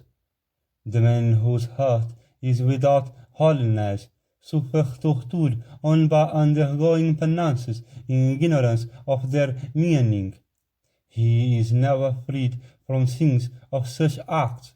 The fire he worshippeth doth not consume his sins. It is in consequence of holiness and virtue alone that men attain to regions of blessedness, and fasts and vows become efficacious. Subsistence on fruits and roots, the vow of silence, living upon air, the shaving of the crown, abandonment of a fixed home, the wearing of matted locks on the head, lying under the canopy of heaven, daily fasts, the worship of fire, immersion in water, and lying on the bare ground. These alone cannot produce such a result. The ones that are possessed of holiness succeed, by knowledge and deeds, to conquer disease, decrepitude, and death, and acquire a high status. As seeds that have been scorched by fire do not sprout forth. The pangs that have been burnt by knowledge cannot affect the soul. This inert body that is unlike a block of wood when destitute of souls is, without doubt, short-lived like froth in the ocean. He that obtaineth a view of his soul, the soul that resideth in every body, by help of one or half of a rhythmic line, hath no more need for anything. Some obtaining a knowledge of identity with the Supreme Soul from 2 ladders, and some from hundreds and thousands of rhythmic lines, acquire salvation. For the knowledge of own identity with the Supreme Soul is the sure indication of salvation. The men of old, distinguished for their knowledge, have said, neither this world nor that hereafter nor bliss can be his who is disturbed by doubts. And belief of own identity with the Supreme Soul is the indication of salvation. He that knoweth the true meaning of the Vedas understandeth their true use. Such a man is affrighted at the Vedic ritual like a man at sight of a forest conflagration. Giving up dry disputation, have recourse to Srut and Smrit, and seek thou with the aid of thy reason the knowledge of the undecaying on that is without a second. On such becometh futile from defect of means. Therefore should one careful strive to obtain that knowledge by aid of the Vedas. The Vedas are the Supreme Soul. They are his body. They are the truth. The soul that is bounded by the animal organism is incompetent to know in whom all the Vedas merge. That supreme soul, however, is capable of being known by the pure intellect. The existence of the gods, as stated in the Vedas, the efficacy of acts, and the capacity for action of being furnished with bodies are noticeable in every yuga. Independence of these and annihilation are to be sought from purity of the senses. Therefore, the suspension of the function of the senses is the true fasting. One may attain to heaven by asceticism. One may obtain objects of enjoyment by the practice of charity, and may have things pushed off by ablutions in tirthas. Complete emancipation cannot be had except by knowledge. Thus addressed by the rich Yudhishthira of great fame, then said, I desire to listen to the rules about that charity which is meritorious. Markandeya said, the rules about charity which thou wishest to hear from me are always highly regarded by me. Listen now to the mysteries of charity as expounded in the Srut and the Smrit. A man that performs a saradha in the conjunction called Gajakhaya at a place that is famed by the leaves of the Asvatiha tree enjoys the fruits thereof for 100,000 kalpas. He that foundeth a dharmasala and establisheth there a person to look after our commerce is crowned with the merits of all the sacrifices. He that giveth away a horse at a tirtha where the current of the river runneth in a direction opposite to its general course, he hath merit that is inexhaustible. The guest that comes to own house for food is none other than Indra himself. If he is entertained with food, Indra himself conferreth on the best merit that is inexhaustible. As men cross seas by vessels, are the givers mentioned above are saved from all their sins. What is given unto Brahmanas produceth like a gift of courage inexhaustibly merited. A gift on particular lunations produceth merit that is twice as much as a gift on other days. That in a particular season produceth merit 10 times greater than in other seasons. That in a particular year produceth merit 100 times greater than in other years. And lastly, a gift on the last day of the last month of the year produceth merit that is inexhaustible. A gift that is made while the sun is on the solstitial point, on again that is made on the last day of the sun path through Libra, Aries, Gemini, Virgo, and Pisces. A gift again during eclipses of the moon and the sun produce merit that is inexhaustible. The learned have said that gifts made during the seasons produce merit that is 10 times, those made during the change of seasons 100 times, and those made during the days when Rahu is visible 1,000 times, greater than what is produced by gifts at other time, while a gift made on the last day of the sun course through Libra and Aries produce merit that knows no diminution. No one can enjoy landed possessions unless he giveth away land, and no one can go on cars and vehicles unless he giveth away these. Indeed, a person on his birth obtaineth the fruition of whatever objects he hath in view at the time of making a gift to a Brahmana. God hath sprung from fire, the earth from Vishnu, and the coals from the sun. He, therefore, that giveth away gold, land, and kine, attaineth all the regions of Agni, Vishnu, and the sun.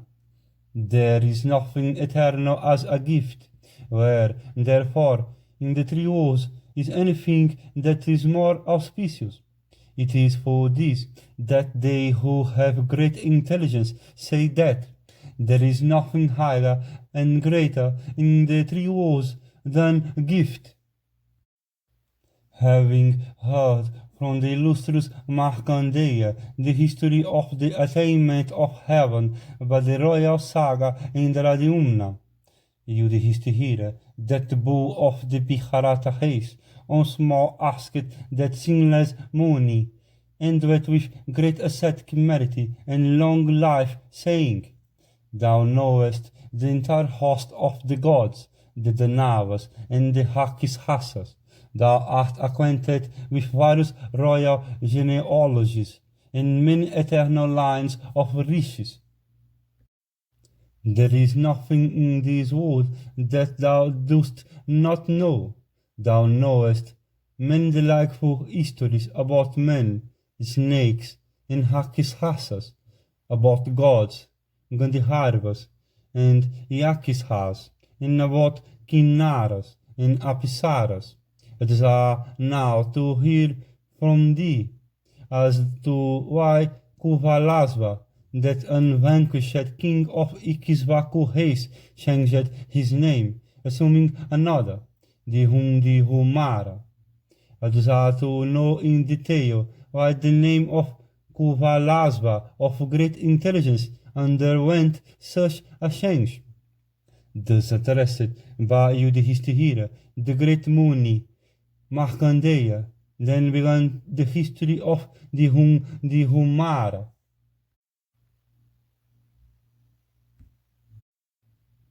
Markandeya said, Listen to me, I will tell thee all. The history of the Humara is a moral on. Listen to it then.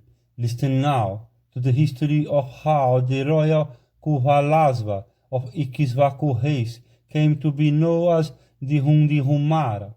There was a celebrated rishi of the name of Utanka, and Utanka had his hermitage in a delightful wilderness, and the rishi Utanka underwent ascetic austerities of the severest kind, and the Lord Utanka underwent those penances for numberless years with the object of obtaining the favors of Vishnu, and gratified with his penances, that illustrious Lord presented himself before Utanka.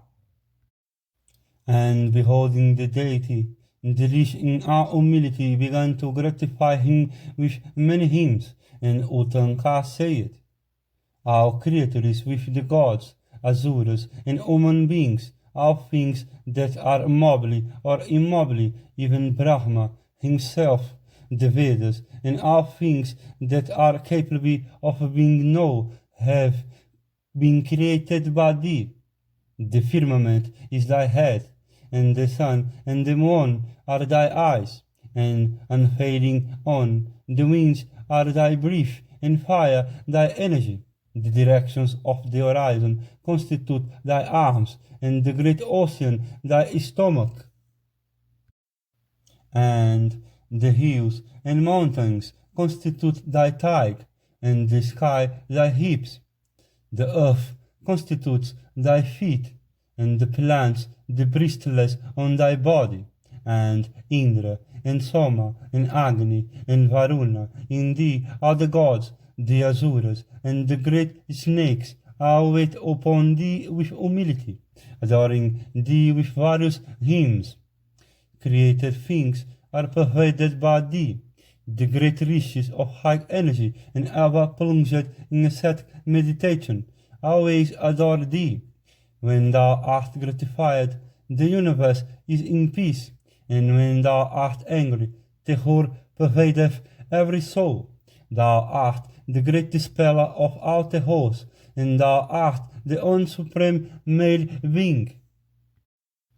Thou art the cause of happiness of both gods and human beings, and by 3 steps of thine thou didst cover the 3 worlds, and it was by thee that the Asuras in the height of their power were destroyed.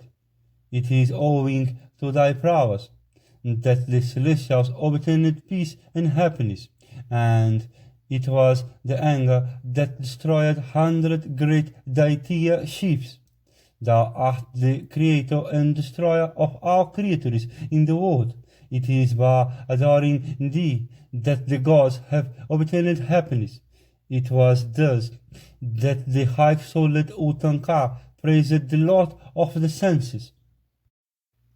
Vishnu therefore said unto Utanka, I am gratified with thee, ask thou the boon that thou desirest. And Utanka said, these indeed have been a great boon to me, in that I have been able to behold Hari, that eternal being, that divine creator, that Lord of the universe.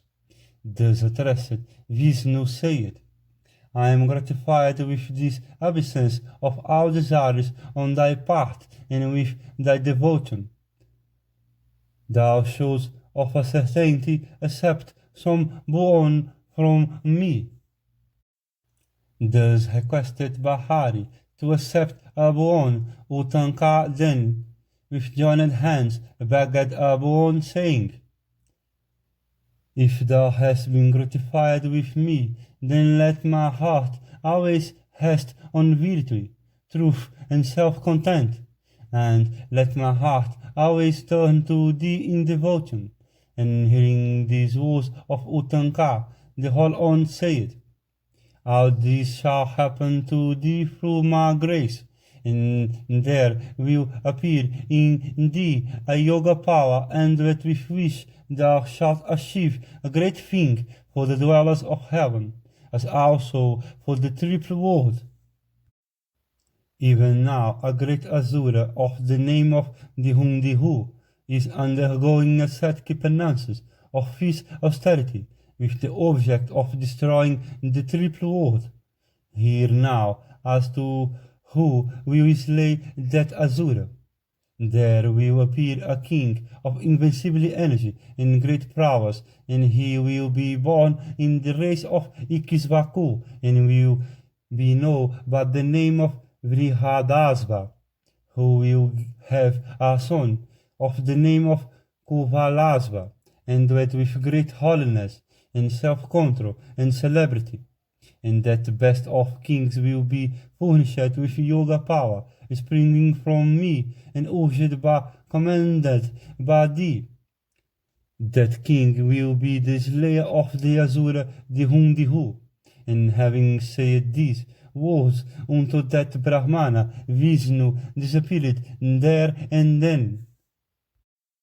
Markandeya said, after the death of Ikisvaku, a highly virtuous king of the name of Sasada, ascending the throne of Ayodhya, ruled this earth, and from Sasada was descended Kakutistiha, of great energy, and Kakutista had a son of name Anenas, and Anenas had a son named Pritihu, and Pritihu had a son named Visvagasva, and from Visvagasva sprang Adri, and from Adri sprang Yuvanasva, and from Yuvanasva sprang Sravastiha, and it was by this Sravastiha that the seat called Sravastihi was built, and from Sravastiha was descended Vrihadasva, and from Vrihadasva sprang Kuvalasva, and Kuvalasva had 21,000 sons, and all these sons were fierce and powerful and skilled in learning, and Kuvalasva excelled his father in every quality. And when the time came, his father Vrihadasva installed him, the brave and highly virtuous Kuvalasva, on the throne, and having thus made over the royal dignity to his son, that slayer of foes, King Vrihadasva, of great intelligence, he entered into the woods for asceticism. When the royal sage Vrihadasva was about to retire into the woods, that best of Brahmanas, Utanka, heard of it, and Utanka, who was possessed of great energy and immeasurably so, approached that foremost of all wielders of weapons and best of men. And approaching him, the rich began to persuade him to give up asceticism. And Utanka said, "To protect is thy duty. It behoveth thee to do that duty of thine. Let us be free from our anxiety through thy grace. Possessed as thou art of a great soul, protected by thee, the earth will be freed from all dangers. Therefore it behoveth thee not to retire into the woods. Great merit attaches to the act of protecting people in this world. Such merit can never be acquired in the woods. Let not thy heart, therefore, turn to this course. The merit that was acquired in days of old by great royal sages by protecting their subjects was so great that nothing equal to it could be seen. The king should always protect his subjects. It behoveth thee, therefore, to protect thy people. I cannot perform my ascetic devotions peacefully. Close to my asylum there is a sea of sands known by the name of Ojalaka, and it occupies a level country and is without any water, and it extends many yojanas in length and breadth, and in that desert dwells a chief of the Danavas called the Hundihu by name, and the Hundihu is the son of Madihu and Kaitabiha, and is fierce and terribly and possessed of great prowess, and endowed with immeasurable energy, that the Nava dwelleth under the ground, and it behoveth thee to retire into the woods, having first slain that Asura. That Asura is now lying still in the observance of an ascetic penance of great austerity, and the object he hath in view is sovereignty over the celestials, as also of the three worlds. And having obtained a boon from the grandsire of all creatures, that Asura hath become incapable of being slain by the gods, and Daitiyas, and Hakishasas, and Gandhiharvas. Slay thou him, and blessed be thou, and let not thy heart turn to any other course.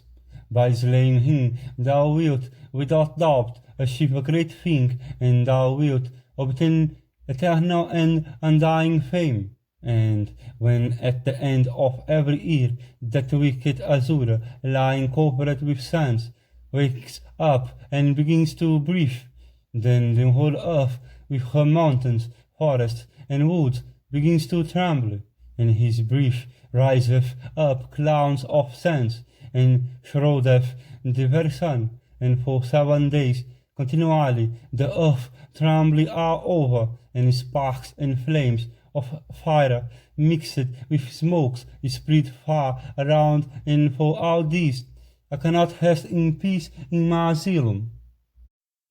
Slay thou him, for the good of the world.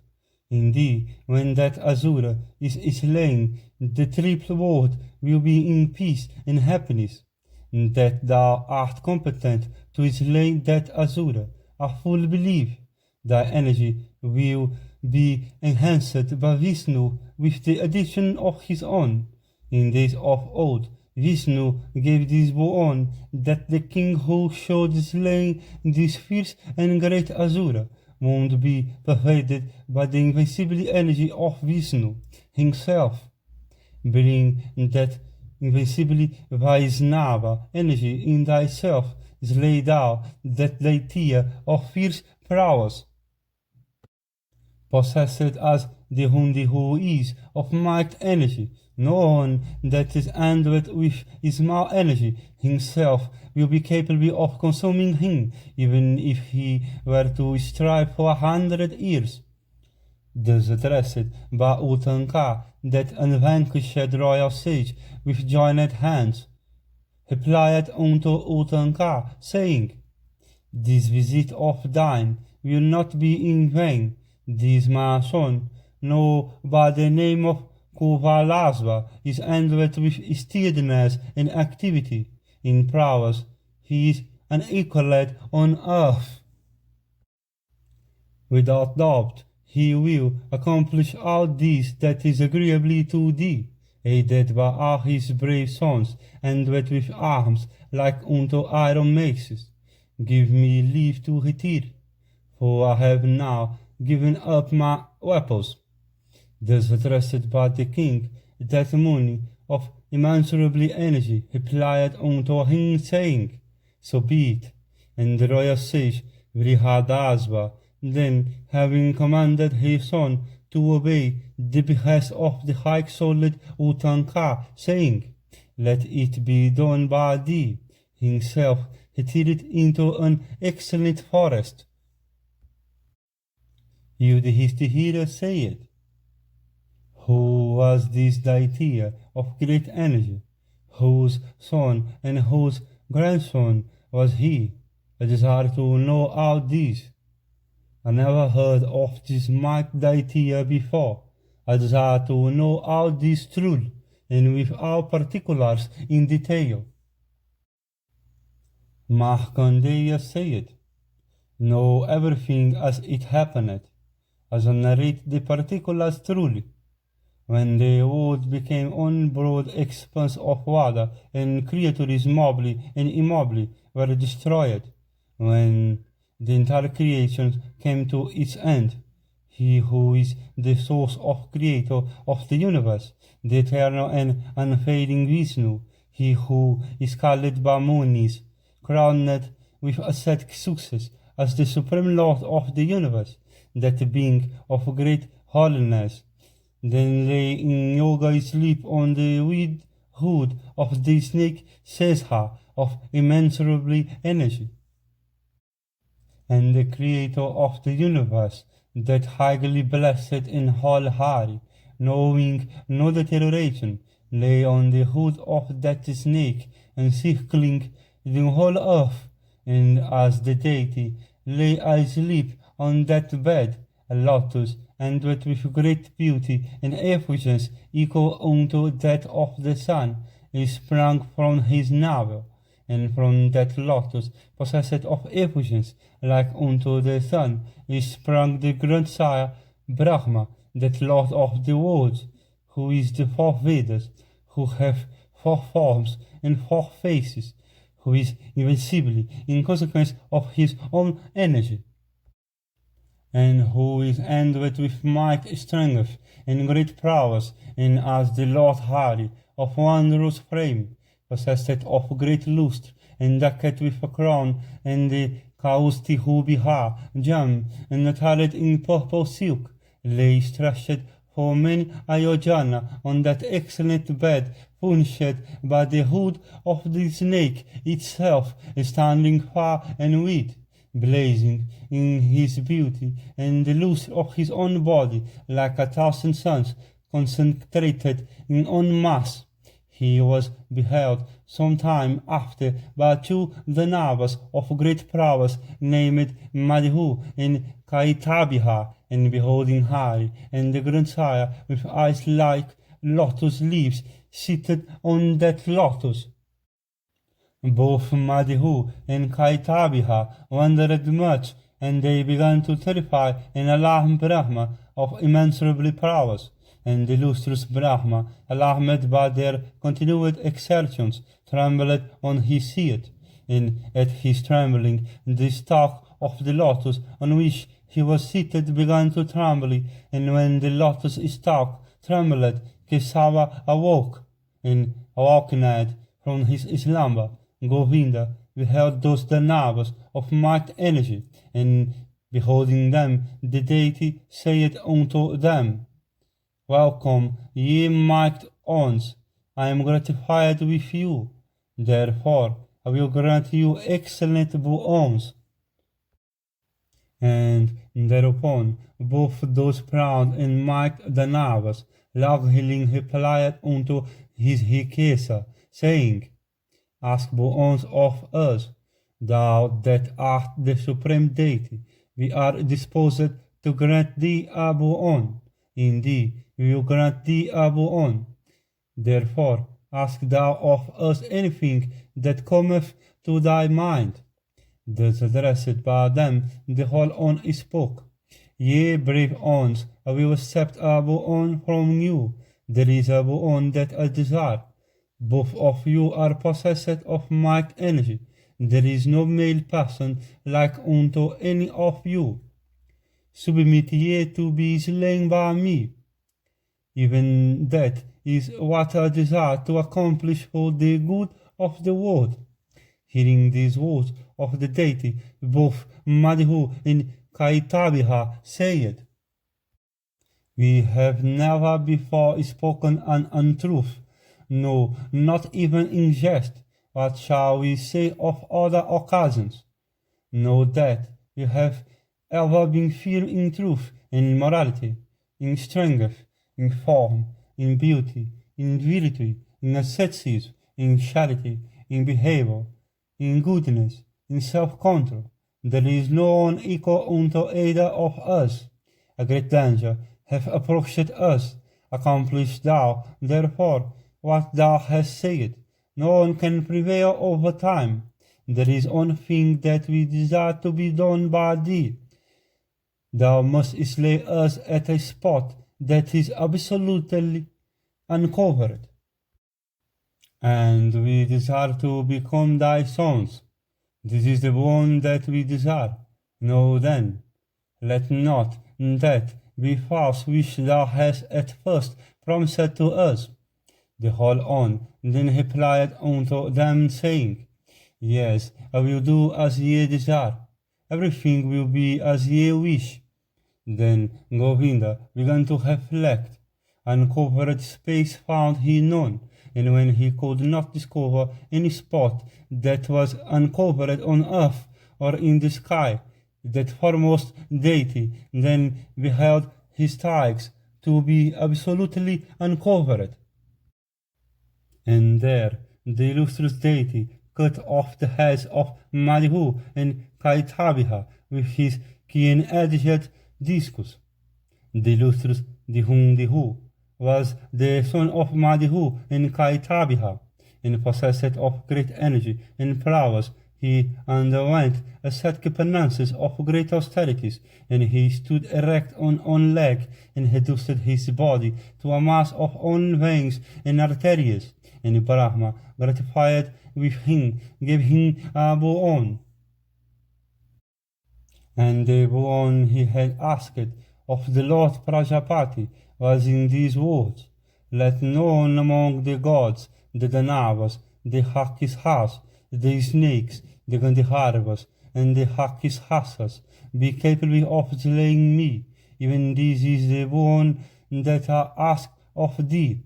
And the grandsire replied unto him, saying, Let it be as thou wishest. Go thy way. And thus addressed by the grandsire, the Danava placed the feet of the deity on his head, and having thus touched with reverence the deity's feet, he went away, and possessed of might, energy, and prowess, Dihu, having obtained the boon, happily approached Vishnu. Remembering the death of his father at the hands of that deity, and the wrathful Dihu, having vanquished the gods with the Gandharvas, began to distress all the celestials with Vishnu at their head. And at last, that wicked-souled Asura, arriving at the sea of sands, known by the name of Ujalaka, began to distress to the utmost of his might the asylum of Utanka. And with fierce energy, Dihu, the son of Madhu and Kaitabiha, lay in his subterranean cave underneath the sands, in the observance of fierce ascetic and severe austerities, with the object of destroying the triple world. And while the Asura lay breathing near the asylum of Utanka, that rich possessed of the splendor of fire, King Kuvalasva, with his troops, accompanied by Brahmana Utanka, as also by all his sons, set out for that region. And after that grinder of foes, the royal Kuvalasva had set out, accompanied by his 21,000 sons, all of whom were exceedingly powerful. The illustrious Lord Vishnu filled him with his own energy at the command of Utanka, and impelled by the desire of benefiting the triple world. And while that invincible hero was proceeding on his way, a loud voice was heard in the sky repeating the words, "This fortunate and unslayable one will become the destroyer of the Hundihu today." And the gods began to shower upon him celestial flowers. And the celestial kettle drums began to sound their music, although none played upon them. And during the march of that wise on, cool breezes began to blow, and the chief of the celestials poured gentle showers, wetting the dust on the road, and the cars of the celestials could be seen high over the spot where the mighty Asura the Hundihu was. The gods and Gandharvas in great riches, urged by curiosity, came there to behold the encounter between the Hundihu and Kuvalasva. And filled by Narayana with his own energy, King Kuvalasva, aided by his sons, soon surrounded that sea of sands, and the king ordered that wilderness to be excavated, and after the king's sons had excavated that sea of sands for 7 days, they could see the mighty Asura, the Hundihu, and the whole body of that Asura lay within those sands, effulgent in its own energy, like the sun himself, and the Hundihu was lying covered the western region of the desert, and surrounded on all sides by the sons of Kuvalasva. The Danava was assaulted with sharp-pointed shafts, and maces, and heavy and short clubs, and axes, and clubs, with iron spikes, and darts, and bright and keen-edged swords, and thus assaulted, the mighty Danava rose from his recumbent posture in wrath, and enraged, the Asura began to swallow those various weapons that were hurled at him, and he vomited from his mouth fiery flames like unto those of the fire called Samvarta, that appeareth at the end of the Yuga, and by those flames of his the Asura consumed all the sons of the king. And like the lost Kapila of old consuming the sons of King Sagara, the infuriated Asura, overwhelming the triple world with the flames vomited from his mouth, achieved that wonderful feat in a moment. And when all those sons of King Kuvalasva were consumed by the fire emitted by the Asura in wrath, the monarch, possessed as he was of mighty energy, then approached the Danava, who like unto a second Kumbhakarna of mighty energy had come to the encounter after waking from his slumbers. From the body of the king then began to flow a mighty and copious stream of water, and that stream soon extinguished the fierce flames emitted by the Asura. And the royal Kuvalasva, filled with yoga force, having extinguished those flames by the water that ensued from his body, consumed that deity of wicked prowess with the celebrated weapon called Brahma, for relieving the triple world of its fears. And the royal sage Kuvalasva, having consumed that great Azura, that foe of the Celestials, and the slayer of our enemies, by means of that weapon, became like unto a second chief of the triple world, and the high-souled king Kuvalasva, having slain the Azura, the Hundihu, became from that time known by the name of the Hundihumara, and from that time he came to be regarded as invincibly inbately. And the gods and the great rishis who had come to witness that encounter were far gratified with him, that they addressed him saying, "Ask thou Abu-on of us." And thus solicited by the gods, the king bowed to them and filled with joy. The king said unto them with joined hands these words, "Let me be always able to give wealth unto superior Brahmanas. Let me be invincibly as regards our foes. Let there be friendship between myself and Vishnu. Let me have no ill feeling towards any creature. Let my heart always turn to virtue, and let me dwell in heaven forever." And the gods and the rishis and Utanka hearing this were exceedingly gratified, and all of them said, "Let it be as thou wishest." And having blessed him with many other species, the gods and the great rishis then went away to their respective abodes. And after the slaughter of all his sons, King Kuvalasva had still 3 sons left, and they were called Dridasva, and Kapilasva, and Khandrasva. It is from them that the illustrious line of kings belonging to Ikshvaku race, all possessed of immeasurable prowess, have sprung.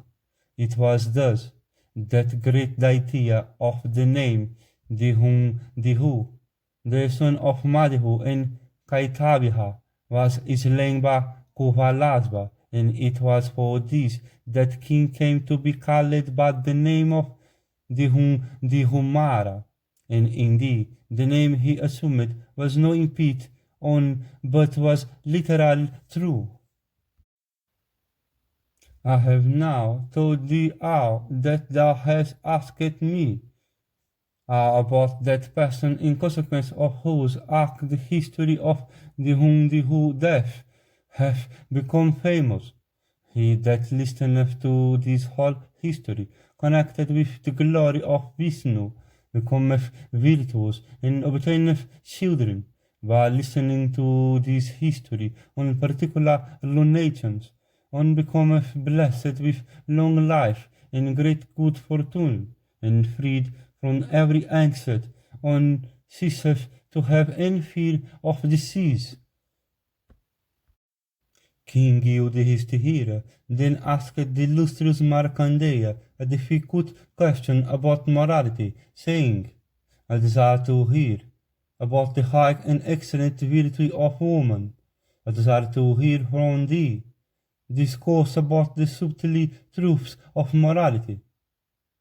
The sun, the moon, the wind, the earth, the fire, the father, the mother, the preceptor, these and other objects ordained by the gods appear to us as deities embodied. All these that are reverend ones are worthy of our best regards. Is the woman who adoreth on Lord, the worship that chaste wives offer unto their husbands, appeareth to me to be fraught with great difficulty.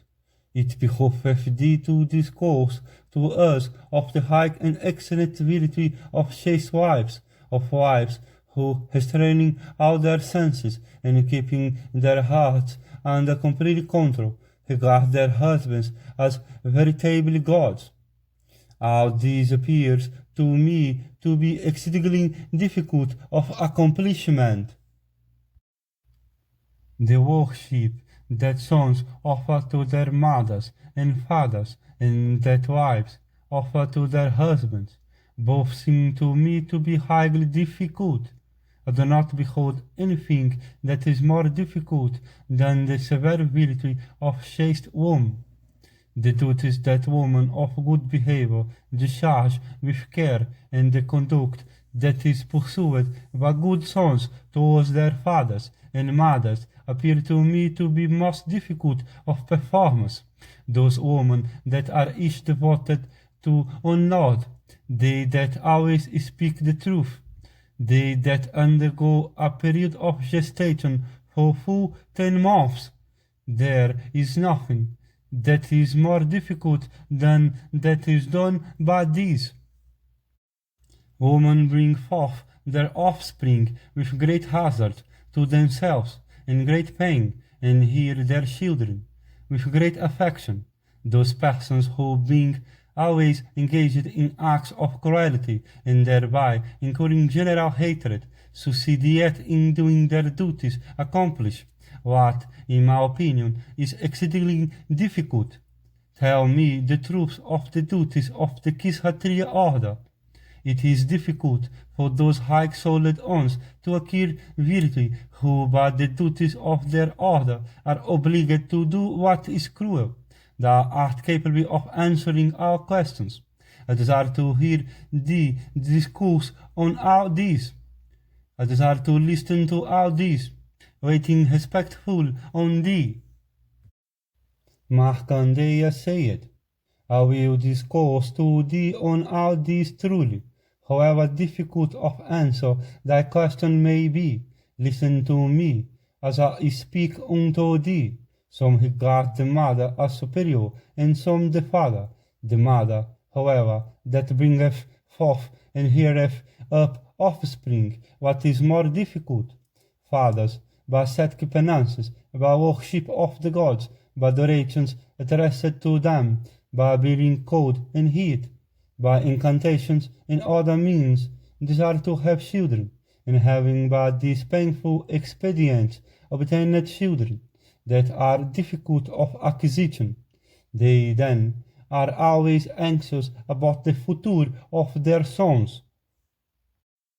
Both the father and the mother desire to see in their sons fame and achievements, and prosperity, and offspring, and virtue. That son is virtuous who realizes these hopes of his parents, and that son with whom the father and the mother are gratified achieveth eternal fame and eternal virtue, both here and thereafter.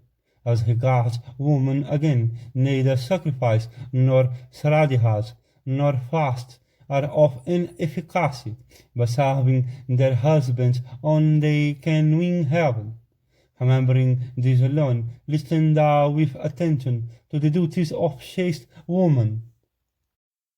There was a virtuous ascetic of the name of Kausika, and endowed with an wealth of asceticism, and devoted to the study of the Vedas. He was a very superior Brahmana, and that best of Brahmanas studied all the Vedas with the Angas and the Upanishads, and one day he was reciting the Vedas at the foot of a tree, and at that time there sat on the top of that tree a female crane, and that she crane happened at that time to behold the Brahmana body. And beholding that crane, the Brahmana became very angry, and talked of doing her an injury. And as the Brahmana cast his angry glances upon the crane, and talked of doing her an injury, she fell down on the ground, and beholding the crane thus fallen from the tree and insensibly in death, the Brahmana was much moved by pity, and the regenerate one began to lament for the dead crane, saying, Alas, I have done a bad deed, urged by anger and malice.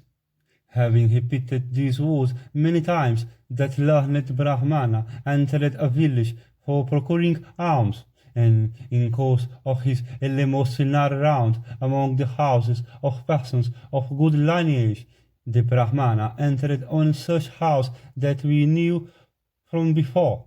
And as he entered the house, he said, Give, and he was answered by a female with the word, stay, and while the housewife was engaged in cleaning the vessel from which alms are given, her husband suddenly entered the house, very much afflicted with hunger.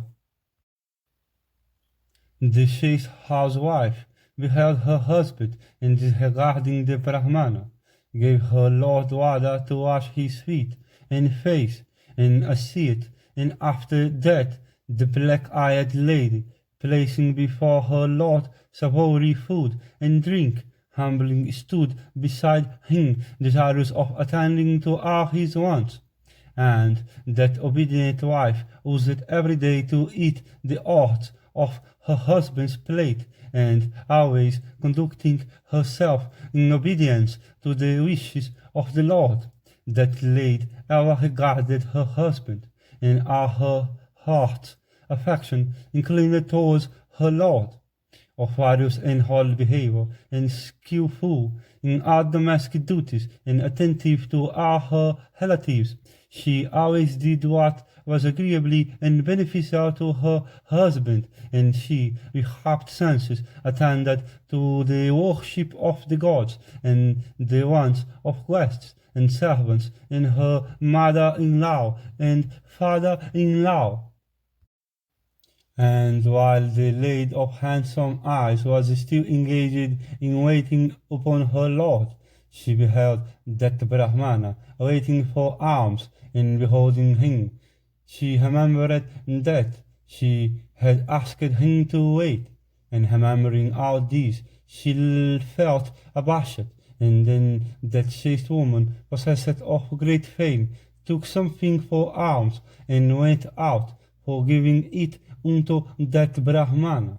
And when she came before him, the Brahmana said, I am surprised at thy conduct, having requested me to wait, saying, stay, thou didst not dismiss me. Beholding that Brahmana, filled with wrath and blazing with his energy, that chaste woman began to conciliate him and said, it behoveth thee to forgive me. My husband is my supreme God. He came hungry and tired, and was being served and waited upon by me. Hearing this, the Brahmana said, with thee, Brahmanas are not worthy of superior regard. Exaltest thou thy husband above them. Leading a domestic life, dost thou disregard Brahmanas. Indra himself boweth thou unto them. What shall I say of men on earth? Proud woman, dost thou not know it? Hast thou never heard it? That the Brahmanas are like fire, and may consume the entire earth. At these words of that Brahmana, the woman answered, I am no she-crane. Thou that art endowed with the wealth of facilities, cast off this anger of thine. Engaged as thou art, what canst thou do to me with these angry glances of thine? I do not disregard Brahmanas, endowed with great energy of soul, they are like unto the gods themselves. This fault of mine it behoveth thee to forgive. I know the energy and high dignity of Brahmanas that are possessed of wisdom. The waters of the ocean have been made brackish and undrinkable by the wrath of the Brahmanas. I know the energy of Munis, of souls under complete control and endowed with blazing ascetic merit. The fire of their wrath to this day hath not been extinguished in the forest of Dandaka. It was for his having disregarded the Brahmanas that the great Asura, the wicked and evil-minded Vatapi, was digested when he came in contact with Agastya. It hath been heard by us that the powers and merits of high-souled Brahmanas are great, as regenerate ones of high souls are great in wrath, are they equally great in forgiveness. Therefore, It behoveth thee to forgive me in the matter of this my offense. My heart inclineth to that mercy which springeth from the service of my husband, for I regard my husband as the highest among all the gods. I practice that virtue which consists in serving my husband, whom I regard as the highest deity. Behold the merit that attached to the service of own husband. I know that thou hast burnt a she-crane with thy wrath. The anger that a person cherishes is the greatest of foes which that person hath. The gods know him for a Brahmana who hath cast off anger and passion. The gods know him for a Brahmana who always speaketh the truth, he who always gratifieth his preceptor, and who, though injured himself, never returneth the injury. The gods know him for a Brahmana who hath his senses under control, who is virtuous and pure and devoted to the study of the Vedas, and who hath mastery over anger and lust. The gods know him for a Brahmana who, cognizant of morals and endowed with mental energy, is Catholic in religion and looketh upon all equal unto himself. The gods know him for a Brahmana who studieth himself and teacheth others, who performeth sacrifices himself and officiateth at the sacrifices of others, and who giveth away to the best of his means. The gods know that bull among the regenerate ones for a Brahmana, who, endowed with liberality of soul, practiseth the Brahmacharya vow, and is devoted to study. In fact, who is vigilantly devoted to the study of the Vedas. Whatever conduceth to the happiness of the Brahmanas is always recited before these. Ever taking pleasure in truth, the hearts of such men never find joy in untruth. It hath been said that the study of the Vedas, tranquility of soul, simplicity of behavior, and repression of the senses constitute the eternal duties of the Brahmana. Those cognizant with virtue and morals have said that truth and honesty are the highest virtue. Virtue that is eternal is difficult of being understood. Whatever it is based on truth. The ancients have declared that virtue dependeth on truth. Virtue, as exposed in truth, appears to be of various kinds. It is too subtly of comprehension. Thou art cognizant of virtue, poor and devoted to the study of the Vedas. I think that thou dost not know what virtue in reality is. Referring to the seat of Mithila, inquire thou of virtues fowler there, if indeed thou art not really acquainted with what constitutes the highest virtue. There liveth in Mithila a fowler who is truthful and devoted to the service of his parents, and who hath senses under complete control. Even he will discourse to thee on virtue. Blessed be thou. If thou likest, hyperdider, it behoveth thee to forgive me, if what I have said be unpalatable, for they that are desirous of acquiring virtue are incapable of injuring woman. At these words of the chaste woman, the Brahmana replied, saying, I am gratified with thee, blessed be thou. My anger hath subsided. The reproofs uttered by thee will be of the highest advantage to me. Blessed be thou. I shall now go and accomplish what is conducive to my benefit. Dismissed by her, Kausika, that the best of regenerate ones, left her house, and reapproaching himself, returned to his own abode. Continually reflecting upon that wonderful discourse of the woman, Kausika began to reapproach himself and looked very much like a guilty person and meditating on the subtle ways of the morality and virtue. He said to himself, I should accept with reverence what the lady hath said and should, therefore, prepare to meet Hila.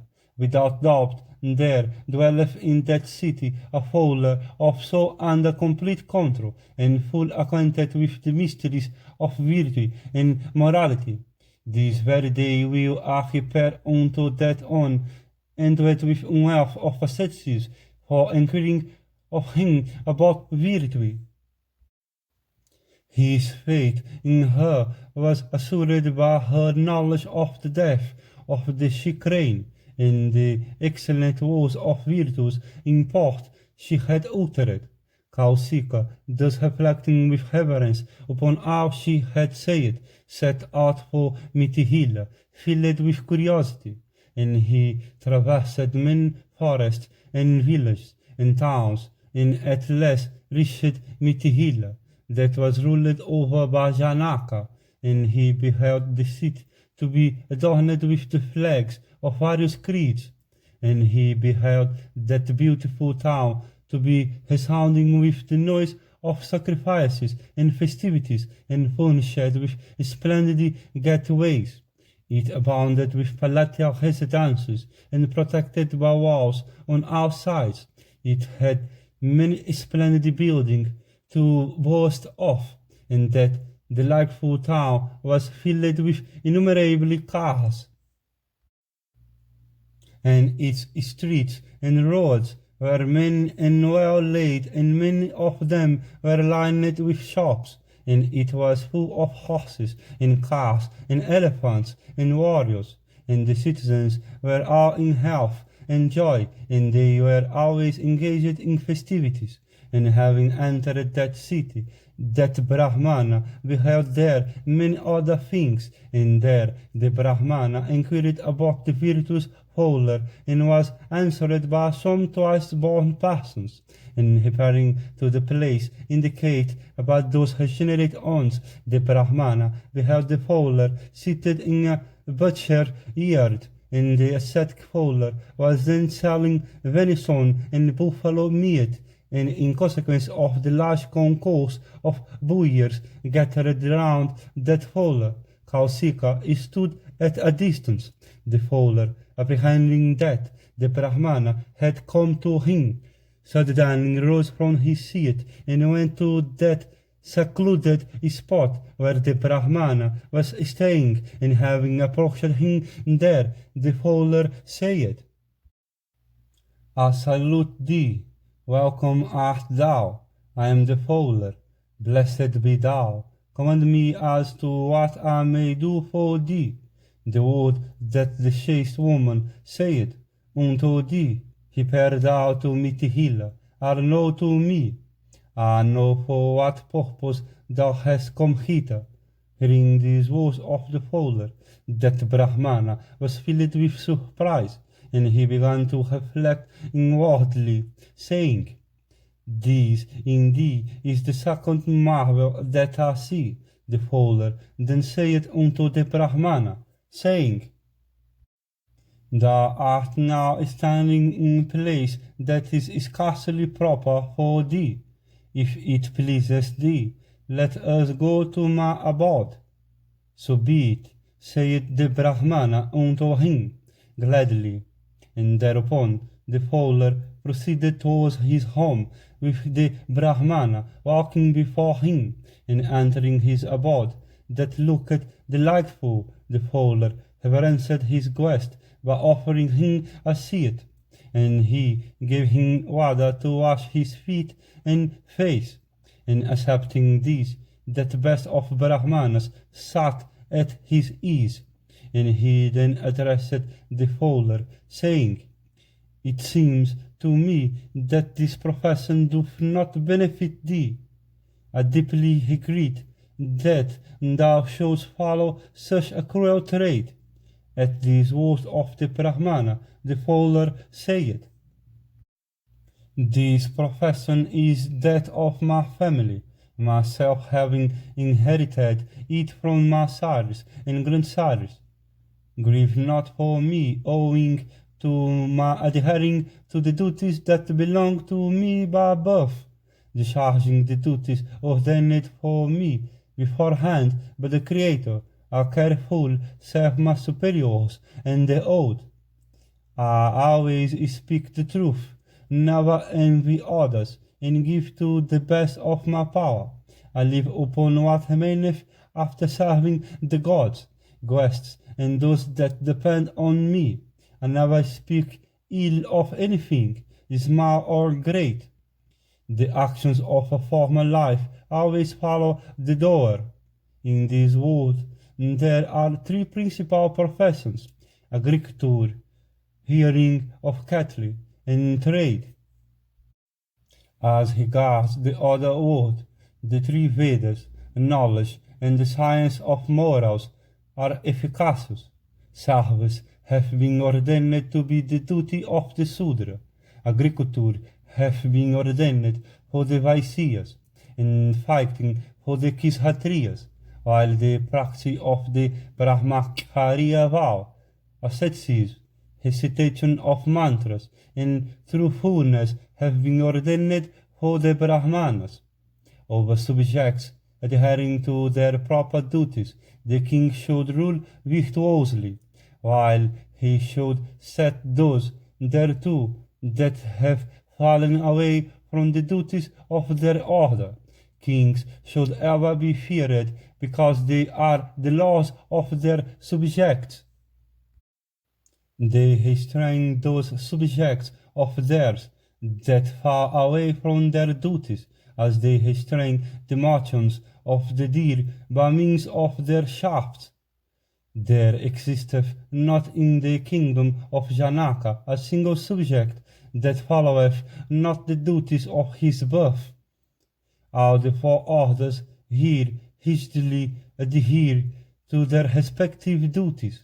King Janaka punisheth him that is wicked, even if he be his own son. Never doth he inflict pain on him that is virtuous. With good and able spies employed under him, he looketh upon all with impartial eyes. Prosperity and kingdom, and capacity to punish, belong to the Kshatriyas. Kings desire high prosperity through practice of the duties that belong to them. The king is the protector of all the four orders. As regards myself, I always sell pork and buffalo meat without slaying those animals myself. I sell meat of animals that have been slain by others. I never eat meat myself. Never go to my wife except in her season. I always fast during the day and eat in the night. Even though the behavior of his order is bad, a person may yet be himself of good behavior. A person may become virtuous, although he may be slayer of animals by profession. It is in consequence of the sinful acts of kings that virtue decreaseth greatly, and sin beginneth to prosper. And when all this taketh place, the subjects of the kingdom begin to decay, and it is then that ill-looking monsters and dwarfs and hunchbacked and large-headed wigs and men that are blind or deaf, or those that have paralyzed eyes, or are destitute of the power of procreation, begin to take their birth. It is from the sinfulness of kings that their subjects suffer numerous mischiefs. This or King Janaka casteth his eyes upon all his subjects virtuously, and he is always kind unto them, who on their part ever adhere to their respective duties. Regarding myself, I always with good deeds please those that speak well, as also those that speak ill of me. those kings that live in the observance of their own proper duties, who are always engaged in the practice of acts that are good and honest, who are of souls under complete control, and who are endowed with readiness and alacrity, may not depend upon anything else for supporting their power, gift of food to the best of own power, endurance of heat and cold, firmness in virtue, and a regard and tenderness for all creatures. These attributes can never find place in a person without an innate desire being present in him of separating himself from the world. One should avoid falsehood in speech and should do good without solicitation. One should never cast off virtue from lust, from wrath, or from malice. One should never joy immoderately at a good turn, or grieve immoderately at a bad one. One should never feel depressed when overtaken by poverty, nor when overtaken abandon the path of virtue. If at any time one doth what is wrong, he should never do its like again. One should always urge his soul to the doing of that which he regardeth as beneficial. One should never return wrong for wrong, should act honestly by those that have wronged him. That wretched man who desireth to do what is sinful slayeth himself. By doing what is sinful, one imitates them that are wicked and sinful. Disbelieving in virtue, they that mock the good and the poor, saying, there is no virtue, undoubtedly meet with destruction. A sinful man swelleth up like a ladder bag puffed up with wind. The tongues of these wretches filled with pride and folly are feeble and unprofitable. It is the heart, the inner soul, that discovereth the fool, like the sun that discovereth forms during the day. The fool cannot always shine in the world by means of self-praise.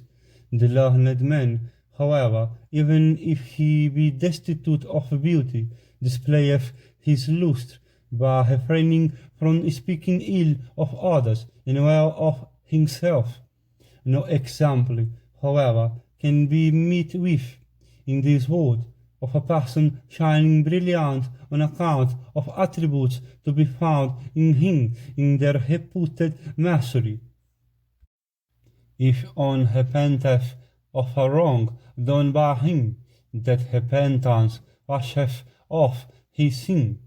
The resolution of never doing it again saveth him from future sin, even as he may save himself from sin by any of those expiations obtained in the Scriptures.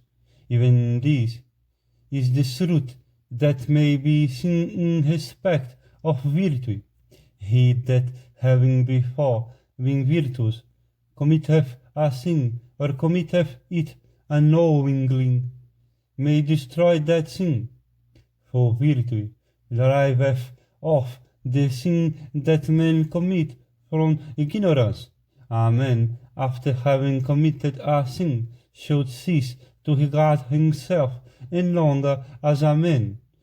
No man can conceal his sins. The gods behold what one does, the being that is within everyone.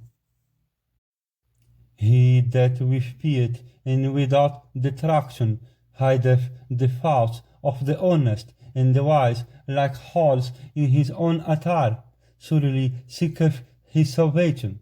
If a man seeketh redemption after having committed a sin without doubt, he is purged of all his sins and looketh pure and resplendent like the moon emerged from the clouds. A man that seeketh redemption is washed of all his sins, even as the sun, upon rising, dispelleth all darkness. It is temptation that constitutes the basis of sin. Men that are ignorant commit sin, yielding to temptation alone. Sinful men generally cover themselves with a virtuous exterior, like whales whose mouths are covered by long grass. Outwardly, they seem to possess self-control and holiness and indulge in preaching virtuous texts which in their mouth are of little meaning. Indeed, everything may be noticed in them except conduct that is truly virtuous. At these words of the fowler, that Brahmana ended with great wisdom, then asked the fowler, saying, how shall I know what is virtuous conduct? Blessed be thou, I desire to hear this from thee. Therefore, tell me about it truly. Hearing these words, the fowler replied, saying, sacrifices, gift, asceticism, the Vedas, and truth. These five whole things are ever present in conduct that is called virtuous, having subjugated lust and wrath, pride, avarice, and crookedness. They that take pleasure in virtue because it is virtue are regarded as real virtuous, and worthy of the approbation of persons that are virtuous. These persons who are devoted to sacrifices and study of the Vedas have no independent behavior. They follow only the practice of the honest and the good. This, indeed, is the second attribute of the virtuous, waiting upon superiors. Truth, freedom from anger, and gift. These four are inseparably connected with behavior that is virtuous. For the reputation that a person acquires by setting his heart on virtuous behavior and adhering to it rigidly is incapable of acquisition except by practicing the four virtues named above. The essence of the Vedas is truth. The essence of truth is self-control, and the essence of self-control is abstention from the pleasures of the world. These are to be noticed in behavior that is virtuous. They that follow those deluded fools that mock the forms of faith prevailing among men are dragged into destruction for walking in such a sinful path. They, however, that are virtuous and engaged in the observance of vows, who are devoted to the truth and the virtue of abstention from the pleasures of the world, they, in fact, who tread in virtue path and follow the true religion, they that are obedient to the mandates of their preceptors and who reflect upon the sense of the scriptures with patience and carefulness. It is these that are said to be possessed of behavior that is virtuous. It is these that are said to properly guide their higher intelligence, forsaking those that are atheists, those that transgress virtue limits, those that are of wicked souls, those that live in sinfulness. Betake thyself to knowledge, reverencing those that are virtuous. Lust and temptation are even like sharks in the river of life. The waters are the five senses. Do thou cross over to the other side of this river in the boat of patience and resignation, avoiding the shoals of corporeal existence. The supreme virtue consisting in the exercise of the intelligent principally in abstraction, when gradually superadded to virtuous conduct, becomes beautiful like dye on white fabrics. Truthfulness and abstention from doing injury to anyone are virtues highly beneficial to all creatures. Of these, that latter is a cardinal virtue, and is based on truth. Our mental faculties have their proper play when their foundation is laid in truth, and in the exercise of virtue, truth is of the highest value. Purity of conduct is the characteristic of all good men. Those that are distinguished for whole living are good and virtuous. All creatures follow the principles of conduct which are innate in their nature. The sinful being who has no control over self-acquired lust, anger, and other vices. It is the immemorial rule that virtuous actions are those that are founded on justice, and it is ordained by all men that all iniquitous conduct is sin. Those who are not swayed by anger, pride, haughtiness, and envy, and those who are quiet and straightforward, are men of virtuous conduct. Those who are diligent in performing the rites enjoined in the three Vedas, who are wise and of pure and virtuous conduct, who exercise self-restraint and are full of attention to their superior, are men of virtuous conduct. The actions and conduct of such men of great power are very difficult of attainment. They are sanctified by the purification of their own actions, and consequently sin in them dies out of itself. This virtue of good conduct is wonderful, ancient, immutable, and eternal. And wise men, observing this virtue with holiness, attain to heaven. These men who believe in the existence of the deity, who are free from false pride and vested in whole rite, and who respect regenerate men, go to heaven. Among all men, virtue is differentiated in three ways: that great virtue which is inculcated in the Vedas, the other which is inculcated in the Dharma Sihastras, and virtuous conduct. And virtuous conduct is indicated by acquisition of knowledge, pilgrimage to sacred places, truthfulness, forbearance, purity, and strength forwardness. Virtuous men are always kind to all creatures, and well disposed towards regenerate men. They abstain from doing injury to any creature, and are never rude in speech.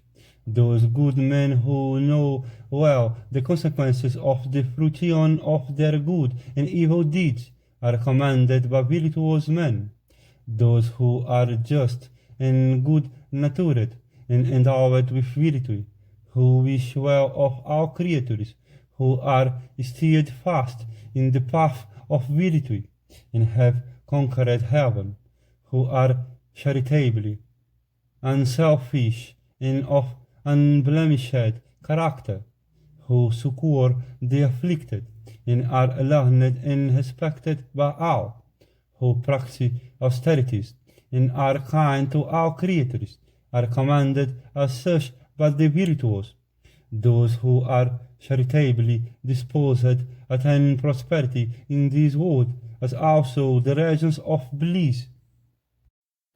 The virtuous men, when solicited for assistance by good men, bestow alms on them by straining to the utmost, even to the deprivation of the comforts of his wife and servants.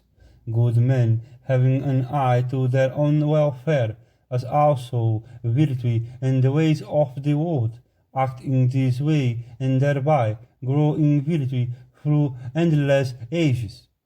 Good persons possessing the virtues of truthfulness, abstention from doing injury to any one, rectitude, abstention from evil towards any one, want of haughtiness, modesty, resignation, self-restraint, absence of passion, wisdom, patience, and kindness towards all creatures, and freedom from malice and lust are the witnesses of the word.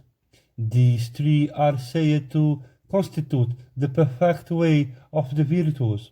A man must not do wrong to anybody. He must bestow alms and must always be truthful.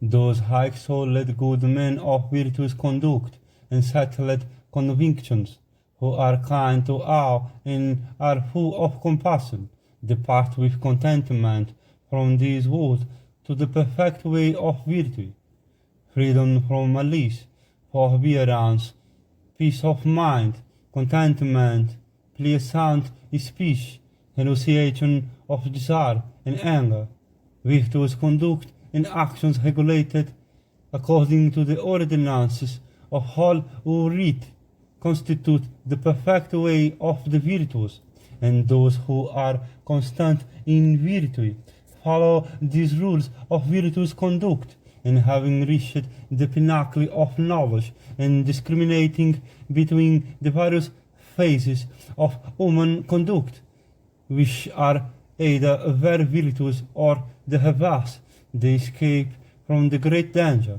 Thus, having introduced the subject of virtuous conduct, have I described to thee all this according to my own knowledge and to what I have heard on the subject. The pious fowler then said to that Brahmana, "Undoubtedly my deeds are very cruel. Destiny is all-powerful, and it is difficult to evade the consequence of our past actions, and this is the karmic evil arising out of sin committed in a former life. I am always assiduous in eradicating the evil. The deity takes away life. The executioner acts only as a secondary agent, and we are only such agents in regard to our karma. Those animals that are slain by me and whose meat I sell acquire karma, because gods and guests and servants are regaled with dainty food, and the manes are propitiated. It is said authoritatively that herbs and vegetables, deer, birds, and wild animals constitute the food of all creatures, and King Siva, the son of Usinara, of great forbearance, attained to heaven, which is hard to reach, giving away his own flesh, and in days of yore 2,000 animals used to be killed every day in the kitchen of King Hantideva, and in the same manner 2,000 cows were killed every day, and King Hantideva, acquired unrivaled reputation, was distributing food with meat every day. For the performance of the 4 monthly rites, animals ought to be sacrificed daily. The sacred fire is fond of animal food. This saying has come down to us. And at sacrifices, animals are invariably killed by regenerate Brahmanas, and these animals, being purged of sin by incantation of hymns, go to heaven. If the sacred fire had not been found of animal food in ancient times, it could never have become the food of anyone. And in this matter of animal food, this rule has been laid down by Munis. Whoever partakes of animal food after having first offered it due and respectful to the gods and the manes is not polluted by the act, and such a man is not at all considered to have partaken of animal food, even as a Brahmachari having intercourse with his wife during the menstrual period is nevertheless considered to be a good Brahmana. After consideration of the appropriate and inappropriate of the matter, this rule has been laid down. King Saudasa, when under a curse, often used to prey upon men. What is thy opinion of this matter?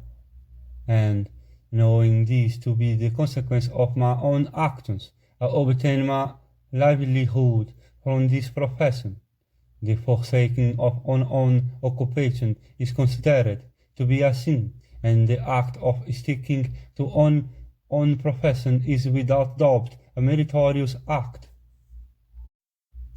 The karma of a former existence never forsakes any creature, and in determining the various consequences of own karma, this rule was not lost sight of by the Creator. A person having his being under the influence of evil karma must always consider how he can atone for his karma and extricate himself from an evil doom, and the evil karma may be expiated in various ways. Accordingly, I am charitably truthful, assiduous in attending on my superior, full of respect towards regenerate Brahmanas, devoted to and free from pride and excessive talk. Agriculture is considered to be a praiseworthy occupation. It is well known that even there great harm is done to animal life, and in the operation of digging the earth with the plough, numberless creatures lurking in the ground, as also various other forms of animal life are destroyed. Dost thou not think Vrihi and other seeds of rice are all living organisms? What is thy opinion on this matter? Men hunt wild animals and kill them and partake of their meat. They cut up trees and herbs. There are numberless living organisms in trees, in fruits, as also in water. Dost thou not think this whole creation is full of animal life, sustaining itself with food derived from living organisms? Dost thou not mark that fish preys upon fish, and that various species of animals prey upon other species, and there are species, the members of which prey upon each other? Men, while walking about hither and thither, kill numberless creatures lurking in the ground, by trampling on them, and even men of wisdom and enlightenment destroy animal life in various ways, even while sleeping or reposing themselves. What hast thou to say to this? The earth, the air, are swarm with living organisms, which are unconsciously destroyed by men from mere ignorance. Is not this the commandment that people should not do harm to any creature was ordained of old by men who were ignorant of the true facts of the case? For there is not a man on the face of this earth who is free from the sin of doing injury to creatures. After full consideration, the conclusion is irresistible, that there is not a single man who is free from the sin of doing injury to animal life. Even the sage, whose vow is to do harm to no creature, do inflict injury to animal life. On account of greater heedfulness, the harm is less. Men of noble birth and great qualities perpetrate wicked acts in defiance of all, of which they are not at all ashamed. Good men acting in an exemplary way are not commanded by other good men, nor are bad men acting in a contrary way praised by their wicked compeers, and friends are not agreeably to friends, albeit and always with high qualities, and foolish pedantic men cried out the virtues of their preceptors.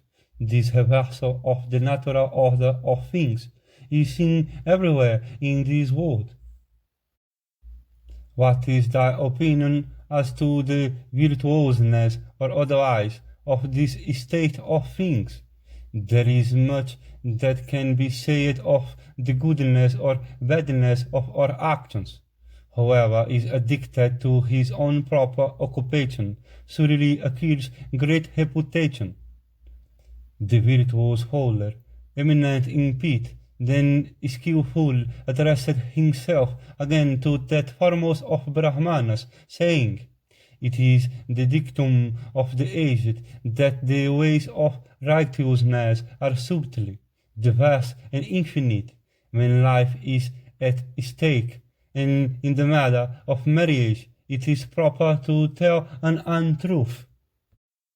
Untruth sometimes leads to the triumph of truth, and later dwindles into untruth. Whichever conduces most to the good of our creatures is considered to be truth. Virtue is thus perverted. Mark thou its subtle ways. Men's actions are either good or bad, and he undoubtedly heaps their fruits. The ignorant man, having attained to an abject state, grossly abuses the gods, not knowing that it is the consequence of his own evil karma. The foolish, the designing, and the fickly always attain the very heavens of happiness or misery, neither learning nor good morals, nor personal exertion can save them.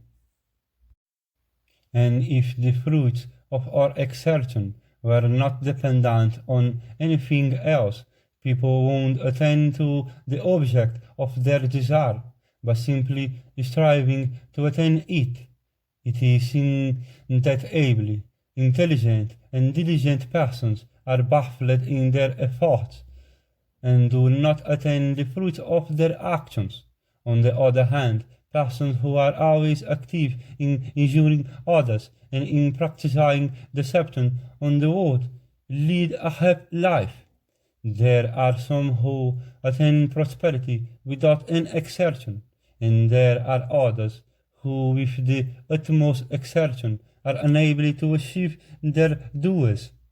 Miserly persons with the object of having sons born to them worship the gods, and practice severe austerities, and those sons, having remained in the womb for 10 months, at length turn out to be very infamous in suit of their race, and others begotten under the same auspices, decently pass their lives in luxury with heaps of riches and grain accumulated by their ancestors. The disease from which men suffer are undoubtedly the result of their own karma. They then behave like small deer at the hands of hunters, and they are racked with mental troubles, and as hunters intercept the flight of their game, the progress of those diseases is checked by able and skillful physicians with their collections of drugs, and the best of the cherisher of religion. Thou hast observed that those who have it in their power to enjoy are prevented from doing from the fact of their suffering from chronic bowel complaints, and that many others that are strong and powerful suffer from misery, and are enabled with great difficulty to obtain a livelihood, and that every man is thus helpless, overcome by misery and illusion, and again tossed and overpowered by the powerful current of his own actions. If there were absolute freedom of action, no creature won't die, none won't be subject to decay, or await his evil doom, and everybody won't attain the object of his desire. All persons desire to outdistance their neighbors, and they strive to do to the utmost of their power. The result turns out otherwise. Men are the persons born under the influence of the same star and the same auspices of good luck. A great diversity is observable in the maturity of their actions. No person can be the dispenser of his own lot. The actions done in a previous existence are seen to fructify in our present life. It is the immemorial tradition that the soul is eternal and everlasting. The corporeal frame of our creatures is subject to destruction here. When, therefore, life is extinguished, the body on is destroyed. The spirit, wedded to its actions, travels elsewhere. The Brahmana replied, and in deliverance of discourses, I long to know accurately how the soul becomes eternal. The Fowler replied, the spirit dies not, there being simply a change of tenement. They are mistaken who foolishly say that our creatures die. The soul betakes itself to another frame, and its change of habitation is called its death. In the world of men, no man hears the consequences of another man's karma. Whatever one does, he is sure to reap the consequences thereof, for the consequences of the karma that is once done can never be obviated. The virtuous become endowed with great virtues, and sinful men become the perpetrators of wicked deeds. Men's actions follow them, and influenced by these, they are born again. The Brahmana inquired, why does the spirit take its birth, and why does its nativity become sinful or virtuous, and how? Does it come to belong to a sinful or virtuous race? The Fowler replied, this mystery seems to belong to the subject of procreation. I shall briefly describe to you how the spirit is born again with its accumulated load of karma, the righteous in a virtuous and the wicked in a sinful nativity. By the performance of virtuous actions, it attains to the state of the gods, and by a combination of good and evil, it acquires the human state. By indulgence in sensuality and similar demoralizing practices, it is born in the lower species of animals, and by sinful acts it goes to the infernal regions. Afflicted with the miseries of birth and dotage, man is fated to root here below from the evil consequences of his own actions, passing through thousands of births, as also the infernal regions, or spirits wander about, secured by the fetters of their own karma. Animated beings become miserably in the next world on account of these actions done by themselves, and from the reaction of those miseries they assume lower births, and then they accumulate a new series of actions, and they consequently suffer misery over again, like sickly men partaking of an unwholesome food. And although they are thus afflicted, they consider themselves to be happy and at ease, and consequently their fetters are not loosened, and new karma arise. In suffering from diverse miseries, they turn about in this world like a well. If casting off their fetters, they purify themselves by their actions and practice austerities and religious meditations. Then they attain the Elysian regions by these numerous acts and by casting off their fetters. And by the purification of karma, men attain those blissful regions where misery is unknown to those who go there. The sinful man who is addicted to vices never comes to the end of his course of iniquities. Therefore, must we strive to do what is virtuous and forbear from doing what is unrighteous. However, with a heart full of gratefulness, and free from malice, strives to do what is good, attains wealth, virtue, happiness, and heaven.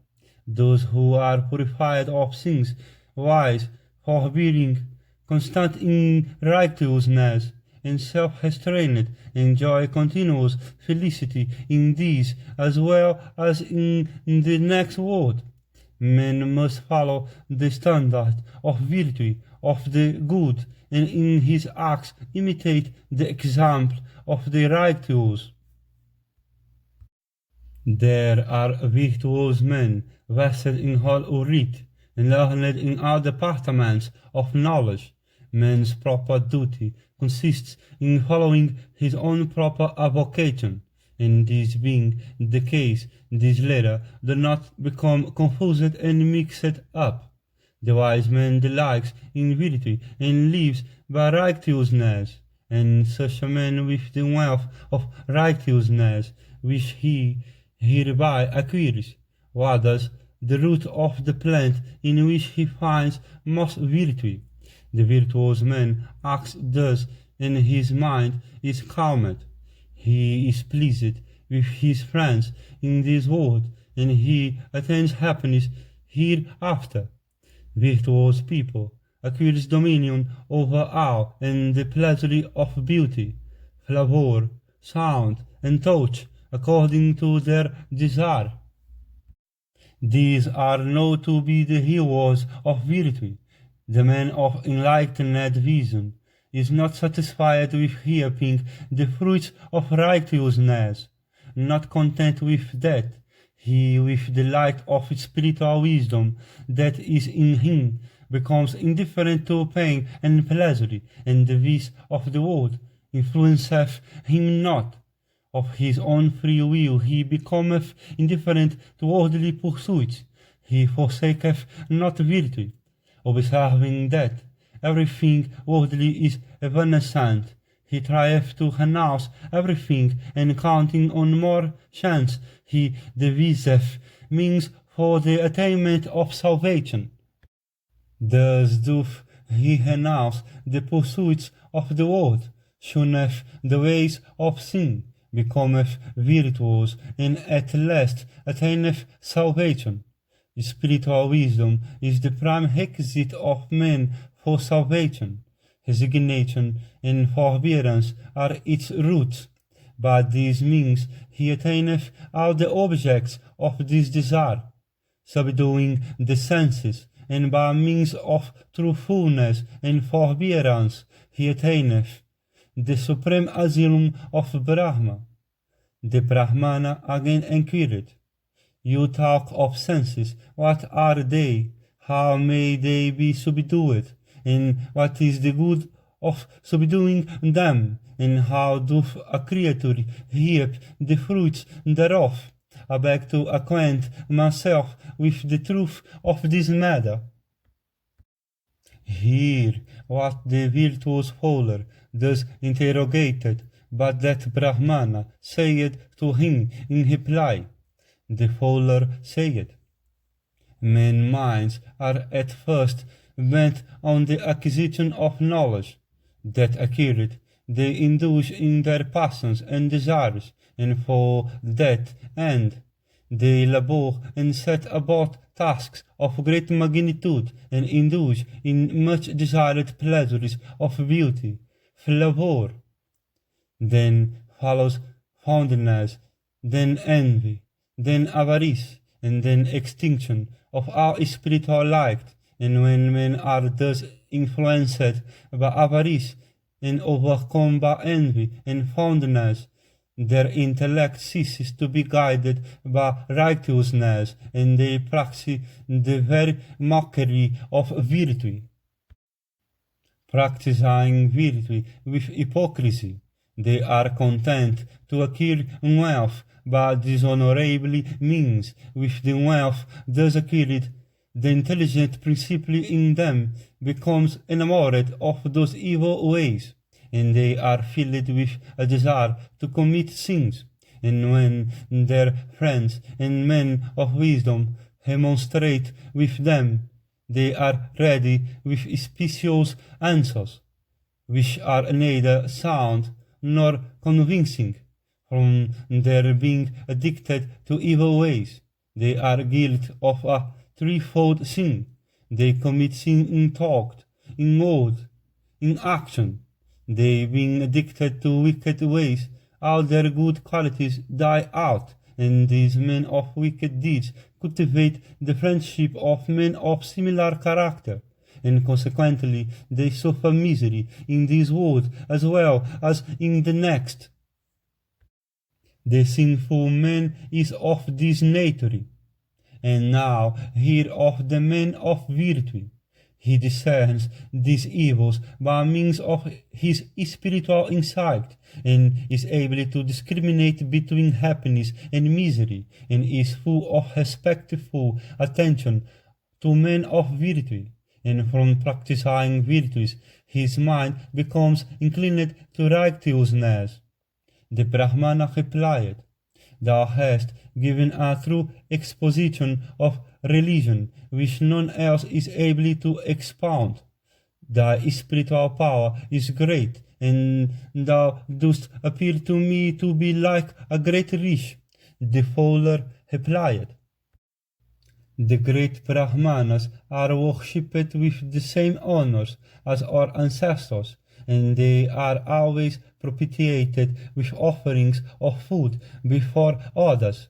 Wise men in this world do what is pleasing to them with all their heart, and I shall describe to thee what is pleasing to them, after having bowed down to Brahmanas as a class.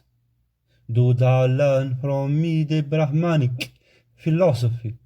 This unholy universe, unconquerably everywhere and abounding in great elements, is Brahma, and there is nothing higher than this.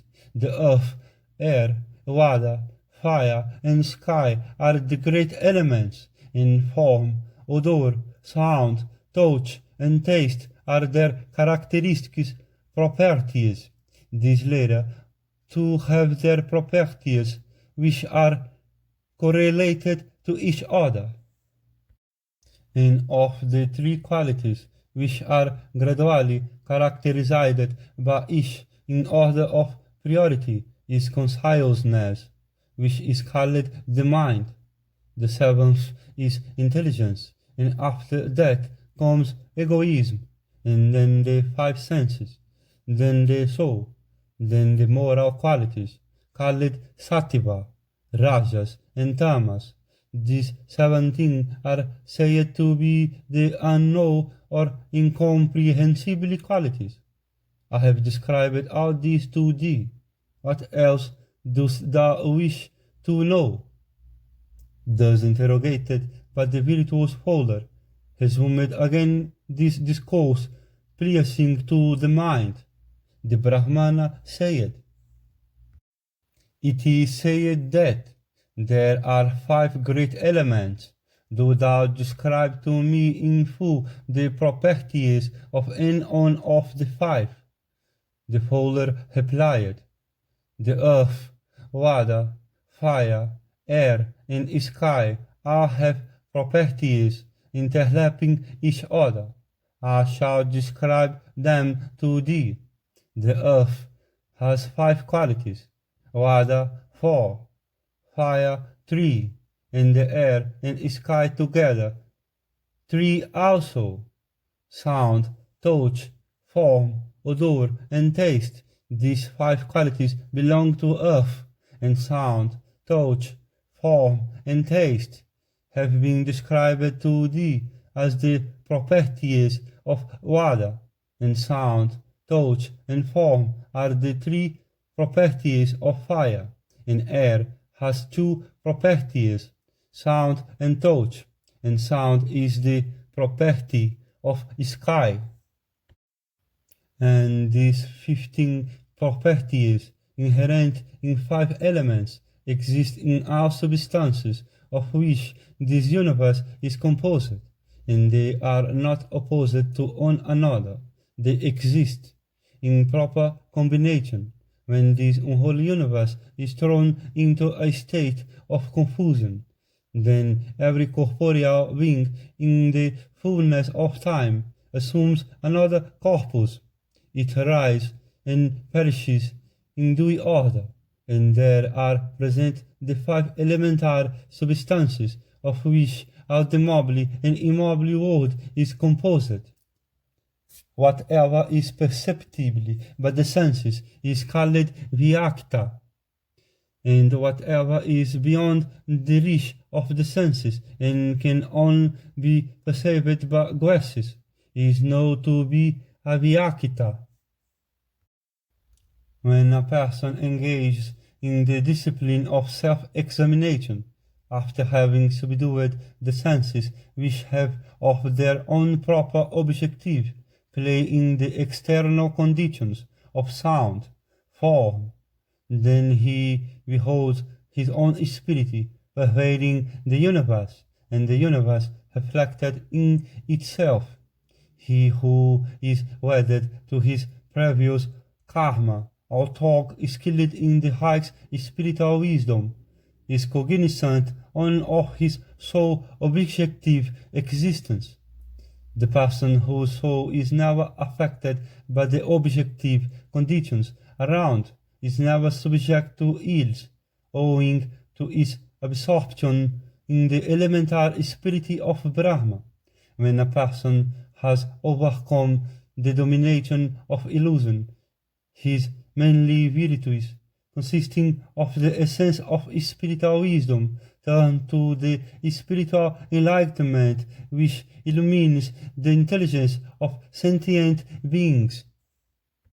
Such a person is stilled by the omnipotent, intelligent spirit as one who is without beginning and without end, self-existent, immutably, incorporeal and incomparably. This that thou hast inquired of me is only the result of self-discipline, and this self-discipline can only be acquired by subduing the senses. It cannot be otherwise. Heaven and hell are both dependent on our senses. When subdued, they lead to heaven. When indulged in, they lead to perdition. The subjugation of the senses is the highest means of attaining spiritual light.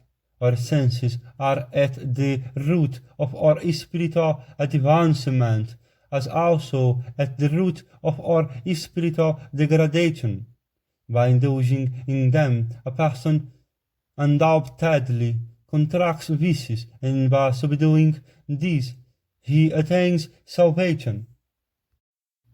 The self-restrained person who acquires mastery over the six senses inherent in our nature is never tainted with sin, and consequently evil has no power over him. Man's corporeal self has been compared to a chariot, his soul to a charioteer, and his senses to horses. A dexterous man drives about without confusion, like a quiet charioteer with well-broken horses. That man is an excellent driver, who knows how to patiently yield the reins of those wild horses. The six senses inherent in our nature. When our senses become ungovernably like horses on the high road, we must patiently rein them in, for with patience we are sure to get the better of them. When a man's mind is overpowered by any one of these senses running wild, he loses his reason and becomes like a ship tossed by storms upon the high ocean. Men are deceived by illusion in hoping to reap the fruits of those six things, whose effects are studied by persons of spiritual insight, who thereby reap the fruits of their clear perception. The Fowler having expounded these abstruse points, the Brahmana with great attention again inquired of him about these subtle topics. The Brahmana said, Do thou truth describe to me, who now do ask thee, the respective virtues of the qualities of sattva, rajas, and tamas. The fowler replied, Very well, I shall tell thee what thou hast asked. I shall describe separately their respective virtues, do thou listen. Of them, tamas is characterized by illusion, rajas in seats, sattva is of great grandeur, and on that account it is said to be the greatest of them. He who is greatly under the influence of spiritual ignorance, who is foolish, senseless, and given to dreaming, who is idly, unenergetic, and swayed by anger and haughtiness, is said to be under the influence of tamas, and that excellent man who is agreeably in speech, thoughtful, free from envy, industrious in action from an eager desire to reap its fruits, and of warm temperament, is said to be under the influence of rajas, and he who is resolute, patient, not subject to anger, free from malice, and is not skillful in action from want of a selfish desire to reap its fruits, wise and forbearing, is said to be under the influence of sattva. When a man endowed with the sattva quality is influenced by worldliness, he suffers misery. He hates worldliness when he realizes its full significance, and then a feeling of indifference to worldly affairs begins to influence him, and then his pride decreases, and uprightness becomes more prominent, and his conflicting moral sentiments are reconciled, and then self-restraint in any matter becomes unnecessary. A man may be born in the Sudra caste. If he is possessed of good qualities, he may attain the state of Vaisya, and similarly that of a Kshatriya, and if he is steadfast in rectitude, he may even become a Brahmana. I have described to thee these virtues. What else dost thou wish to learn? The Brahmana inquired, How is it that fire, in combination with the earthly element, becomes the corporeal tenement, and how doth the vital air, according to the nature of its seat, excite to action? This question having been put to the Brahmana by the fowler, the latter, in reply, said to that high-minded Brahmana, The vital spirit manifesting itself in the seat of consciousness causes the action of the corporeal frame, and the soul being present in both of them acts. The past, the present, and the future are inseparably associated with the soul, and it is the height of a creature possessions. It is of the essence of the Supreme Spirit, and we adore it. It is the animating principle of all creatures, and it is the eternal Purusha. It is great, and it is the intelligence and the ego, and it is the subjective seat of the various properties of elements. Thus, while seated here, it is sustained in all its relations, external or internal, but the subtly ethereal air called prana, and thereafter each creature goes its own way by the actions of another subtly air called samana, and this later transforming itself into a prana air, and supported by the head of the stomach, carries the refuse matter of the body, urine, to the kidneys and intestines. That same air is present in the three elements of effort, exertion, and power, and in that condition it is called udana air by persons learned in physical science, and when manifesting itself by its presence at all the junctional points of the human system, it is known by the name Viana, and the internal heat is diffused over all the tissues of our system, and supported by these kinds of air, it transforms our food and the tissues and the humors of our system, and by the coalition of prana and other airs, a reaction ensues, and the heat generated thereby is known as the internal heat of the human system, which causes the digestion of our food. The prana and the apana air are interposed within the samana and the udana air, and the heat generated by their coalition causes the growth of the body, and that portion of each seat extending to as far as the rectum is called apana, and from that arteries rise in the 5 airs prana. The prana air, acted on by the heat, strikes against the extremity of the apana region, and then recoiling it reacts on the heat. Above the navel is the region of undigested food, and below it the region of digestion, and the prana and all other airs of the system are seated in the navel.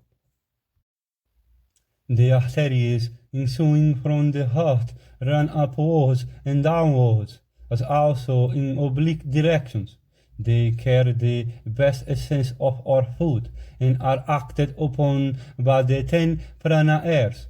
This is the way by which patient yogins, who have overcome all difficulties, and who view things with an impartial and equal eye, with their souls seated in the brain, find the supreme spirit. The prana and the apana airs are thus present in the body of all creatures. Know that the spirit is embodied in corporeal disguise, in the 11 allotropous conditions, and that, tog eternal, its normal state is apparently modified by its accompaniments, even like the fire purified in its pan, eternal, yet with its course altered by its surroundings, and that the divine thing which is kindred with the body is related to the latter in the same way as a drop of water to the slack surface of a lotus leaf on which it rolls. Know that sattva, rajas, and tamas are the attributes of our life, and that life is the attribute of spirit, and that the latter again is an attribute of the supreme spirit. Inert, insensible matter is the seat of the living principle, which is active in itself and induces activity in others. That thing by which the 7 worlds are incited to action is called the Most High by men of high spiritual insight. Thus in all these elements the eternal spirit does not show itself, is perceived by the learned in spiritual science by reason of their high and keen perception.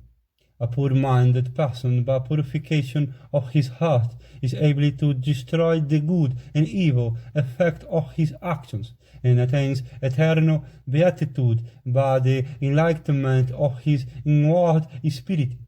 That state of peace and purification of heart is likened to the state of a person who, in a cheerful state of mind, sleeps soundly, or the brilliance of a lamp trimmed by a skillful hand. Such a poor-minded person, living on a spare diet, perceives the Supreme Spirit reflected in his own, and by practicing concentration of mind in the evening and small hours of the night, he beholds the Supreme Spirit, which has no attributes, in the light of his heart, shining like a dazzling lamp, and thus he attains salvation. Avarice and anger must be subdued by all means, for this act constitutes the most sacred virtue, that people can practice, and is considered to be the means by which man can cross over to the other side of the sea of affliction and trouble. A man must preserve his righteousness from being overcome by the evil consequences of anger, his virtues from the effects of pride, his learning from the effects of vanity, and his own spirit from illusion. Lenience is the best of virtues, and forbearance is the best of powers. The knowledge of our spiritual nature is the best of our knowledge, and truthfulness is the best of our religion's obligations. The telling of truth is good, and the knowledge of truth may be good. What conduces to the greatest good of our creatures is known as the highest truth. He whose actions are performed not with the object of securing any reward or blessing, who has sacrificed all to the requirements of his renunciation, is a real sannyasi, and is real wise. And as communion with Brahma cannot be taught to us even by our spiritual preceptor, he on giving us a clue to the mystery. Renunciation of the material world is called yoga.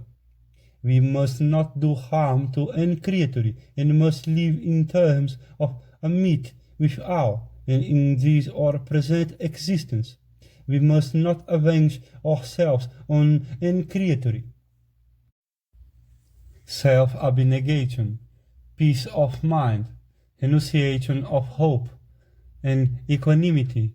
These are the ways by which spiritual enlightenment can always be secured, and the knowledge of self is the best of all knowledge, in this world as well as hereafter, renouncing all worldly desires and assuming a stoic indifference, wherein all suffering is at rest.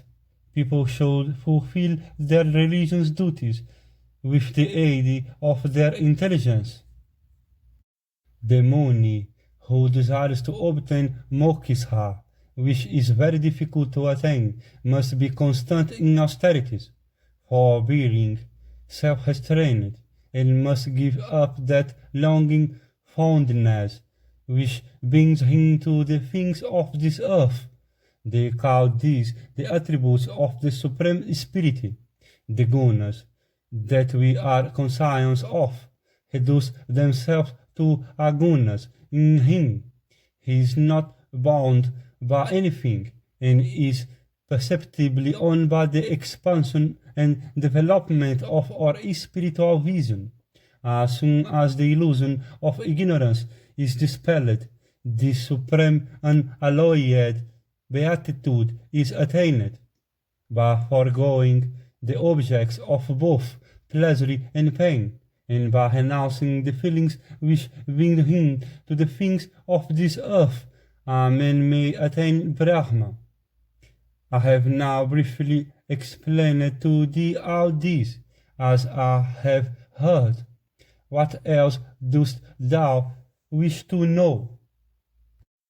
When all this mystery of salvation was explained to that Brahmana, he was highly pleased, and he said, addressing the fowler, all this that thou hast explained is rational, and it seems to me that there is nothing in connection with the mysteries of religion which thou dost not know.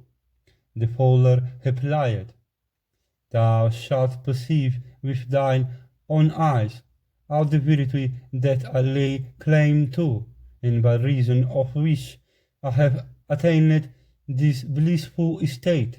Rise, worshipful sir, and quickly enter this inner apartment. It is proper that thou shouldst see my father and my mother. Thus addressed, the Brahmana went in, and beheld a fine beautiful mansion. It was a magnificent house divided in 4 suites of rooms, admired by gods, and looking like one of their palaces. It was furnished with seats and beds, in redolent of excellent perfumes. His revered parents, clad in white robes, having finished their meals, were seated at ease. The fowler, beholding them, prostrated himself before them with his head at their feet. His aged parents then addressed him thus: Rise, may righteousness shield thee. We are much pleased with thee for thy piety. Mayest thou be blessed with a long life, and with knowledge, high intelligence, and fulfillment of thy desires. Thou art a good and dutiful son, for we are constantly and reasonably looked after by thee, and even amongst the celestials thou hast not another divinity to worship. By constantly subduing thyself, thou hast become endowed with the self-restraining power of Brahmanas, and all thy grandsires and ancestors are constantly pleased with thee for thy self-restraining virtues and for thy piety towards us. In thought, word, or deed, thy attention to us never flags, and it seems that at present thou hast no other thought in thy mind. As Rama, the son of Jamadagni, labored to please his aged parents, hast thou done to please us, and even more. Then the fowler introduced the Brahmana to his parents, and they received him with the usual salutation of welcome. And the Brahmana, accepting their welcome, inquired if they, with their children and servants, were all right at home, and if they were always enjoying good health at that time. The aged couple replied, At home we are all right, with our servants. Hast thou, adorable sir, reached this place without any difficulty? The Brahmana replied, Yes, I have. Then the fowler, addressing himself to the Brahmana, said to him, These my parents, worshipful sir, are the idols that I worship. Whatever is due to the gods, I do unto them. As the 33 gods with Indra at their head are worshipped by men, are these aged parents of mine worshipped by me. As Brahmanas exert themselves for the purpose of procuring offering for their gods, do I act with diligence for these too. These my father and mother are my supreme gods, and I seek to please them always with offerings of flowers, fruits, and jams. To me they are like the 3 sacred fires mentioned by the learned, and they seem to me to be as good as sacrifices or the 4 Vedas. My 5 life-giving heirs, my wife and children and friends are all for them, and with my wife and children I always attend on them. With my own hands I assist them in bathing, and wash their feet, and give them food, and I say to them on what is agreeable, leaving out what is unpleasant. I consider it to be my highest duty to do what is agreeable to them, even though it be not strictly justifiable, and I am always diligent in attending on them, the 2 parents, the sacred fire, the soul, and the spiritual preceptor. These 5 are worthy of the highest reverence from a person who seeks prosperity. By serving them properly, one acquires the merit of perpetually keeping up the sacred fire, and it is the eternal and invariable duty of all householders. The virtuous fowler, having introduced his parents to that Brahmana as his highest gurus, again spoke to him as follows: Mark thou the power of this virtue of mine, by which my inner spiritual vision is extended. For this thou wast told by that self-restrained truthful lady, devoted to her husband.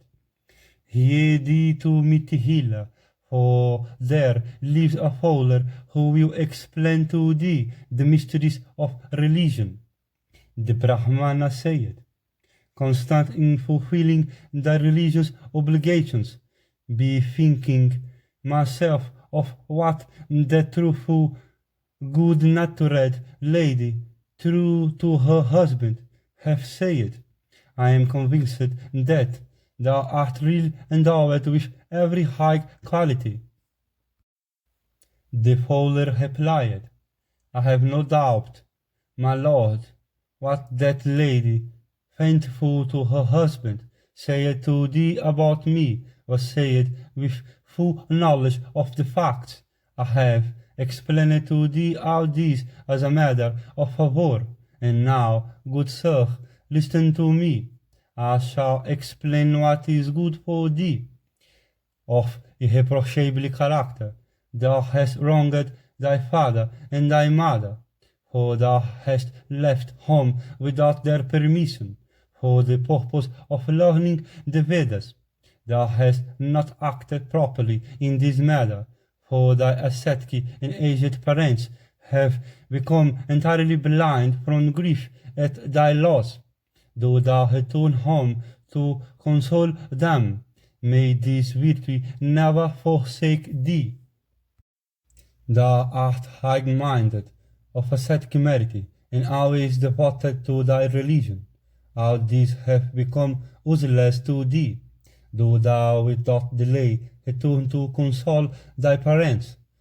Do have some regard for my words, and not act otherwise.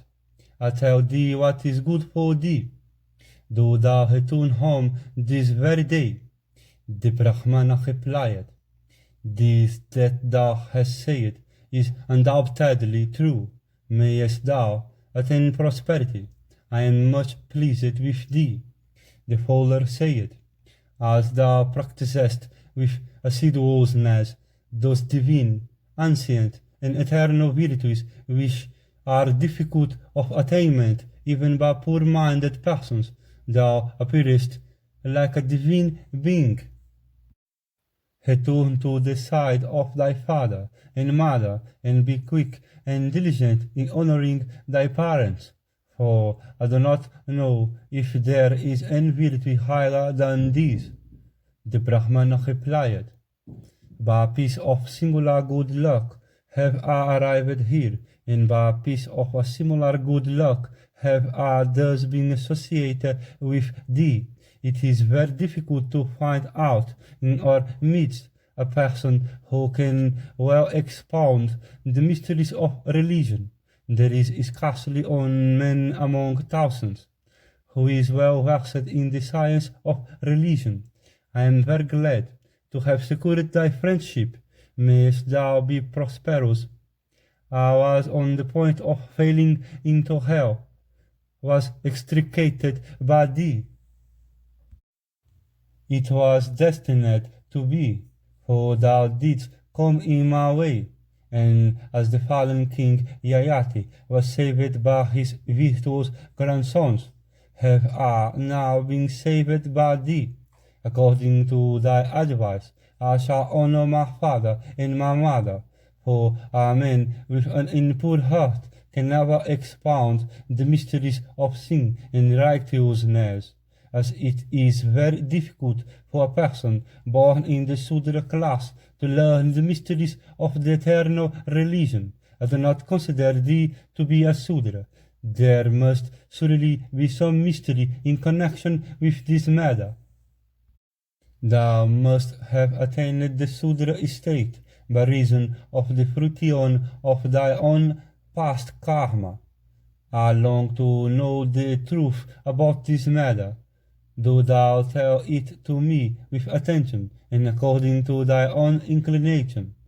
The fowler replied, Brahmanas are worthy of all respect from me. Listen to the history of a previous existence of mine.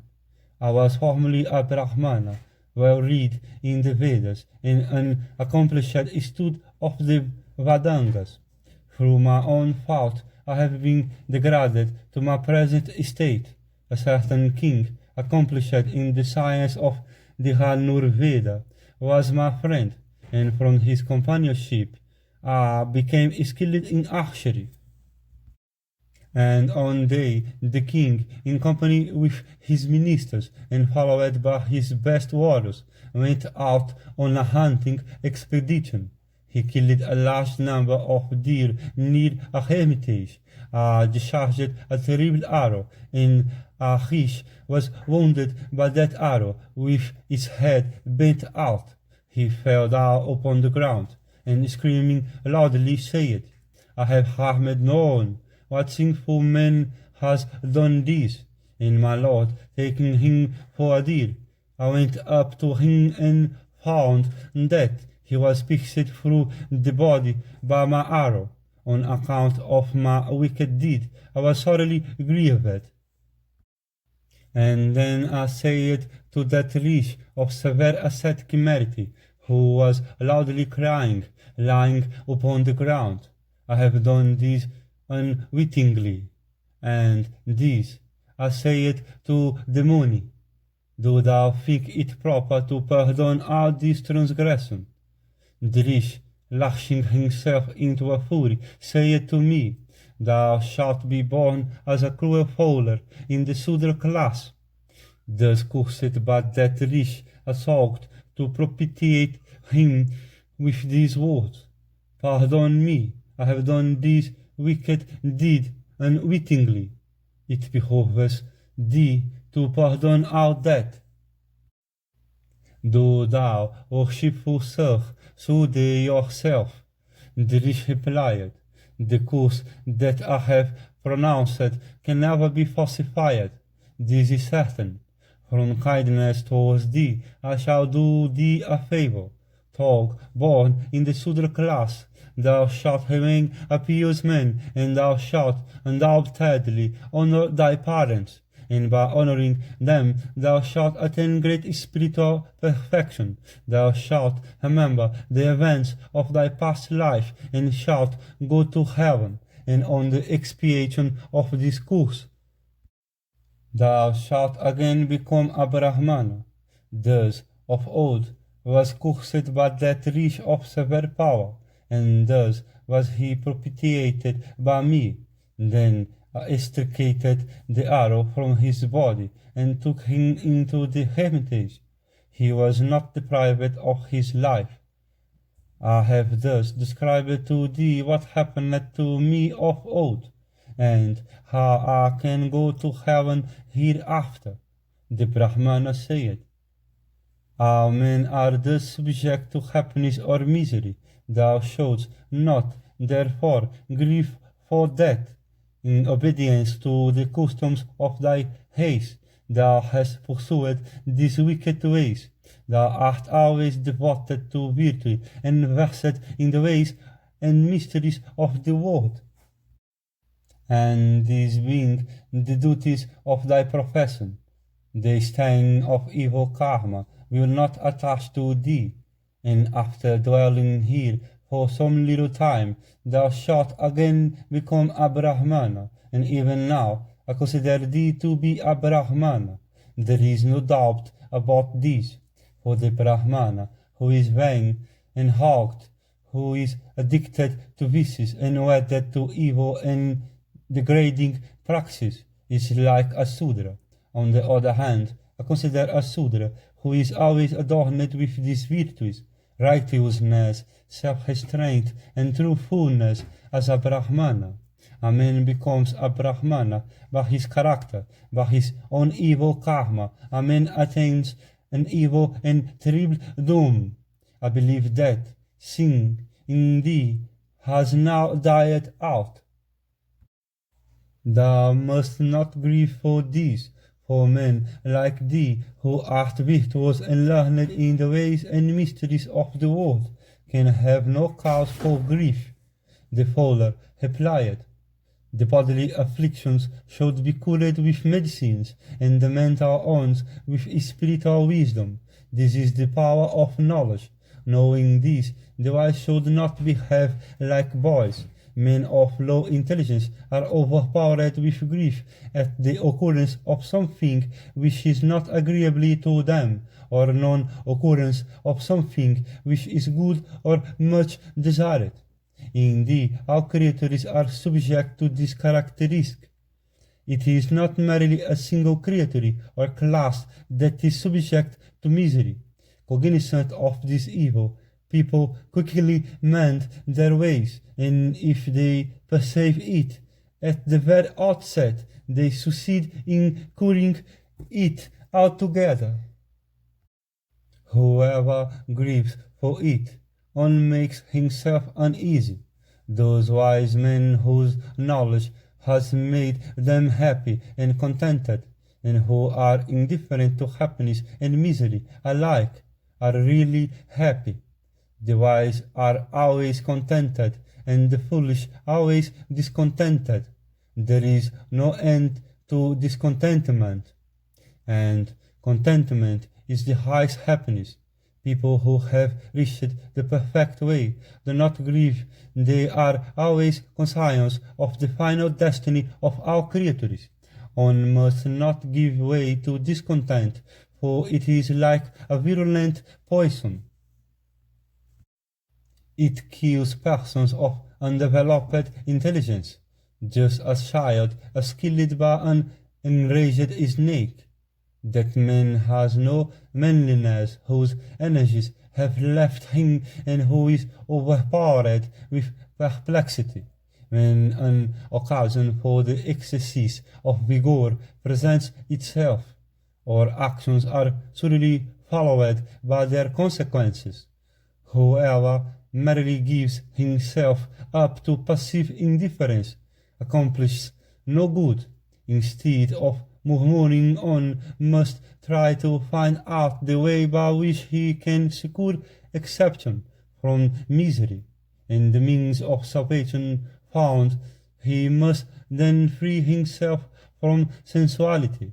The man who has attained a high state of spiritual knowledge is always conscious of the great deficiency of all matter. Such a person, keeping in view the final doom, never grieves. Do not grieve.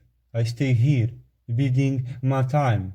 For this reason, I am not perplexed. The Brahmana said, Thou art wise and high in spiritual knowledge, and vast is thy intelligence. Thou who art vested in whole writ, art content with thy spiritual wisdom. I have no cause to find fault with thee. Adieu. Mayest thou be prosperous, and may righteousness shield thee, and mayest thou be assiduous in the practice of virtue. The fowler said to him, Be it so. And the good Brahmana walked round him, and then departed. And the Brahmana, returning home, was duly assiduous in his attention to his old parents.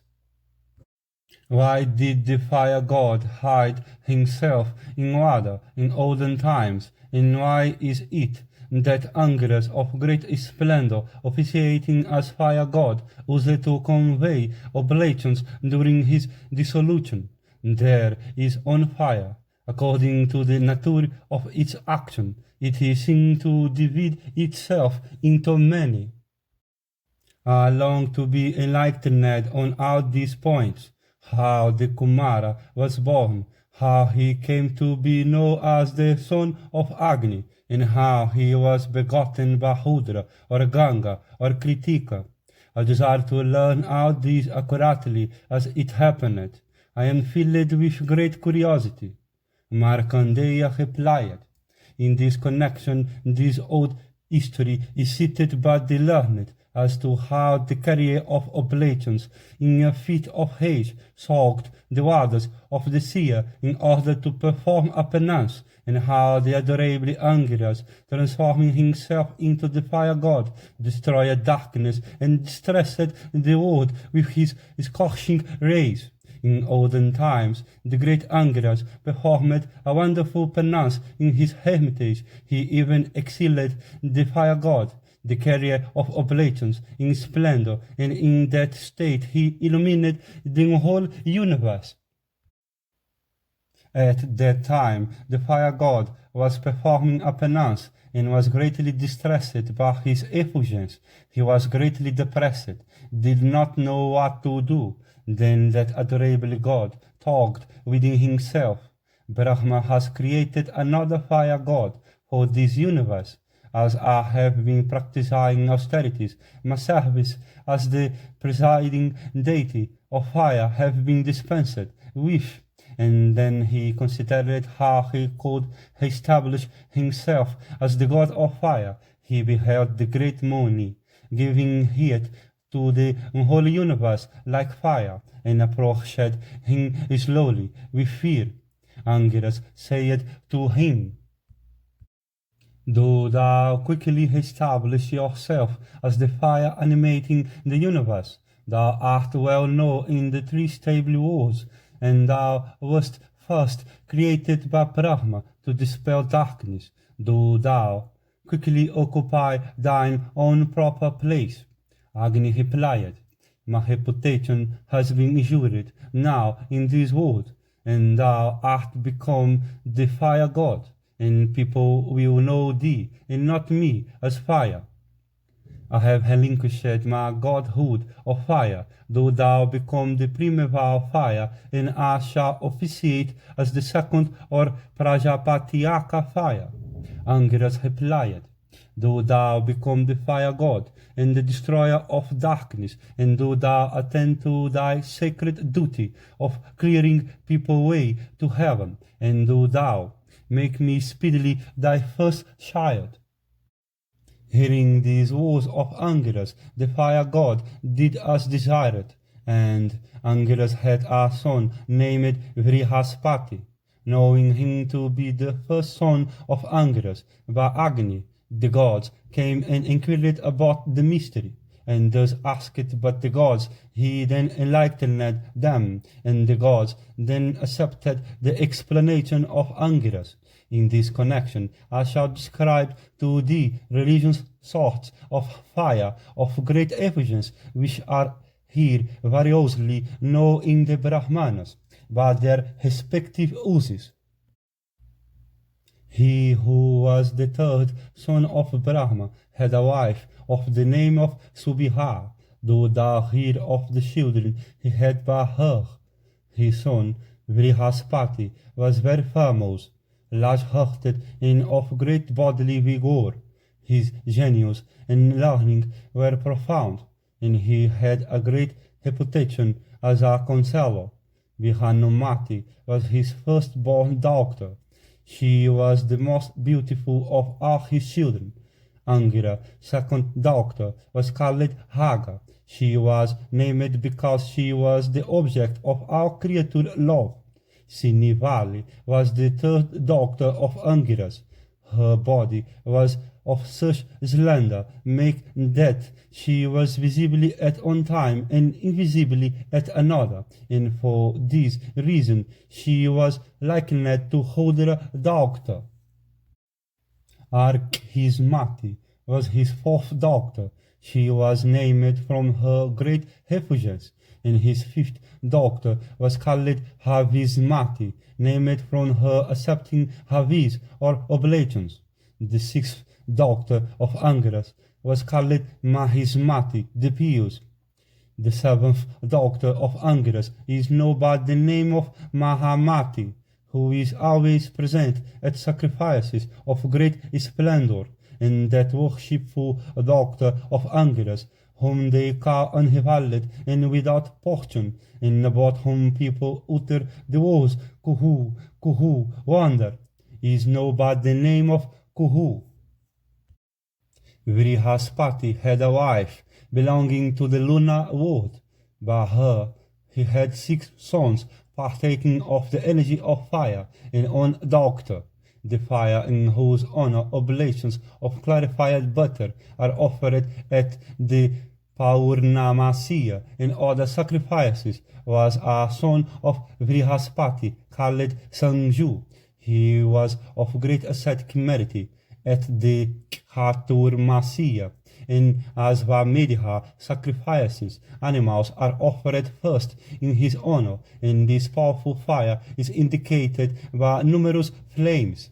Sanju's wife was called Satya. She was of matchless beauty, and she sprang from the Dharma for the sake of truth.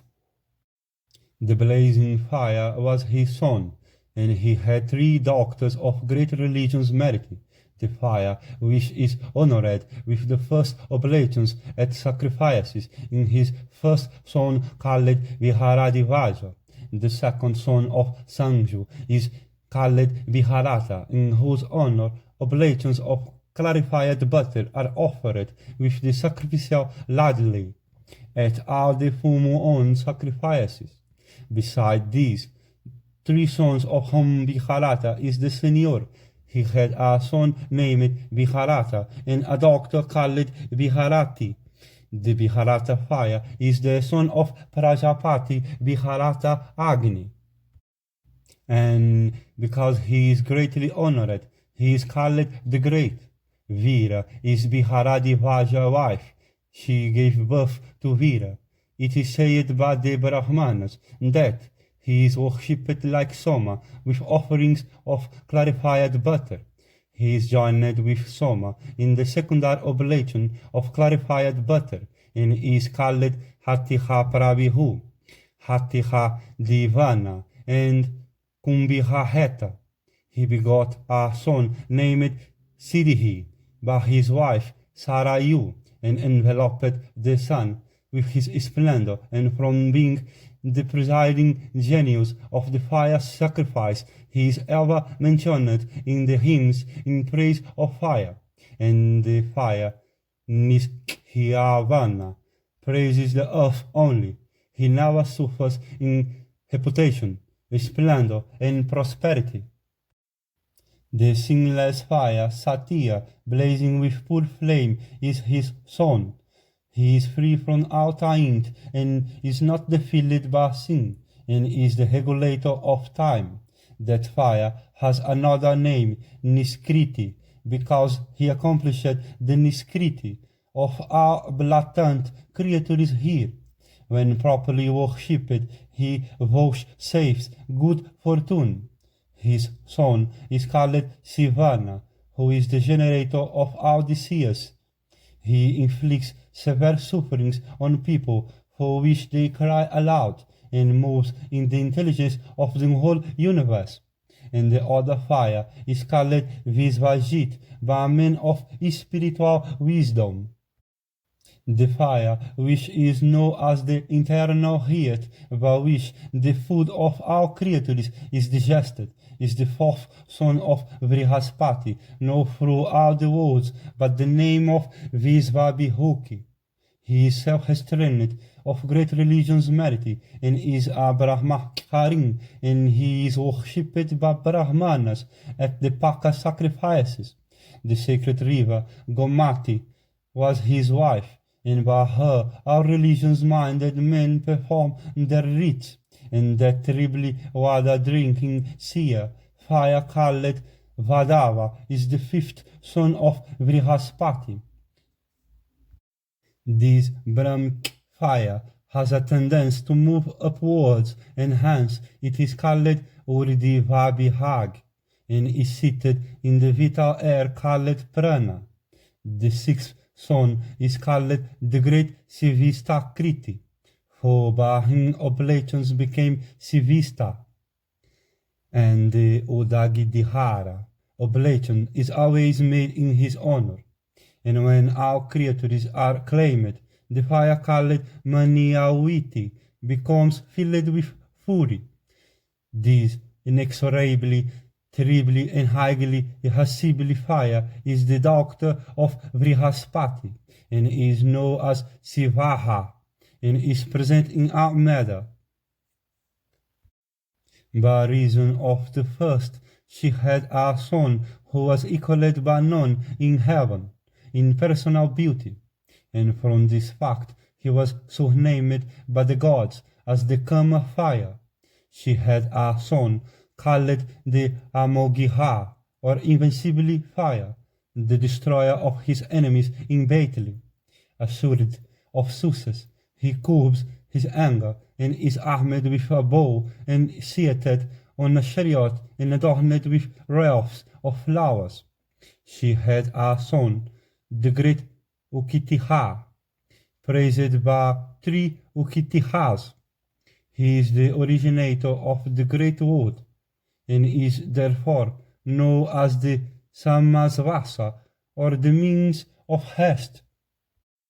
He performed a severe penance lasting for many years, with the view of having a pious son equal unto Brahma in reputation, and when the invocation was made with the Vyahit hymns, and with the aid of the 5 sacred fires, Kasyapa, Vasistha, Prana, the son of Prana, Hyavana, the son of Angiras, and Suvarkhaka, there arose a very bright energy, full of the animating principle, and of 5 different colors. Its head was of the color of the blazing fire, its arms were bright like the sun, and its skin and eyes were golden colored, and its feet were black. Its 5 colors were given to it by those 5 men by reason of their great penance. The celestial being is therefore described as appertaining to 5 men, and he is the progenitor of 5 tribes. After having performed a penance for 10,000 years, that being of great ascetic merit produced the terrible fire appertaining to the Pitris, in order to begin the work of creation, and from his head and mouth respectively he created Vrihat and Hatihantara, who quickly steal away.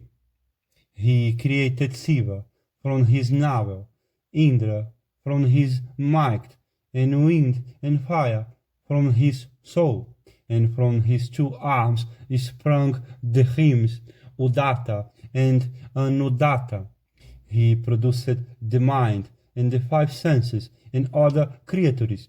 Having created these, he produced the 5 sons of the Pitris. Of these, Pranidhi was the son of Vrihadratha. Vrihadratha was the son of Kasyapa. Bihanu was the godson of Hyavana. Sauhaviha, the son of Suvarkhaka, and Anudatta, the son of Prana. These 25 beings are reputed. Tapa created 15 other gods who obstruct sacrifices.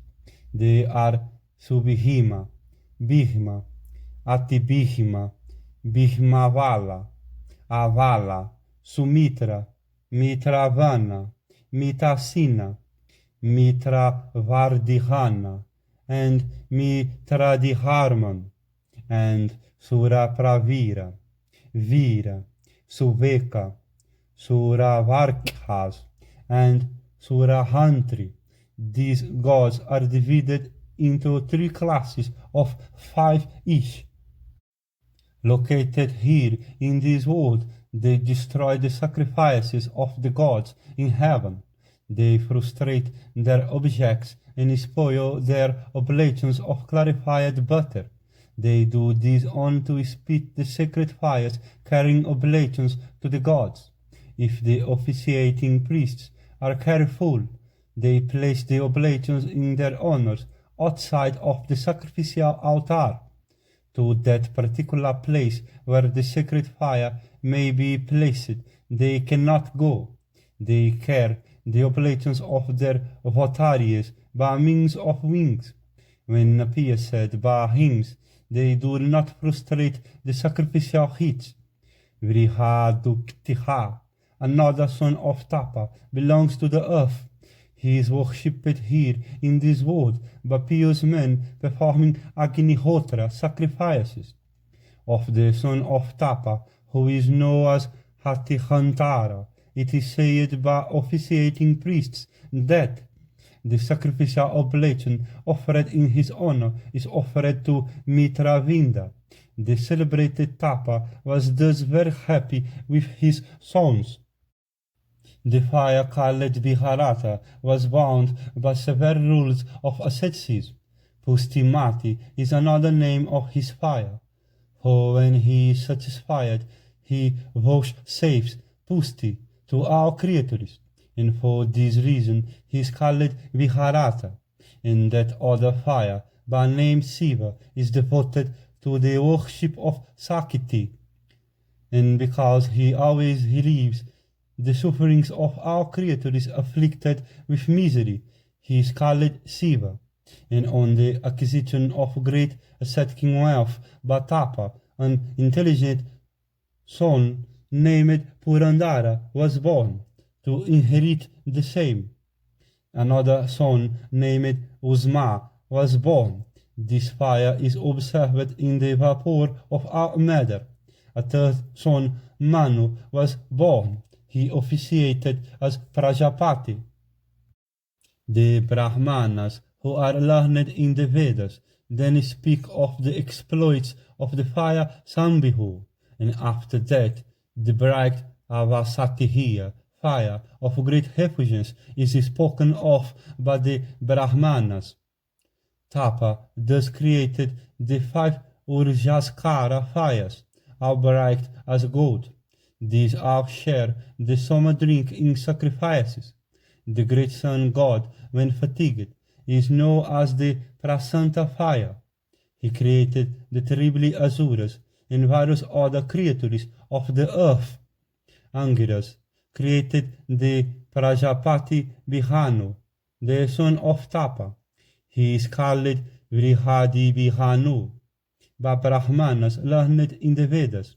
Bihanu married Supraja, and Vrihadi Bihanu, the daughter of Surya.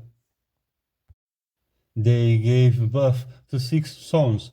Do thou hear of their progeny? The fire who gives strength to the weak is called Valada.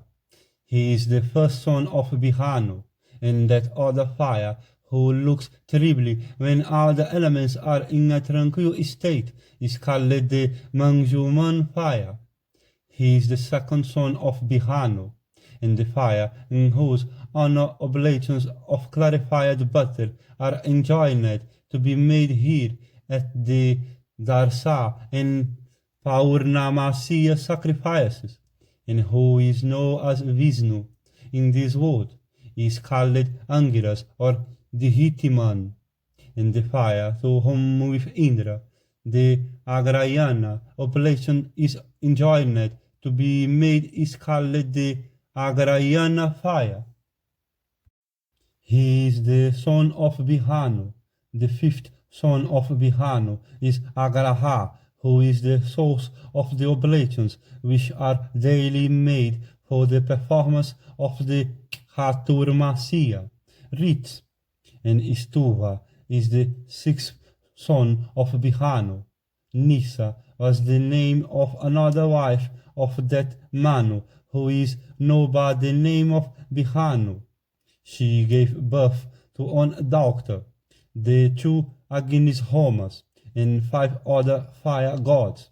The resplendent fire god, who is honored with the first oblations in company with the presiding deity of the clowns, is called Vaisvanara, and that other fire, who is called the Lord of all the worlds, is Visvapati, the second son of Manu, and the daughter of Manu is called Sivistakriti, because by oblations unto her one accrues great merit.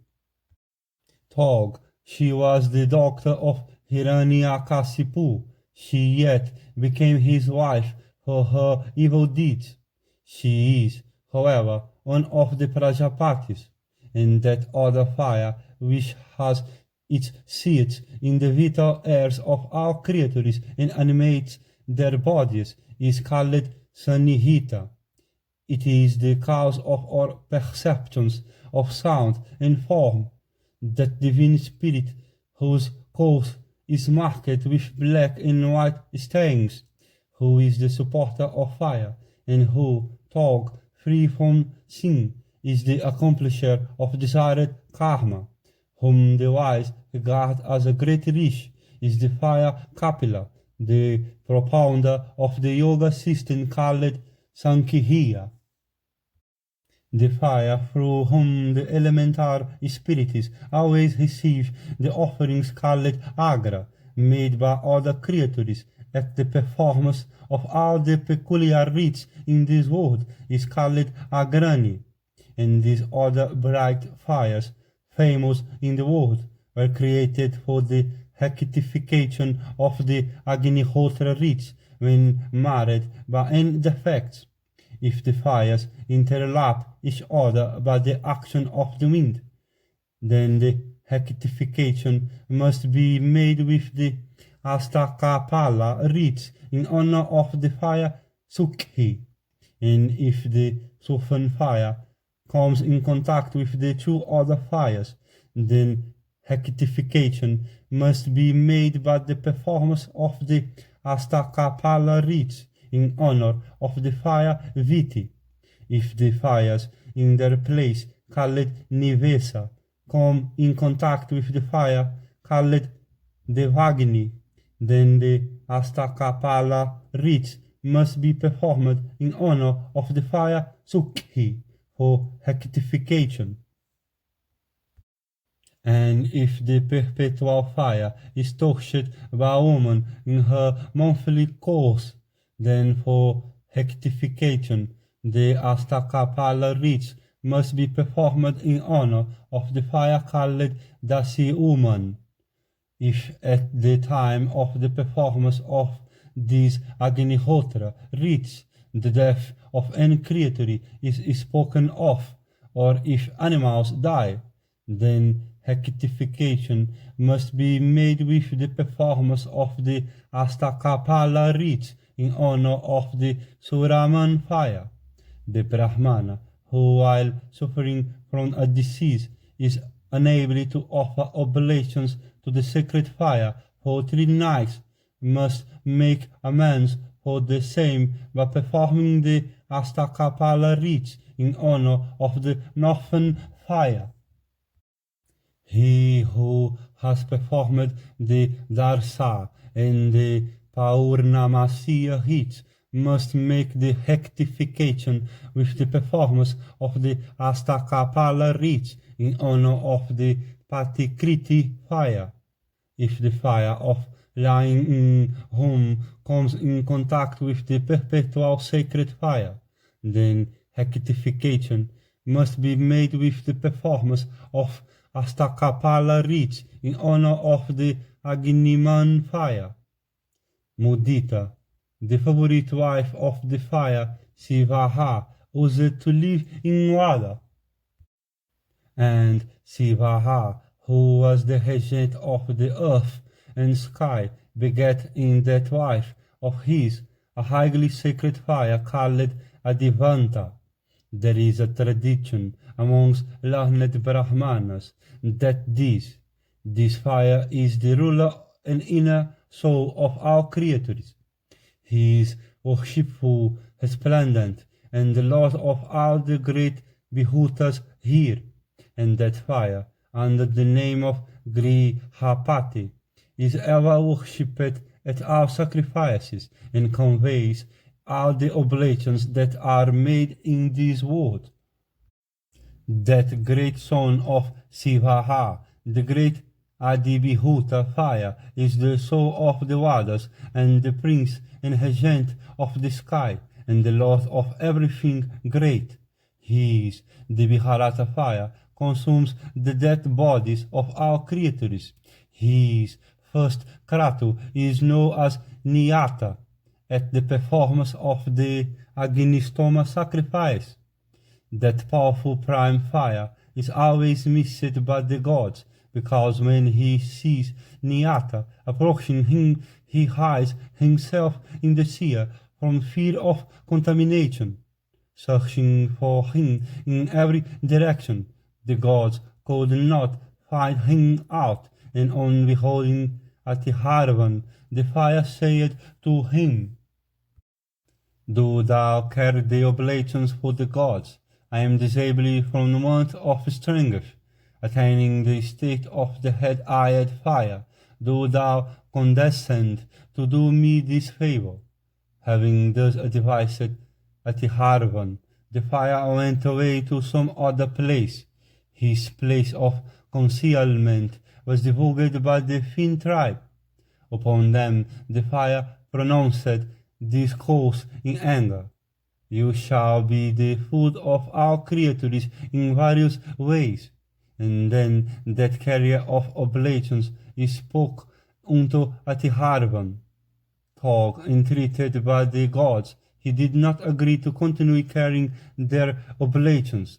He then became insensible and instantly gave up the ghost, and leaving his material body, he entered into the bowels of the earth. Coming into contact with the earth, he created the different metals. Force and ascent arose from his pus, the deodar pin from his bones, glass from his phlegm, the maracata dew from his bile, and the black iron from his liver. And all the world has been embellished with these three substances. The crowns were made from his nails, and corals from his veins, and various other metals were produced from his body. Thus, leaving his material body, he remained absorbed in meditation. He was roused by the penance of Vihirigu and Angiras.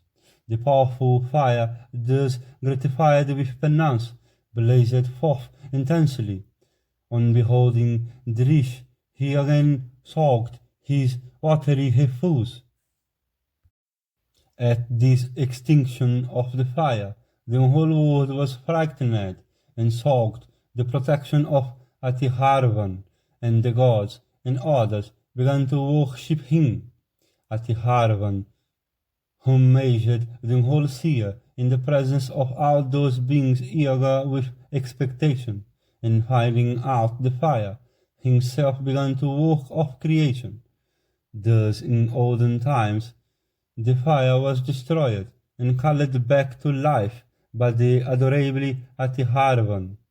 Now he invariably carries the oblations of all creatures, living in the sea and traveling about various countries. He produced the various fires mentioned in the Vedas: the river Indus, the 5 rivers, the Son, the Devika, the Sarasvati, the Ganga, the Satakumbha, the Sarayu, the Gandaki, the Harmanvati, the Mahi, the Medha, the Medhatihi, the 3 rivers Tamravati, the Vetravati, and the Kautsiki, the Tamasa, the Narmada, the Godavari, the Vena, the Upavena, the Bhima, the Vadava, the Viharati, the Suprayoga,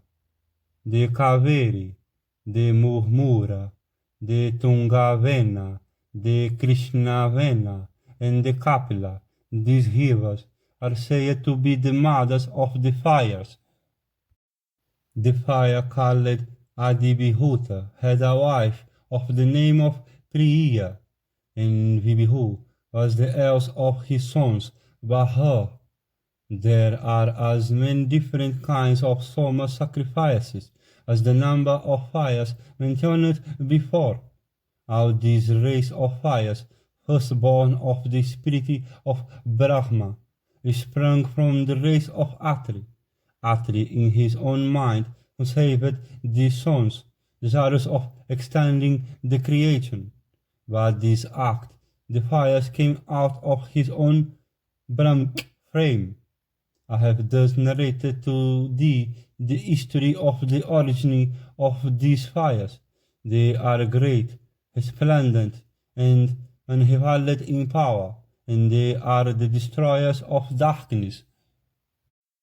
Know that the powers of those fires are the same as those of the Adibhuta fire, as related in the Vedas.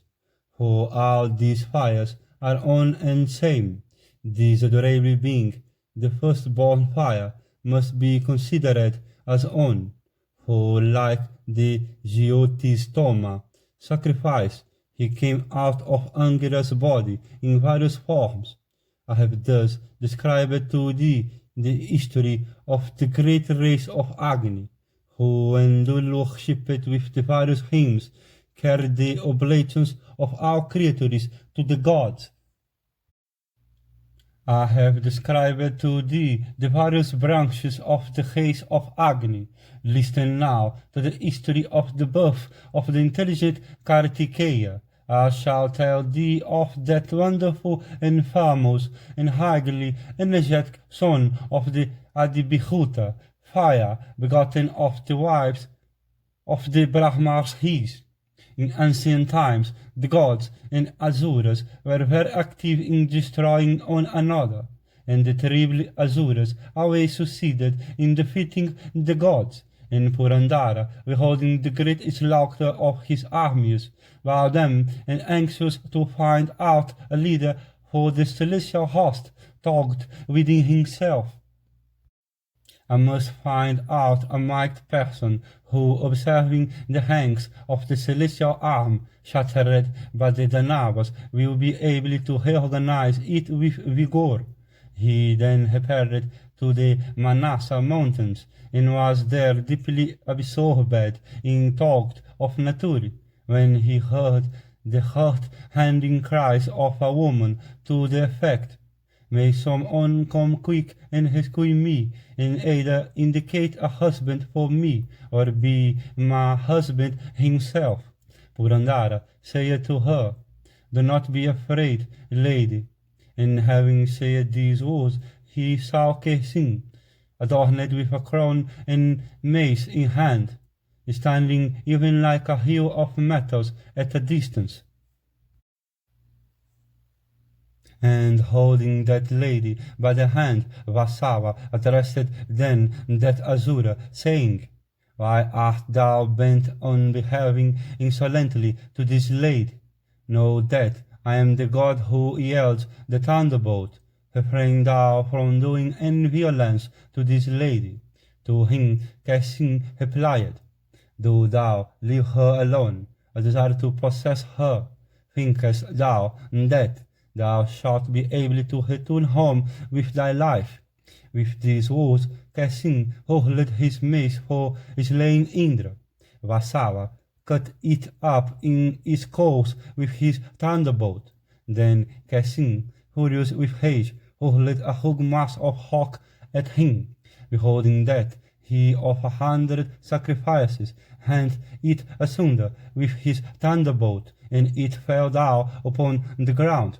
And Cresce himself was wounded by that falling mass of rock. Thus sorely afflicted, he fled, leaving the lady behind. And when the Asura was gone, Indra said to that lady, "Who and whose wife art thou, and what has brought thee here?"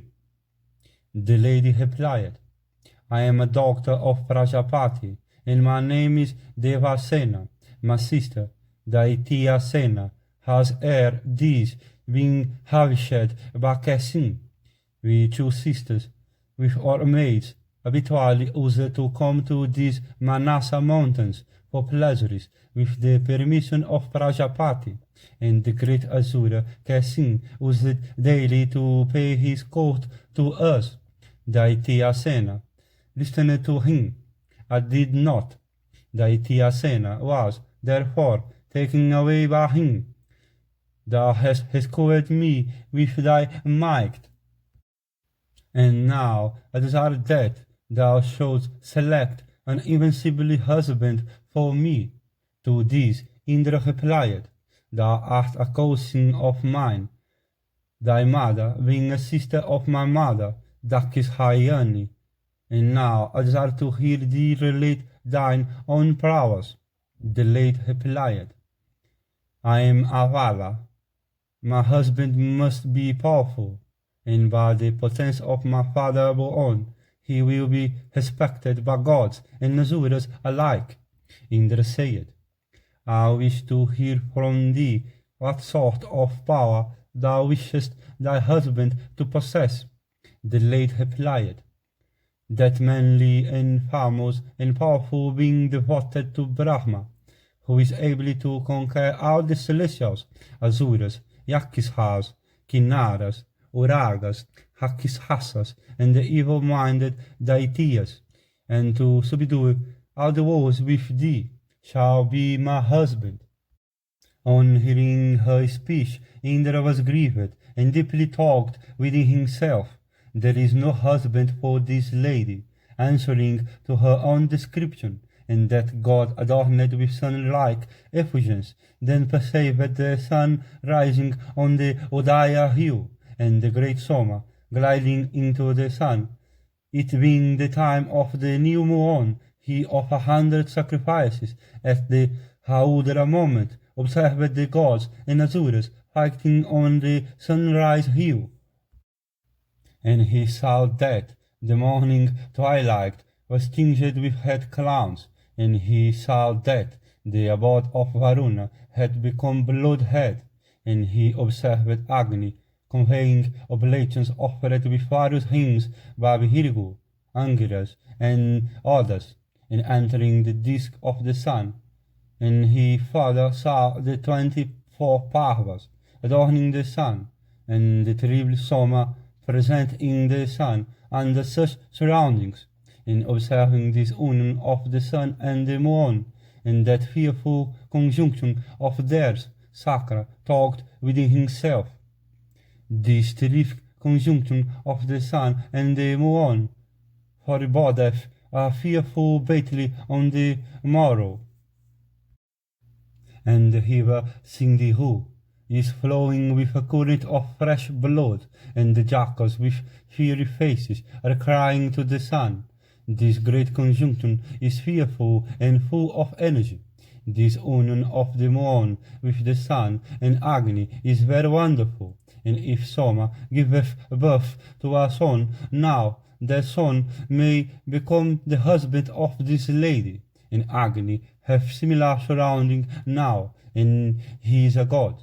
If he begetteth a son, that son may become the husband of this lady. With these thoughts, that illustrious celestial repaired to the regions of Brahma, taking Devasena with him. And saluting the grandsire, he said unto him, Do thou fix a renowned warrior as husband of this lady? Brahma replied, It shall be as thou hast intended. The ensuing of that union will be might and powerful accordingly. That powerful being will be the husband of this lady, and the joint leader of thy forces with thee. Thus addressed the Lord of the Celestials, and the lady bowed unto him, and then repaired to the place where those great Brahmanas, the powerful celestial rishis, Vasistha and others lived, and with Indra at their head, the other gods, desirous of drinking the Soma, Viviraj, repaired to the sacrifice of those rishis to receive their respective shares of the offerings.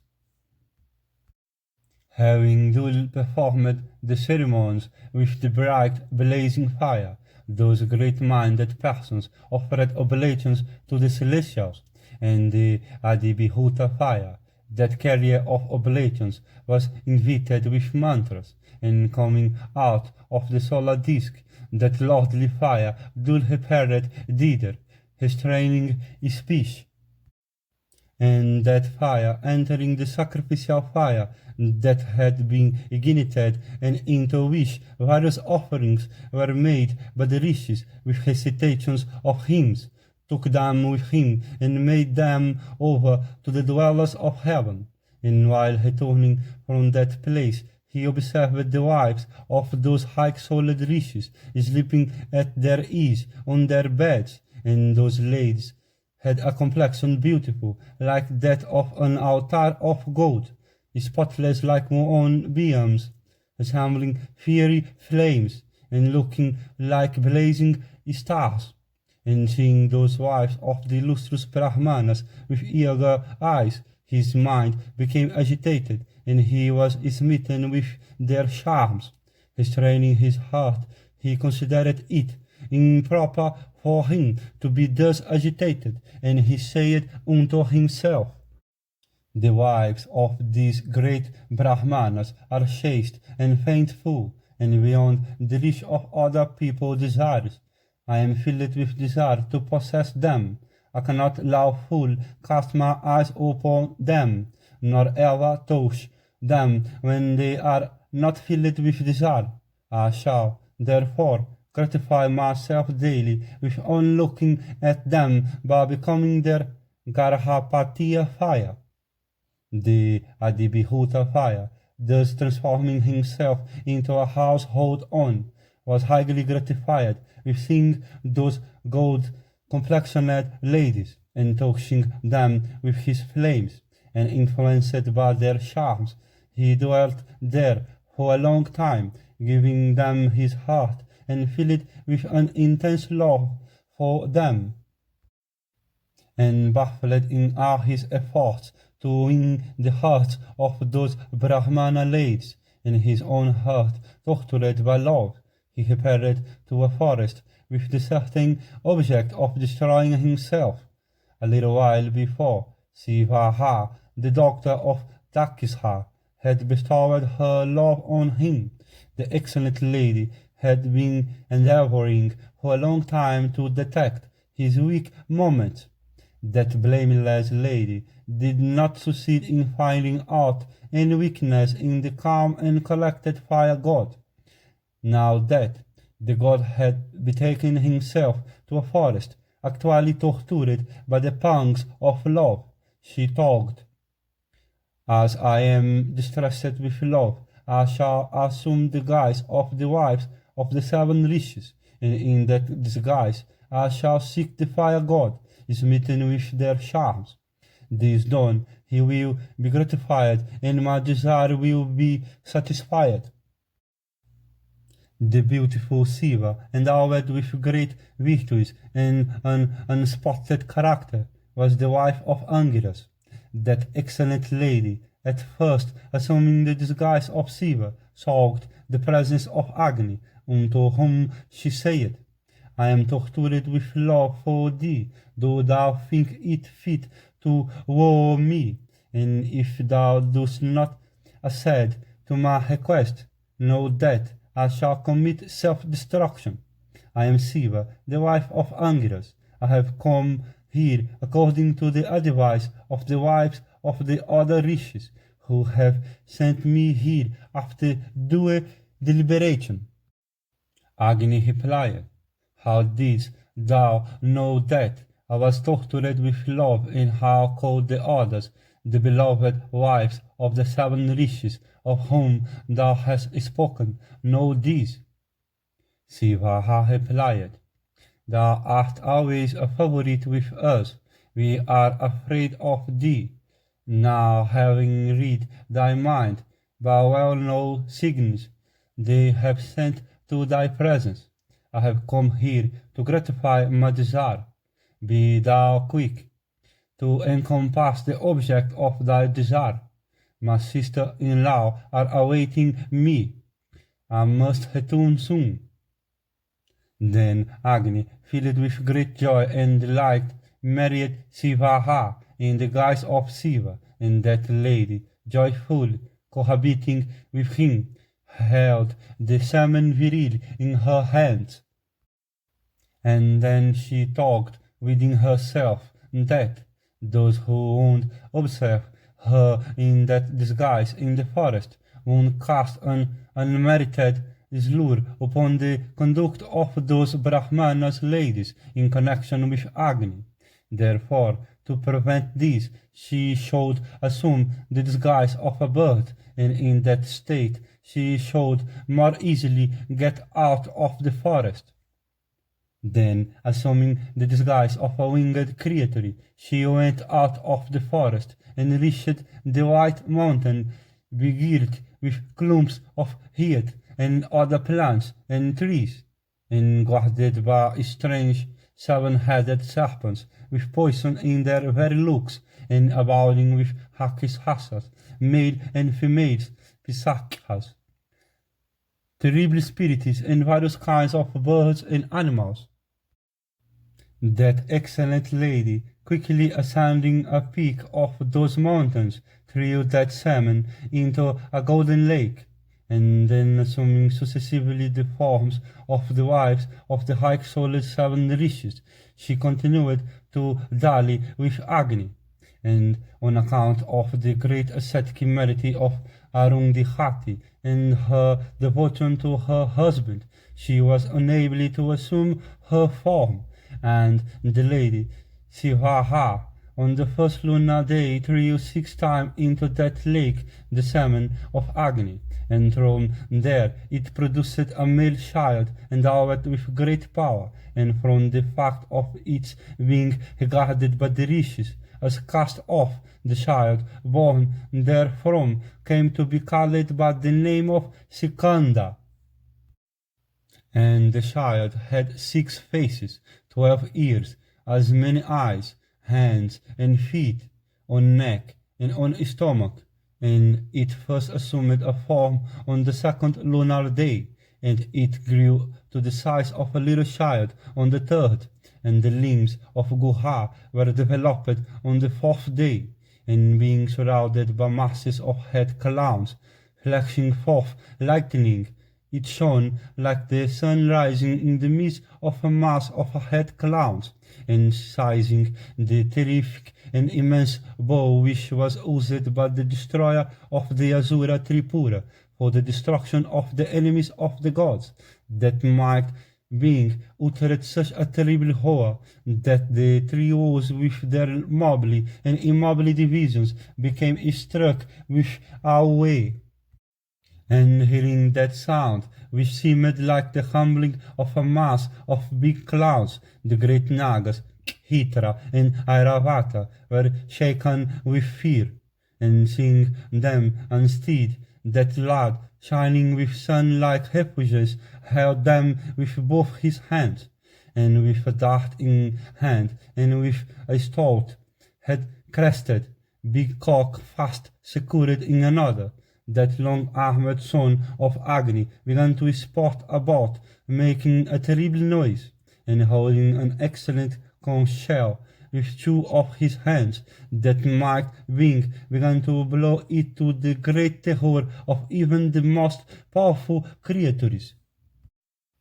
And striking the air with 2 of his hands, and playing about on the hilltop, the might Mahasena of unrivaled prowess looked as if he were on the point of devouring the 3 woes, and shone like the bright sun god at the moment of his ascension in the heavens, and that being of wonderful prowess and matchless strength, seated on the top of that hill, looked on with his numerous faces directed towards the different cardinal points, and observing various things, he repeated his loud roar, and on hearing those roars, various creatures were prostrate with fear, and frightened and troubled in mind, they sought protection, and all those persons of various orders who then sought the protection of that god are known as his powerful Brahmana followers. And rising from his seat, that mighty god allayed the fears of all those people, and then drawing his bow, he discharged his arrows in the direction of the White Mountain, and with those arrows the hill Kraunkha, the son of Himavat, was rent asunder, and that is the reason why swans and vultures now migrate to the Sumeru Mountains. The Kraunkha hill, sorely wounded, fell down uttering fearful groans, and seeing him falling, the other hills began to scream, and that marked being of unrivaled prowess, hearing the groans of the afflicted, was not at all moved, himself uplifting his mace, yelled forth his war-whoop, and that high-souled being then hurled his mace of great lustre, and quickly rent in twain one of the peaks of the White Mountain, and the White Mountain, being thus pierced by him, was greatly afraid of him, and dissociating himself from the earth, fled with the other mountains.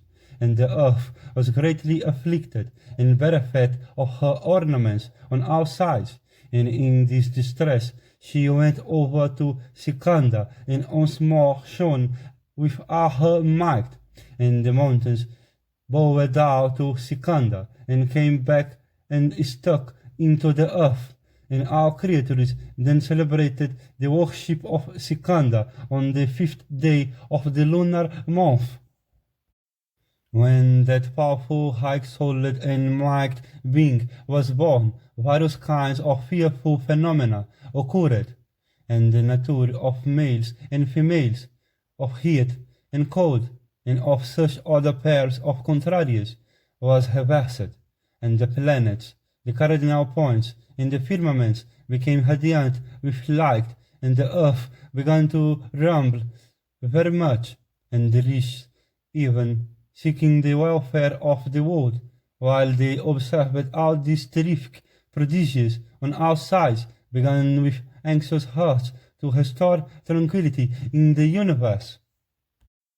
And those who used to live in that Hitrahatiha forest said, "This very miserable condition of ours have been brought about by Agni cohabiting with the 6 wives of the 7 rishis." Others again, who had seen the goddess assume the disguise of a bird, said, "This evil hath been brought about by a bird." No one ever imagined that Sivaha was the authoress of that mischief. Having heard that the male child was hers, she went to Sikanda and gradually revealed to him the fact that she was his mother. And those 7 rishis, when they heard that a son of great power had been born, divorced their 6 wives, with the exception of the adorable Arundhati, because all the dwellers of that forest protested that those 6 persons had been instrumental in bringing forth the child. Sivaha said again and again to the 7 rishis, saying, "Ye ascetics, the child is mine, your wives are not his mother." The great Muni, Visvamitra, had, after the conclusion of the sacrifices of the 7 rishis, followed unseen the god of fire, while the latter was tortured with lust. He, therefore, knew everything as it happened, and he was the first to seek the protection of Mahasena. And he offered divine prayers to Mahasena, and all the 13 auspicious rites appertaining to childhood, such as the Natal and other ceremonies, were all performed by the great Muni in respect of that child, and for the good of the world he promulgated the virtues of the 6-faced Skanda, and performed ceremonies in honor of the cock, the gods Sakti, and the first followers of Skanda, and for this reason he became a great favorite of the celestial nymph.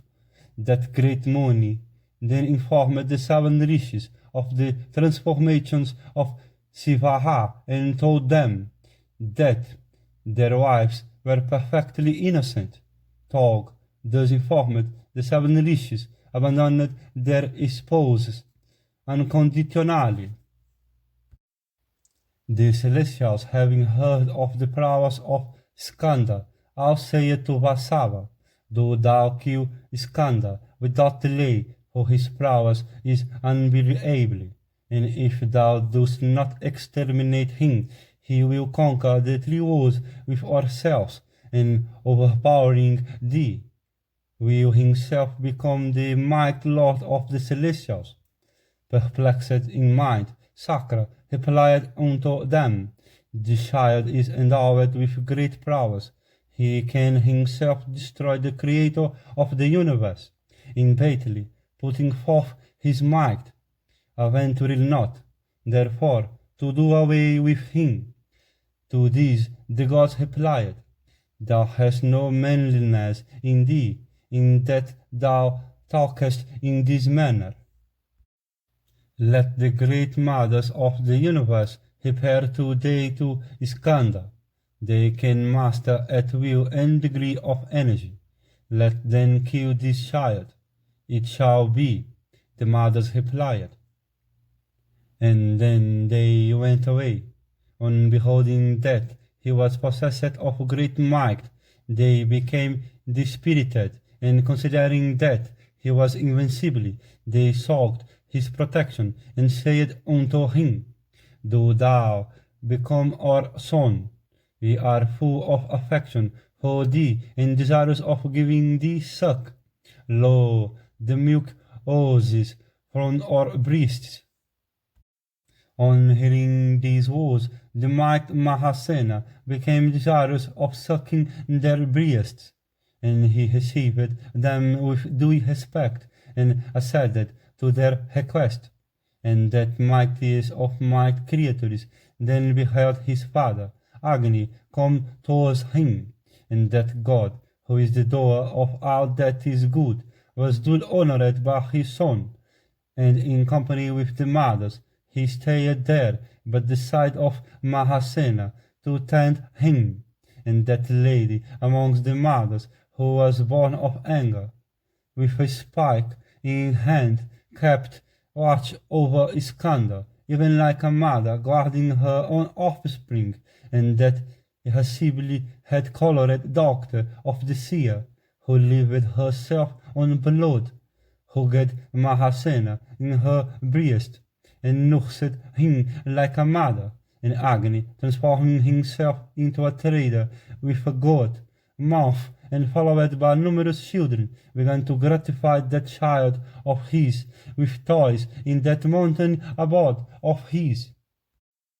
The planets with their satellites, the rishis and the mothers, Agni and numerous other blazing couriers, and many other dwellers of heaven, of terrible mien, waited on Mahasena along with the mothers, and the illustrious sovereignty of the gods, desirous of victory, believing success to be doubtful, mounted his elephant Airavata, and attended by the other gods, advanced towards Skanda.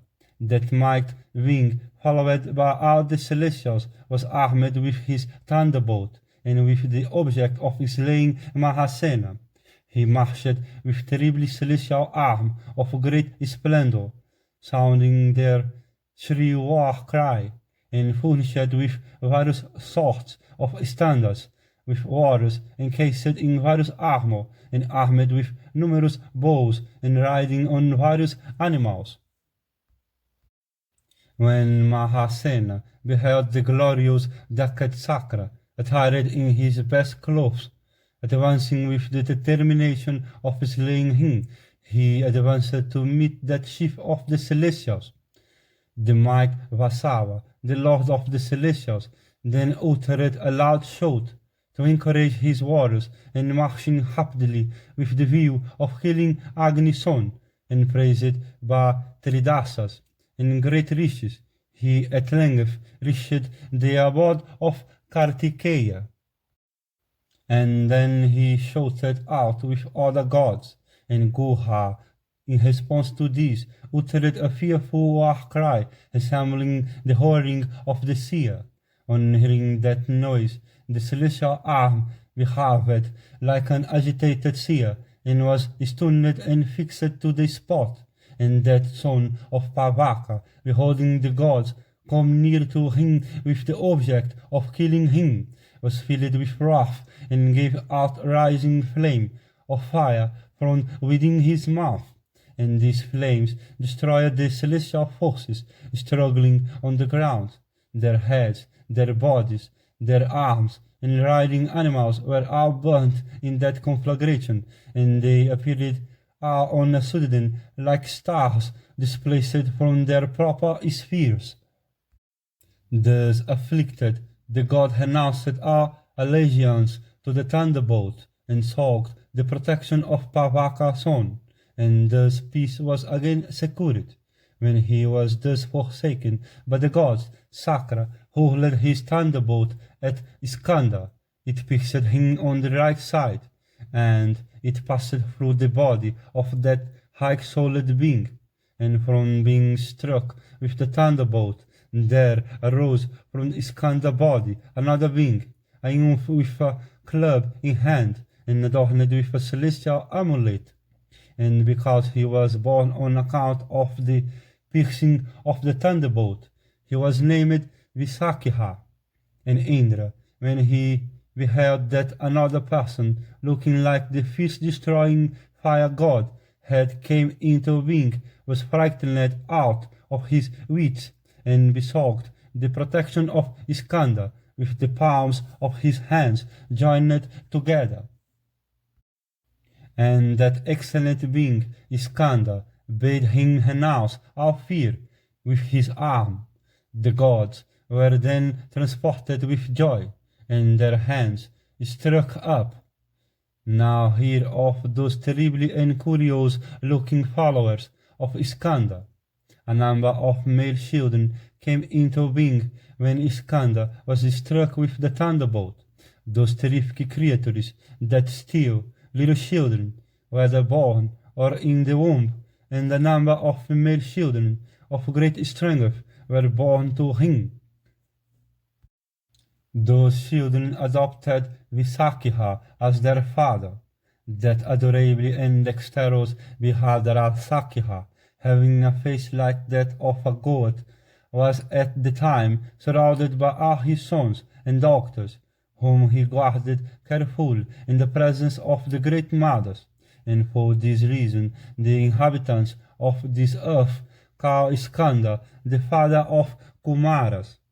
Those persons who desire to have sons born to them worship in their places the powerful Rudra in the form of the fire god, and Unha in the form of Sivaha.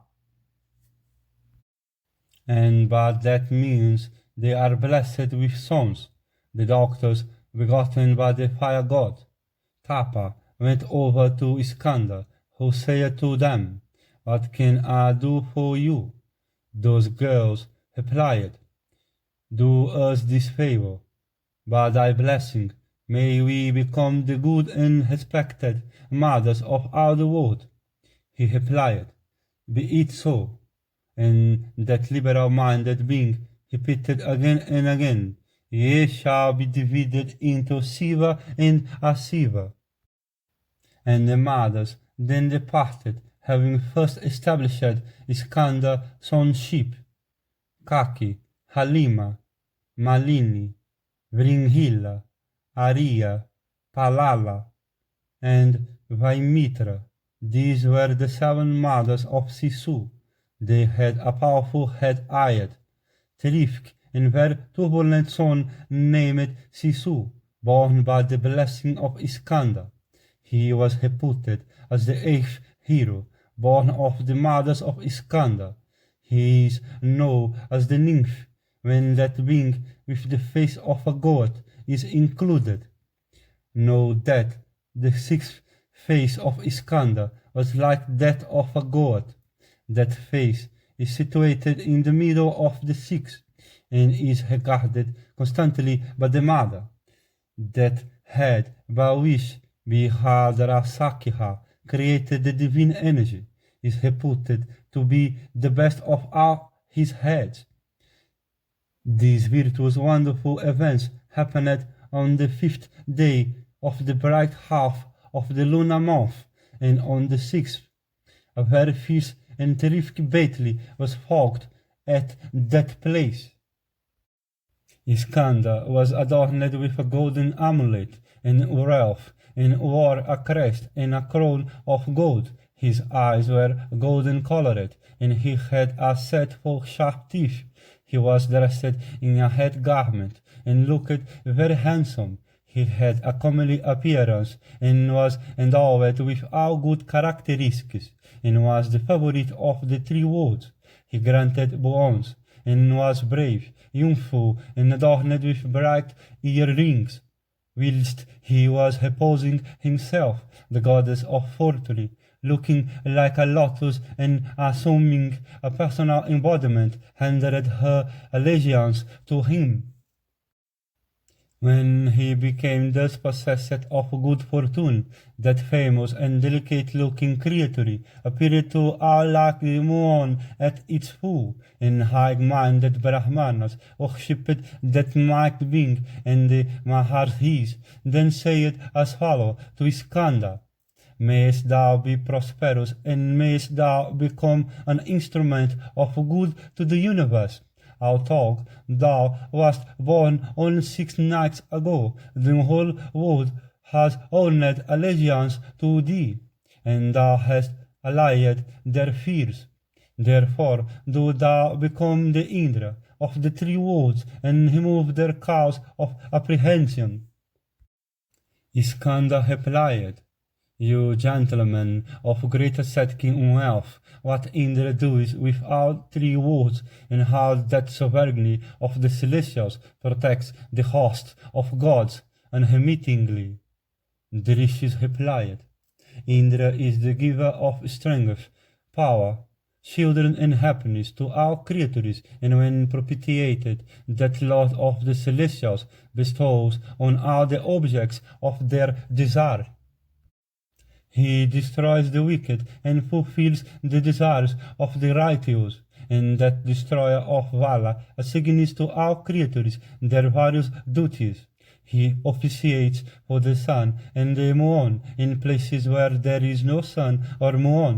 He even, when occasion requires it, acts for fire, air, earth, and water. These are the deities of Indra. His capacities are immense. Thou art might, therefore, great hero, do thou become our Indra. Sakra said: Do thou make us happy by becoming our Lord, excellent being. Thou art worthy of the honor, therefore shall we anoint thee this very day. Iskander replied: Do thou continue to rule the 3 worlds with self-possession, and with thy heart bent on conquest. I shall remain thy humble servant. I covet not thy sovereignty. Sakra replied: Thy prowess is unrivaled. Do thou, therefore, vanquish the enemies of the gods.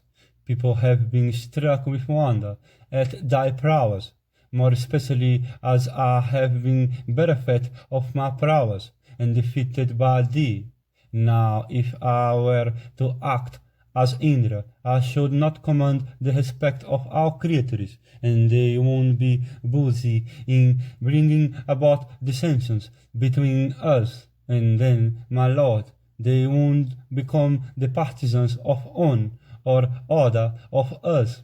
And when they formed themselves into 2 distinct factions, war as before won't be the result of that defection, and in that war thou won't undoubtedly defeat me without difficulty, and thyself become the lord of all worlds. Iskander replied: Thou art my sovereignty, as also of the 3 worlds. Mayest thou be prosperous. Tell me if I can obey any commands of thine.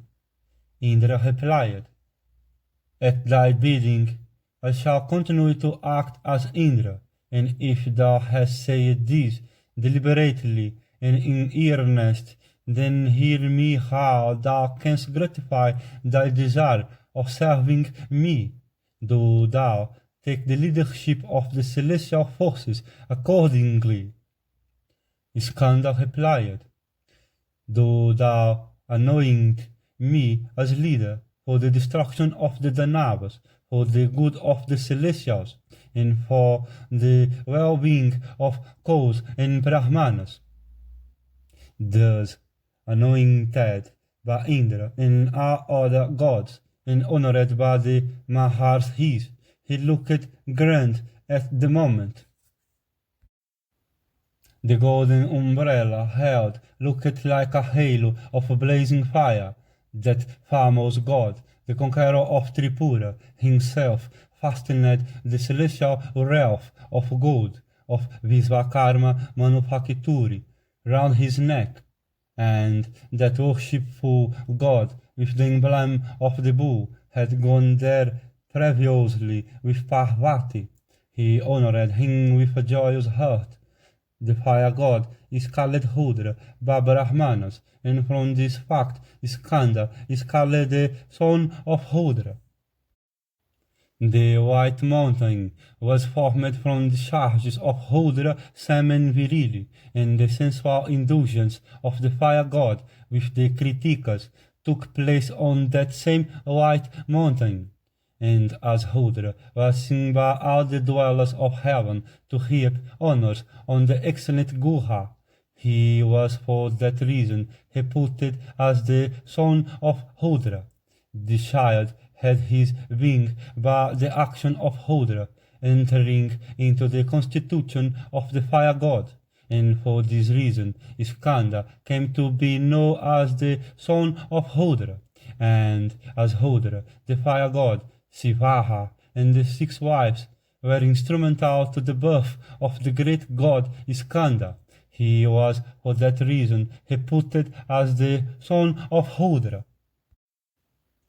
That son of fire god was clad in a pair of clean head clothes, and thus he looked grand and resplendent like the sun peeping forth from behind a mass of head clouds, and the head cock given to him by the fire god formed his insignia, and when perched on the top of his chariot, it looked like the image of the all-destroying fire, and the presiding deity of the power which conduces to the victory of the god, and which is the director of the exertions of all creatures, and constitutes their glory, prop, and refuge, advanced before him, and a mysterious charm entered into his constitution, the charm which manifests its powers on the battlefield. Beauty, strength, piety, power, might, truthfulness, rectitude, devotion to Brahmanas, freedom from illusion or perplexity, protection of followers, destruction of foes, and care of all creatures. These are the inborn virtues of Skanda. Thus anointed by all the gods, he looked pleased and complacent, and dressed in his best style. He looked beautiful like the moon at its full. The much esteemed incantation of Vedic hymns, the music of the celestial band, and the songs of gods and Gandharvas then hung on all sides, and surrounded by all the well-dressed Apsaras and many other gay and happy-looking Pisakhas and hosts of gods, that anointed son of Pavaka disported himself in all his grandeur to the dwellers of heaven. The anointed Mahasena appeared like the sun rising after extinction of darkness, and then the celestial forces, looking upon him as their leader, surrounded him on all sides in thousands. that adorable being, followed by all creatures, then assumed their commands, and praised and honored by them, he encouraged them in return.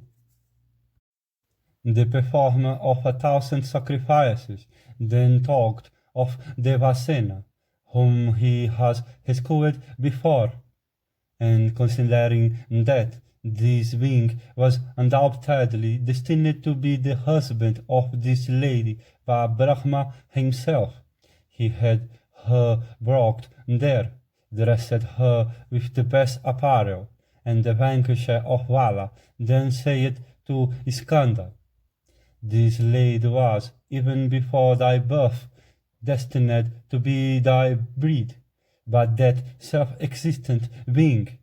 Therefore, do thou accept her lotus-like beautiful right hand with invocations of the hymns."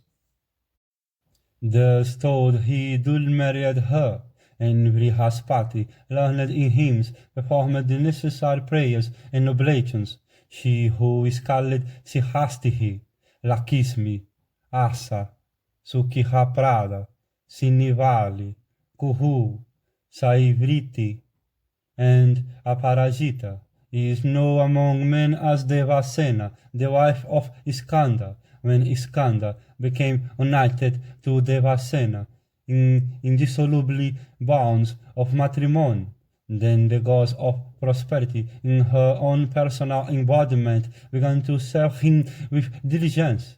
As Iskander attained celebrity on the 5th lunar day, that day is called Sri Panchami, and as he attained his object on the 6th, that lunar day is considered to be of great moment.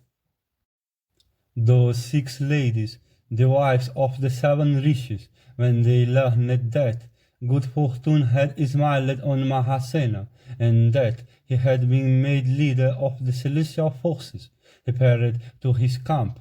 Those virtuous ladies of high religion's merit had been disowned by the rishis. They lost no time in visiting that leader of the celestial forces, and then addressed him thus: "We have been cast out by our godlike husbands, without any cause. Some people spread the rumor that we gave birth to thee. Believing in the truth of this history, they became greatly indignant, and banished us from our sacred places. It behoveth thee now to save us from this infamy. We desire to adopt thee as our son. Eternal bliss may be secured to us by that favor, though thou dost repay the obligation thou owest to us." Iskander replied, "Do you accordingly become my mothers? I am your son, and ye shall attain all the objects of your desire." Then Sakra, having expressed a wish to say something to Iskander, the latter inquired, "What is it?" Being told by Iskander to speak it out, Vasava said, "The lady Abhijit, the younger sister of Rohini, being jealous of her seniority, has repaired to the woods to perform austerities, and I am at a loss to find out a substitute for the fallen star. May good luck attend on thee. Do thou consult with Brahma of this great asterism." The Hanistiha and other asterisms were created by Brahma, and Rohini used to serve the purpose of one such, and consequently their number was full, and in accordance with Sakra advice, Kritika was assigned a place in the heavens, and that star, presided over by Agni, shines as if with 7 heads. Vinyata said to Iskander, "Thou art as a son to me, and entitled to offer me the funeral cakes. I desire, my son, to live with thee always." Iskander replied, "Be it so. All honor to thee. Do thou guide me with mother affection, and honored by thy daughter-in-law, thou shalt always live with me. Then the great mother spoke as follows to Iskander. We have been described by the learned as the mothers of our creatures. We desire to be thy mothers. Do thou honor us? Iskander replied, Ye are all as mothers to me, and I am your son. Tell me what I can do to please you.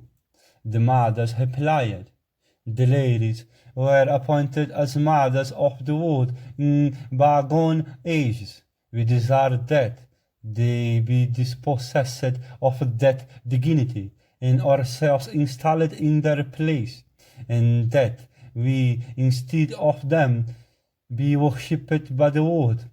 Do thou now restore to us those of our progeny, of whom we have been deprived by them on thy account.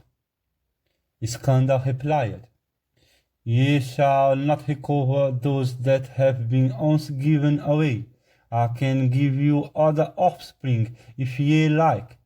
The mothers replied, We desire that, living with thee and assuming different shapes, we be able to eat up the progeny of those mothers and their guardians. Do thou grant us this favor?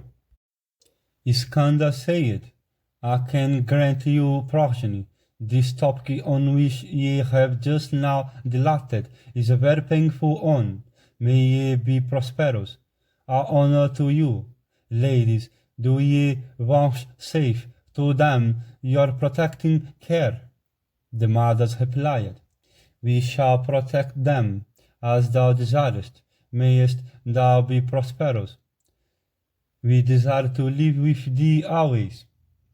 Iskander replied, So long as children of the humankind do not attain the youthful state in the 16th year of their age, ye shall afflict them with your various forms, and I shall confer on you a fierce inexhaustible spirit, and with that ye shall live happily, worshipped by all. And then a very powerful being came out of the body of Iskander for the purpose of devouring the progeny of mortal beings. He fell down upon the ground, senseless and hungry, and bidden by Iskander, that genius of evil assumed a terrific form. Iskander Pasmara is the name by which it is known among good Brahmanas. Vinata is called the terrific Sakuni, Graha, she who is known as Putana, Hakishasi, but the learned is the Graha called Putana. That fierce and terribly looking Hakishasa of a hideous appearance is also called the Visakha, Sita Putana. That fierce-looking spirit is the cause of abortion in woman. Aditi is also known by the name of Revati. Her evil spirit is called Haivata, and that terribly Graha afflicts children. Diti, the mother of the deities, is also called Mukamandika, and that terrible creature is very fond of the flesh of little children.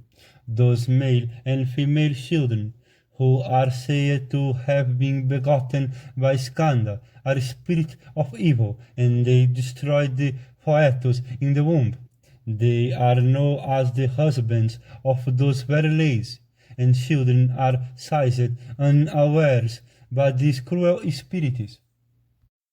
And Surabihi, who is called the mother of bovine kind by the wise, is best ridden by the evil spirit Sakuni, who in company with her devours children on this earth.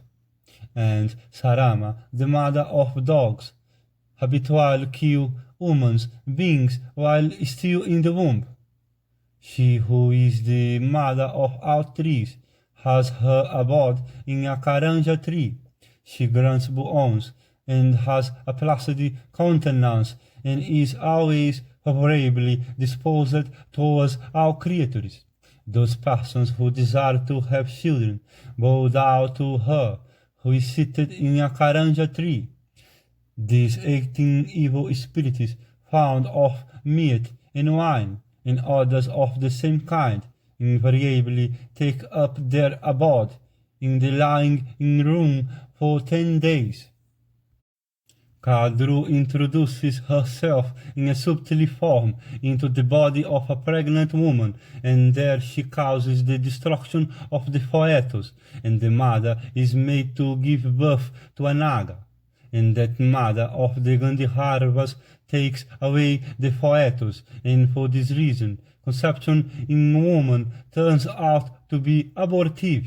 The mother of the Apsaras removes the feitos from the womb, and for this reason, such conceptions are said to be stationary by the learned. The doctor of the divinity of the head seer is said to have nursed Iskandar. She is worshipped under the name of Lohitayani on Kadamba trees. Arya acts the same part among female beings as Rudra does among male ones. She is the mother of all children, and is distinctly worshipped for their welfare. These that I have described are the evil spirits presiding over the destinies of young children, and until children attain their 16th year, these spirits exercise their influence for evil, and after that for good. The whole body of male and female spirits that I have now described are always denominated by men as the spirits of Iskandar. They are propitiated with burnt offerings, ablutions, unguents, sacrifices, and other offerings, and particularly by the worship of Iskandar. And when they are honored and worshipped with due reverence, they bestow on men whatever is good for them, as also valor and long life. And now, having bowed down to Mahesvara, I shall describe the nature of those spirits who influence the destinies of men after they have attained their 16th year. The man who beholds gods while sleeping or in a wakeful state soon turns mad, and the spirit under whose influence these hallucinations take place is called the celestial spirit. When a person beholds his dead ancestor while he is seated at ease or lying in his bed, he soon loses his reason, and the spirit which causes this illusion of sensible perception is called the ancestral spirit. The man who shows disrespect to the siddhas and who is cursed by them in return soon runs mad, and the evil influence by which this is brought about is called the siddha spirit. And the spirit by whose influence a man smells sweet odor and becomes cognizant of various tastes, and soon becomes tormented, is called the Rakshasa spirit. And the spirit by whose action celestial musicians blend their existence into the constitution of a human being and make him run mad in no time is called the Gandharva spirit. And that evil spirit by whose influence men are always tormented by Pisachas is called the Paisakha spirit. When the spirit of Yakshas enter into the system of human being by some accident, he loses his reason immediately, and such a spirit is called the Yaksha spirit. The man who loses his reason on account of his mind being demoralized with vices runs mad in no time, and his illness must be remedied according to methods prescribed in the Shastras. Men run mad from perplexity, from fear, as also on beholding hideous sights. The Hamed lies in quieting their minds. There are three classes of spirit. Some are prolific, some are gluttonous, and some sensual. Until men attain the age of 60 and 10, these evil influences continue to torment them, and then fever becomes the only evil spirit that afflicts sentient beings. These evil spirits always avoid those who have subdued their senses, who are self-restrained, of cleanly habits, God-fearing, and free from laziness and contamination. I have thus described to thee the evil spirits that mold the destinies of men. Thou who art devoted to Maheshvara art never troubled by them. When Iskander had bestowed these powers, Shivaha appeared to him and said, Thou art my natural son. I desire that thou shalt grant exquisite happiness to me. Iskander replied, What sort of happiness dost thou wish to enjoy? Shivaha replied, I am the favorite daughter of Dakisha, by name Shivaha. And from my youthful days I have been in love with Hutasana. That God, my son, does not understand my feelings. I desire to live forever with him. Iskander replied, From this day, lady, all the oblations that men of virtuous character, who swerve not from the path of virtue, will offer to their gods or ancestors, with incantation of purifying hymns by Brahmanas, shall always be offered, coupled with the name of Shivaha, and thus, excellent lady, wilt thou always live associated with Agni, the god of fire. Thus addressed and honored by Iskander, Shivaha was greatly pleased and associated with her husband Pavaka. She honored him in her turn. Then Brahma, the Lord of all creatures, said to Mahasena, Do thou go and visit thy father Mahadeva, the conqueror of Tripura. Rudra, coalescing with Agni, and Uma with Shivaha, have combined to make thee invincible for the well-being of all creatures. And the semen of the high-souled Rudra, cast into the reproductive organ of Uma, was thrown back upon this hill, and hence the twin Mujika and Minjika came into being. A portion of it fell into the beloved sea, another portion into the rays of the sun, another upon the earth, and thus was it distributed in 5 portions. Learned men ought to remember that these diverse and fish-looking followers, living on the flesh of animals, were produced from the semen. Be it so. So saying, the high-souled Mahasena, with fatherly love, honored his father Maheshvara. Men who are desirous of acquiring wealth should worship those 5 classes of spirits with the sunflower, and for alleviation of diseases. Also worship must be rendered to them. The twin Mujika and Minjika, begotten by Rudra, must always be respected by persons desiring the welfare of little children, and persons who desire to have children born to them must always worship those female spirits who live on human flesh and are produced in trees. Thus our Visakhas are said to be divided into innumerable classes. And now listen to the origin of the bells and standards of Iskander. Airavata is known to have had 2 bells of the name of Vaijayanti, and the keen-witted Sakra had them brought to him. and personal gave them to Guha, Visakha, took on of those bells in Iskandar the other, the standards of both Kartikeya and Visakha were of a head color, that my god Mahasena was pleased with the toys that had been given to him by the gods, surrounded by hosts of gods and Pisakhas, and seated on the golden mountain.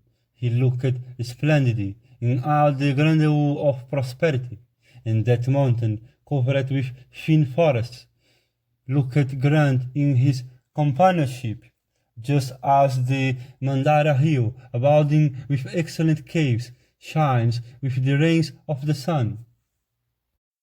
The white mountain was adorned with unholy tracts of woodland, covered with blossoming santanaka flowers, and with forests of caravira, parijata, java, and asok trees, as also with wine tracts overgrown with kadamva trees, and it abounded with herds of celestial deer and flocks of celestial birds, and the rumbling of clowns serving the purpose of musical instruments sounded like the murmur of an agitated sea, and celestial Gandharvas and Apsaras began to dance, and there arose a great sound of joy from the merriment of all creatures. Thus the whole world with Indra himself seemed to have been transferred to the White Mountain, and all the people began to observe Iskandar with satisfaction in their looks, and they did not at all feel tired of doing. When that adorable son of the fire god was anointed as leader of the celestial arm, that grand and happy lord, Hara, riding with Parvati in a chariot shining with sun-like effulgence, repaired to a place called Vihadravata. His excellent chariot was drawn by 1,000 lions and managed by Kala. They passed through blank space, and seemed as if they were about to devour the sky, and striking terror into the heart of all creatures in the mobile divisions of the world. Those maned beasts flitted through the air, uttering fearful growls, and that lot of animals seated in that chariot with Uma looked like the sun with flames of lightning illuminating masses of clouds begirt with Indra bow. He was preceded by that adorable lord of riches riding on the backs of human beings, with his attendants Guhyakas riding in his beautiful car Puspaka, and Sakra riding on his elephant Airavata, and accompanied by other gods, brought up the rear of Mahadeva, the granter of boons, marching in this way at the head of the celestial arm, and the great Yakisha, Amogiha, with his attendants, the Jambihaka Yakishas, and other Hakishasas, decorated with garlands of flowers, obtained a place in the right wing of his arm, and many gods of wonderful fighting powers, in company with the Vasus and the Rudras, marched with the right division of his arm, and the terrible-looking Yama, in company with Death, marched with him. And behind him was carried the terribly sharp-pointed, well-decorated trident of Siva, called Vijaya, and Varuna, the adorably lord of waters, with his terribly passer, and surrounded by numerous aquatic animals, marched slowly with the trident, and the trident Vijaya was followed by the Patisa of Rudra, guarded by mace, bows, clubs, and other excellent weapons, and the Patisa was followed by the bright umbrella of Rudra, and the Kamandalu served by the Maharshis, and on it progressed in the company of Vihirigu, angiras, and others. And behind all this rode Rudra in his white chariot, reassuring the gods with the exhibition of his powers, and rivers, and lakes, and seas, apsaras, rishis, celestials, gandharvas, and serpents, stars, planets, and the children of gods, as also many women, followed him in his train. These handsome-looking ladies proceeded scattering flowers all around, and the clowns marched, having made their obeisance to that god, armed with the pinaka bow, and some of them held a white umbrella over his head, and Agni and Vayu busied themselves with two fiery fans. And he was followed by the glorious Indra, accompanied by the Hajars his, and singing the praise of that god with the emblem of the bull, in Gauri, Vidya, Gandhari, Kesini, and the late called Mitra, in company with Savitri, all proceeded in the train of Parvati, as also all the Vidyas that were created by the learned. The Rakshasa spirit who delivers to different battalions the commands which are implicitly obeyed by Indra and other gods advanced in front of the arm as standard bearer. And that foremost of Rakshasas, by name Pingala, the friend of Rudra, who is always busy in places where corpses are burnt, and who is agreeably to all people, marched with them merrily, at one time going ahead of the army, and failing behind again at another, his movements being uncertain. Virtuous actions are the offerings with which the god Rudra is worshipped by mortals. He who is also called Shiva, the omnipotent god, armed with the Pinaka bow, is Mahesvara. He is worshipped in various forms. The son of Kritika, the leader of the celestial arm, respectful to Brahmanas, surrounded by the celestial forces, followed that lord of the gods. And then Mahadeva said these wicked words to Mahasena: "Do thou carefully command the seventh arm corps of the celestial forces." Iskandar replied, "Very well, my lord, I shall command the seventh arm corps. Now tell me quickly if there is anything else to be done." Rudra said, "Thou shalt always find me in the field of action. By looking up to me and by devotion to me shalt thou attain great welfare." With these words, Mahesvara received him in his embrace, and then dismissed him. And after the dismissal of Iskandar, prodigies of various kinds occurred to disturb the equanimity of the gods. The firmament with the stars was in blaze, and the whole universe in a state of utter confusion. The earth quaked and gave forth a humbling sound, and darkness overspread the whole world. Then, observing this terrible catastrophe, Sankara, with the estimable Uma, and the celestials, with the great Maharshis, were much exercised in mind. And when they had fallen into this state of confusion, there appeared before them a fierce and mighty host armed with various weapons, and looking like a mass of clowns and hawks. Those terrible and countless beings, speaking different languages, directed their movements towards the point where Sankara and the celestials stood.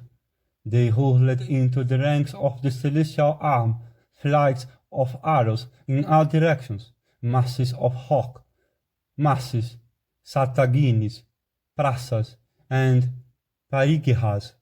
The celestial arm was thrown into a state of confusion by a shower of these terrible weapons, and their hands were seen to waver.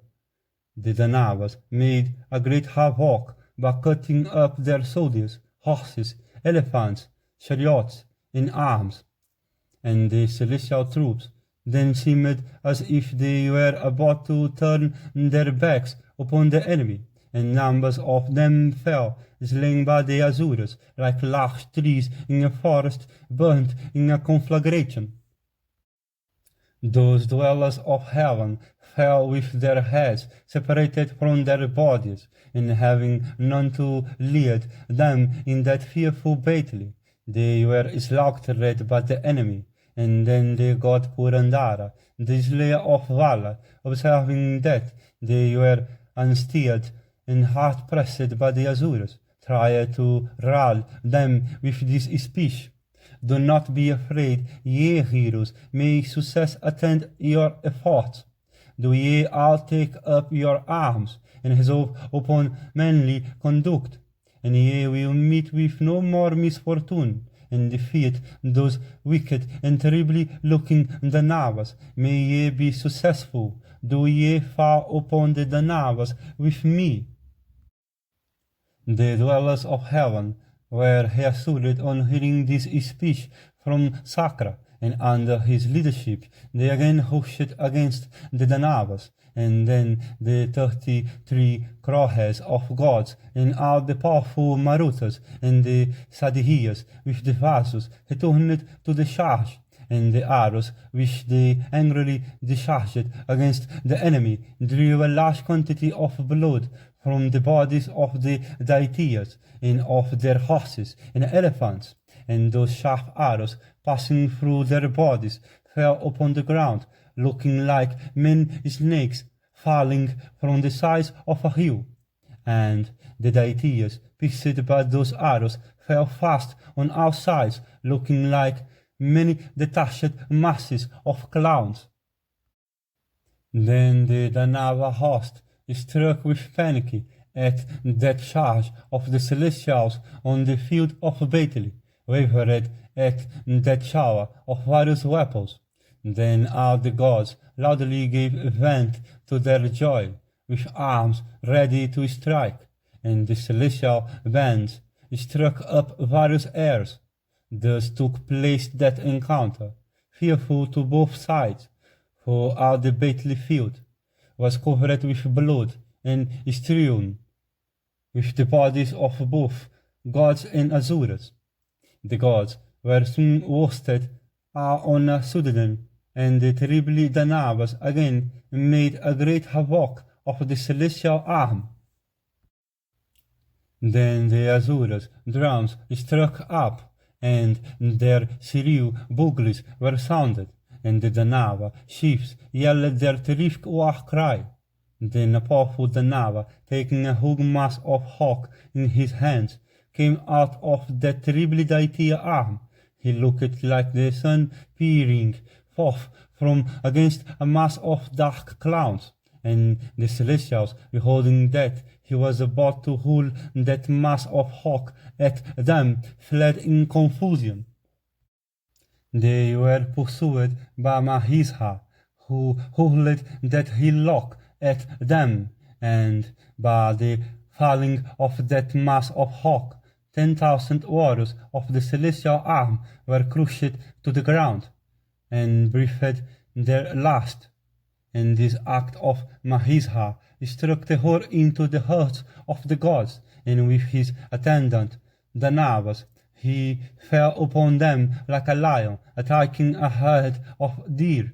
And when Indra and the other celestials observed that Mahisha was advancing to the charge, they fled, leaving behind their arms and colors.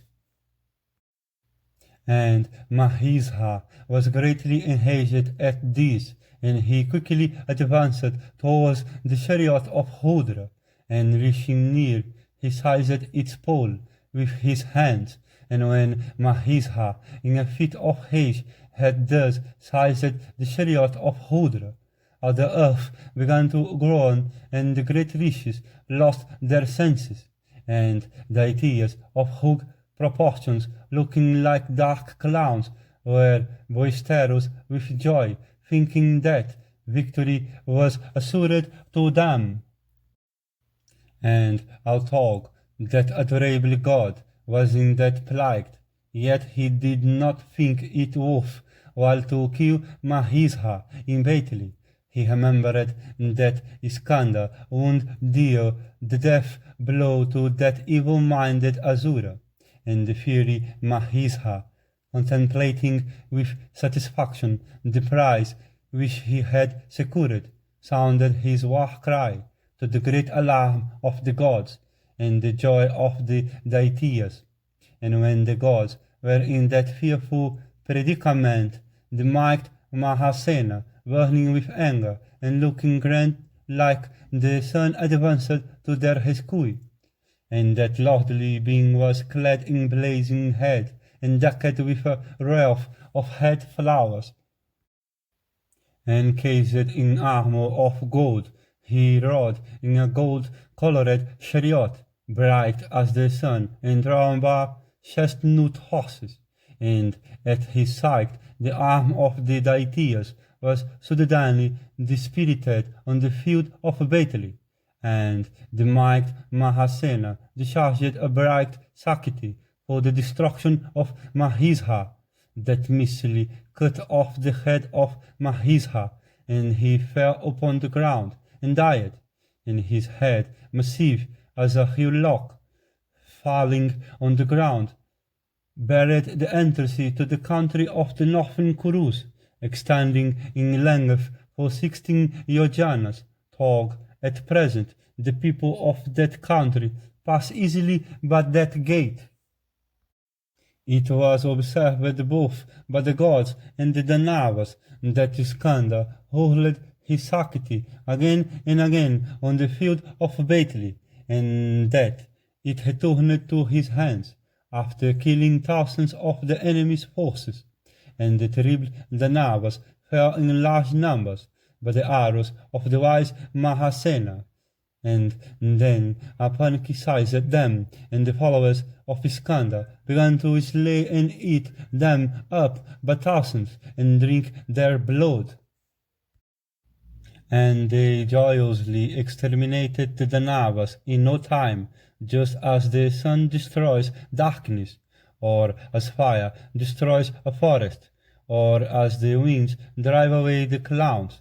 And in this manner the famous Iskander defeated all his enemies, and the gods came to congratulate him, and he in turn paid his respects to Mahesvara, and that son of Kritika looked grand like the sun in all the glory of his effulgence. And when the enemy was completely defeated by Iskander, and when Mahesvara left the battlefield, Purandara embraced Mahasena and said to him, "This Mahisha, who was made invincible by the favor of Brahma, hath been killed by thee." The gods were like grass to him. Thou hast removed a thorn of the celestials.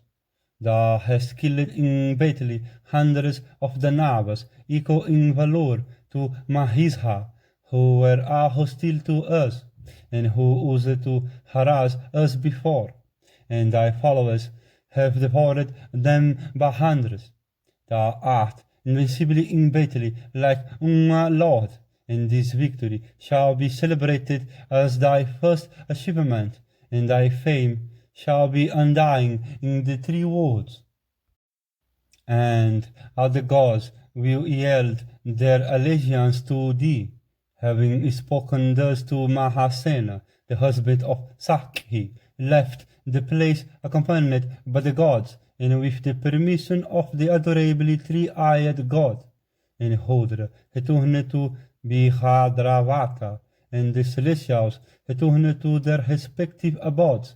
And Rudra spoke, addressing the gods, "Ye must render allegiance to Iskander, just as ye do unto me." And that son of the fire god, having killed the Danavas, hath conquered the three worlds in one day, and he hath been worshipped by the great rishis.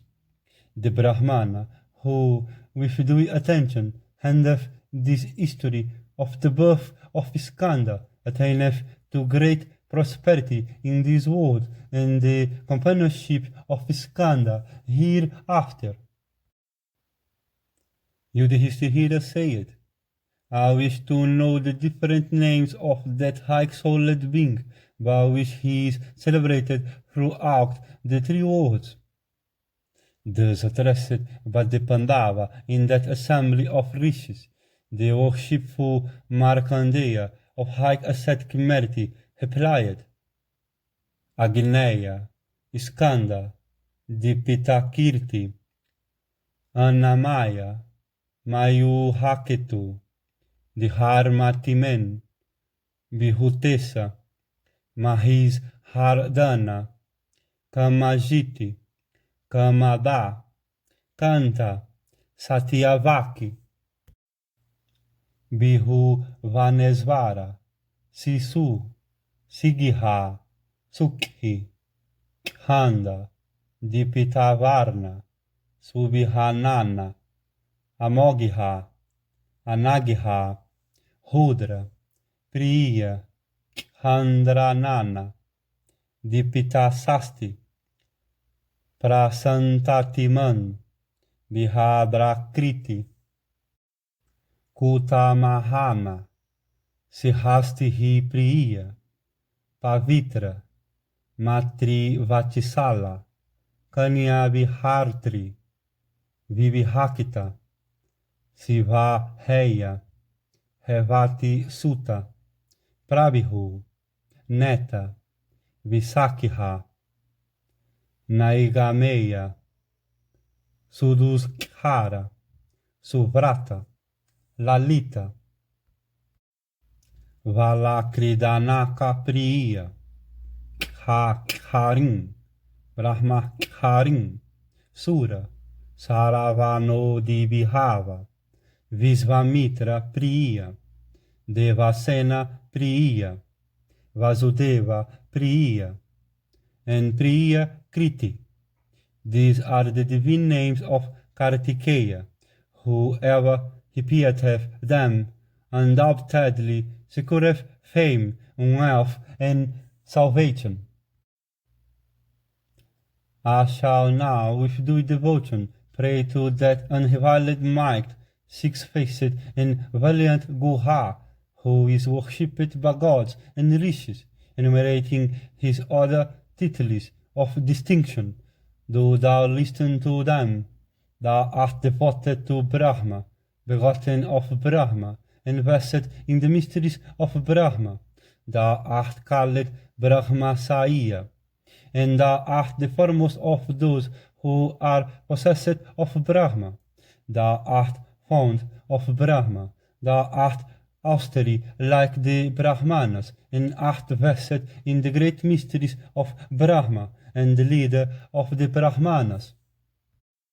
Thou art Sivaha, thou art Sivadiha, and thou art the holiest of the whole, and art invoked in hymns and celebrated as the six-flamed fire.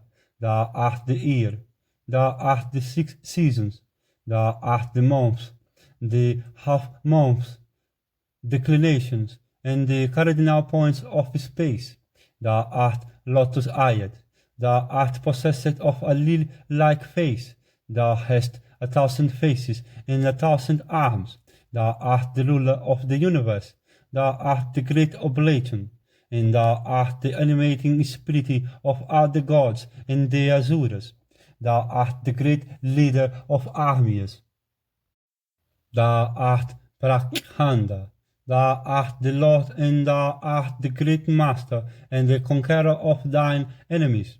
Thou art Sahas Habihu, Sahas Hatusti, Sahas Habihuki, and Sahas Hapadi, and thou art the earth itself. Thou art possessed of infinite forms and 1,000 heads and great strength. According to thy own inclinations, thou hast appeared as the son of Ganga, Sivaha, Mahi, or Kritika. Thou dost play with the cock and assume different forms according to thy will. Thou art Dakisha, Soma, the Maruta, the Dharma, Vayu, the Prince of Mountains, and Indra for all time. Thou art might, the most eternal of all eternal things, and the Lord of all lords. Thou art the progenitor of truth, the destroyer of deity progeny, and the great conqueror of the enemies of the celestials. Thou art the personation of virtue, and being thyself vast and minute. Thou art acquainted with the highest and lowest points of virtue's acts, and the mysteries of Brahma. This whole creation is overspread with thy energy. I have thus prayed to thee according to the best of my power. I salute thee who art possessed of 12 eyes and many hands. Thy remaining attributes transcend my powers of comprehension. The Brahmana, who with due attention heareth this history of the birth of Skanda, or relateth it unto Brahmanas, or hears it narrated by regenerate men, attaineth to wealth, long life, fame, children, victory, prosperity, and contentment, and the companionship of Skanda.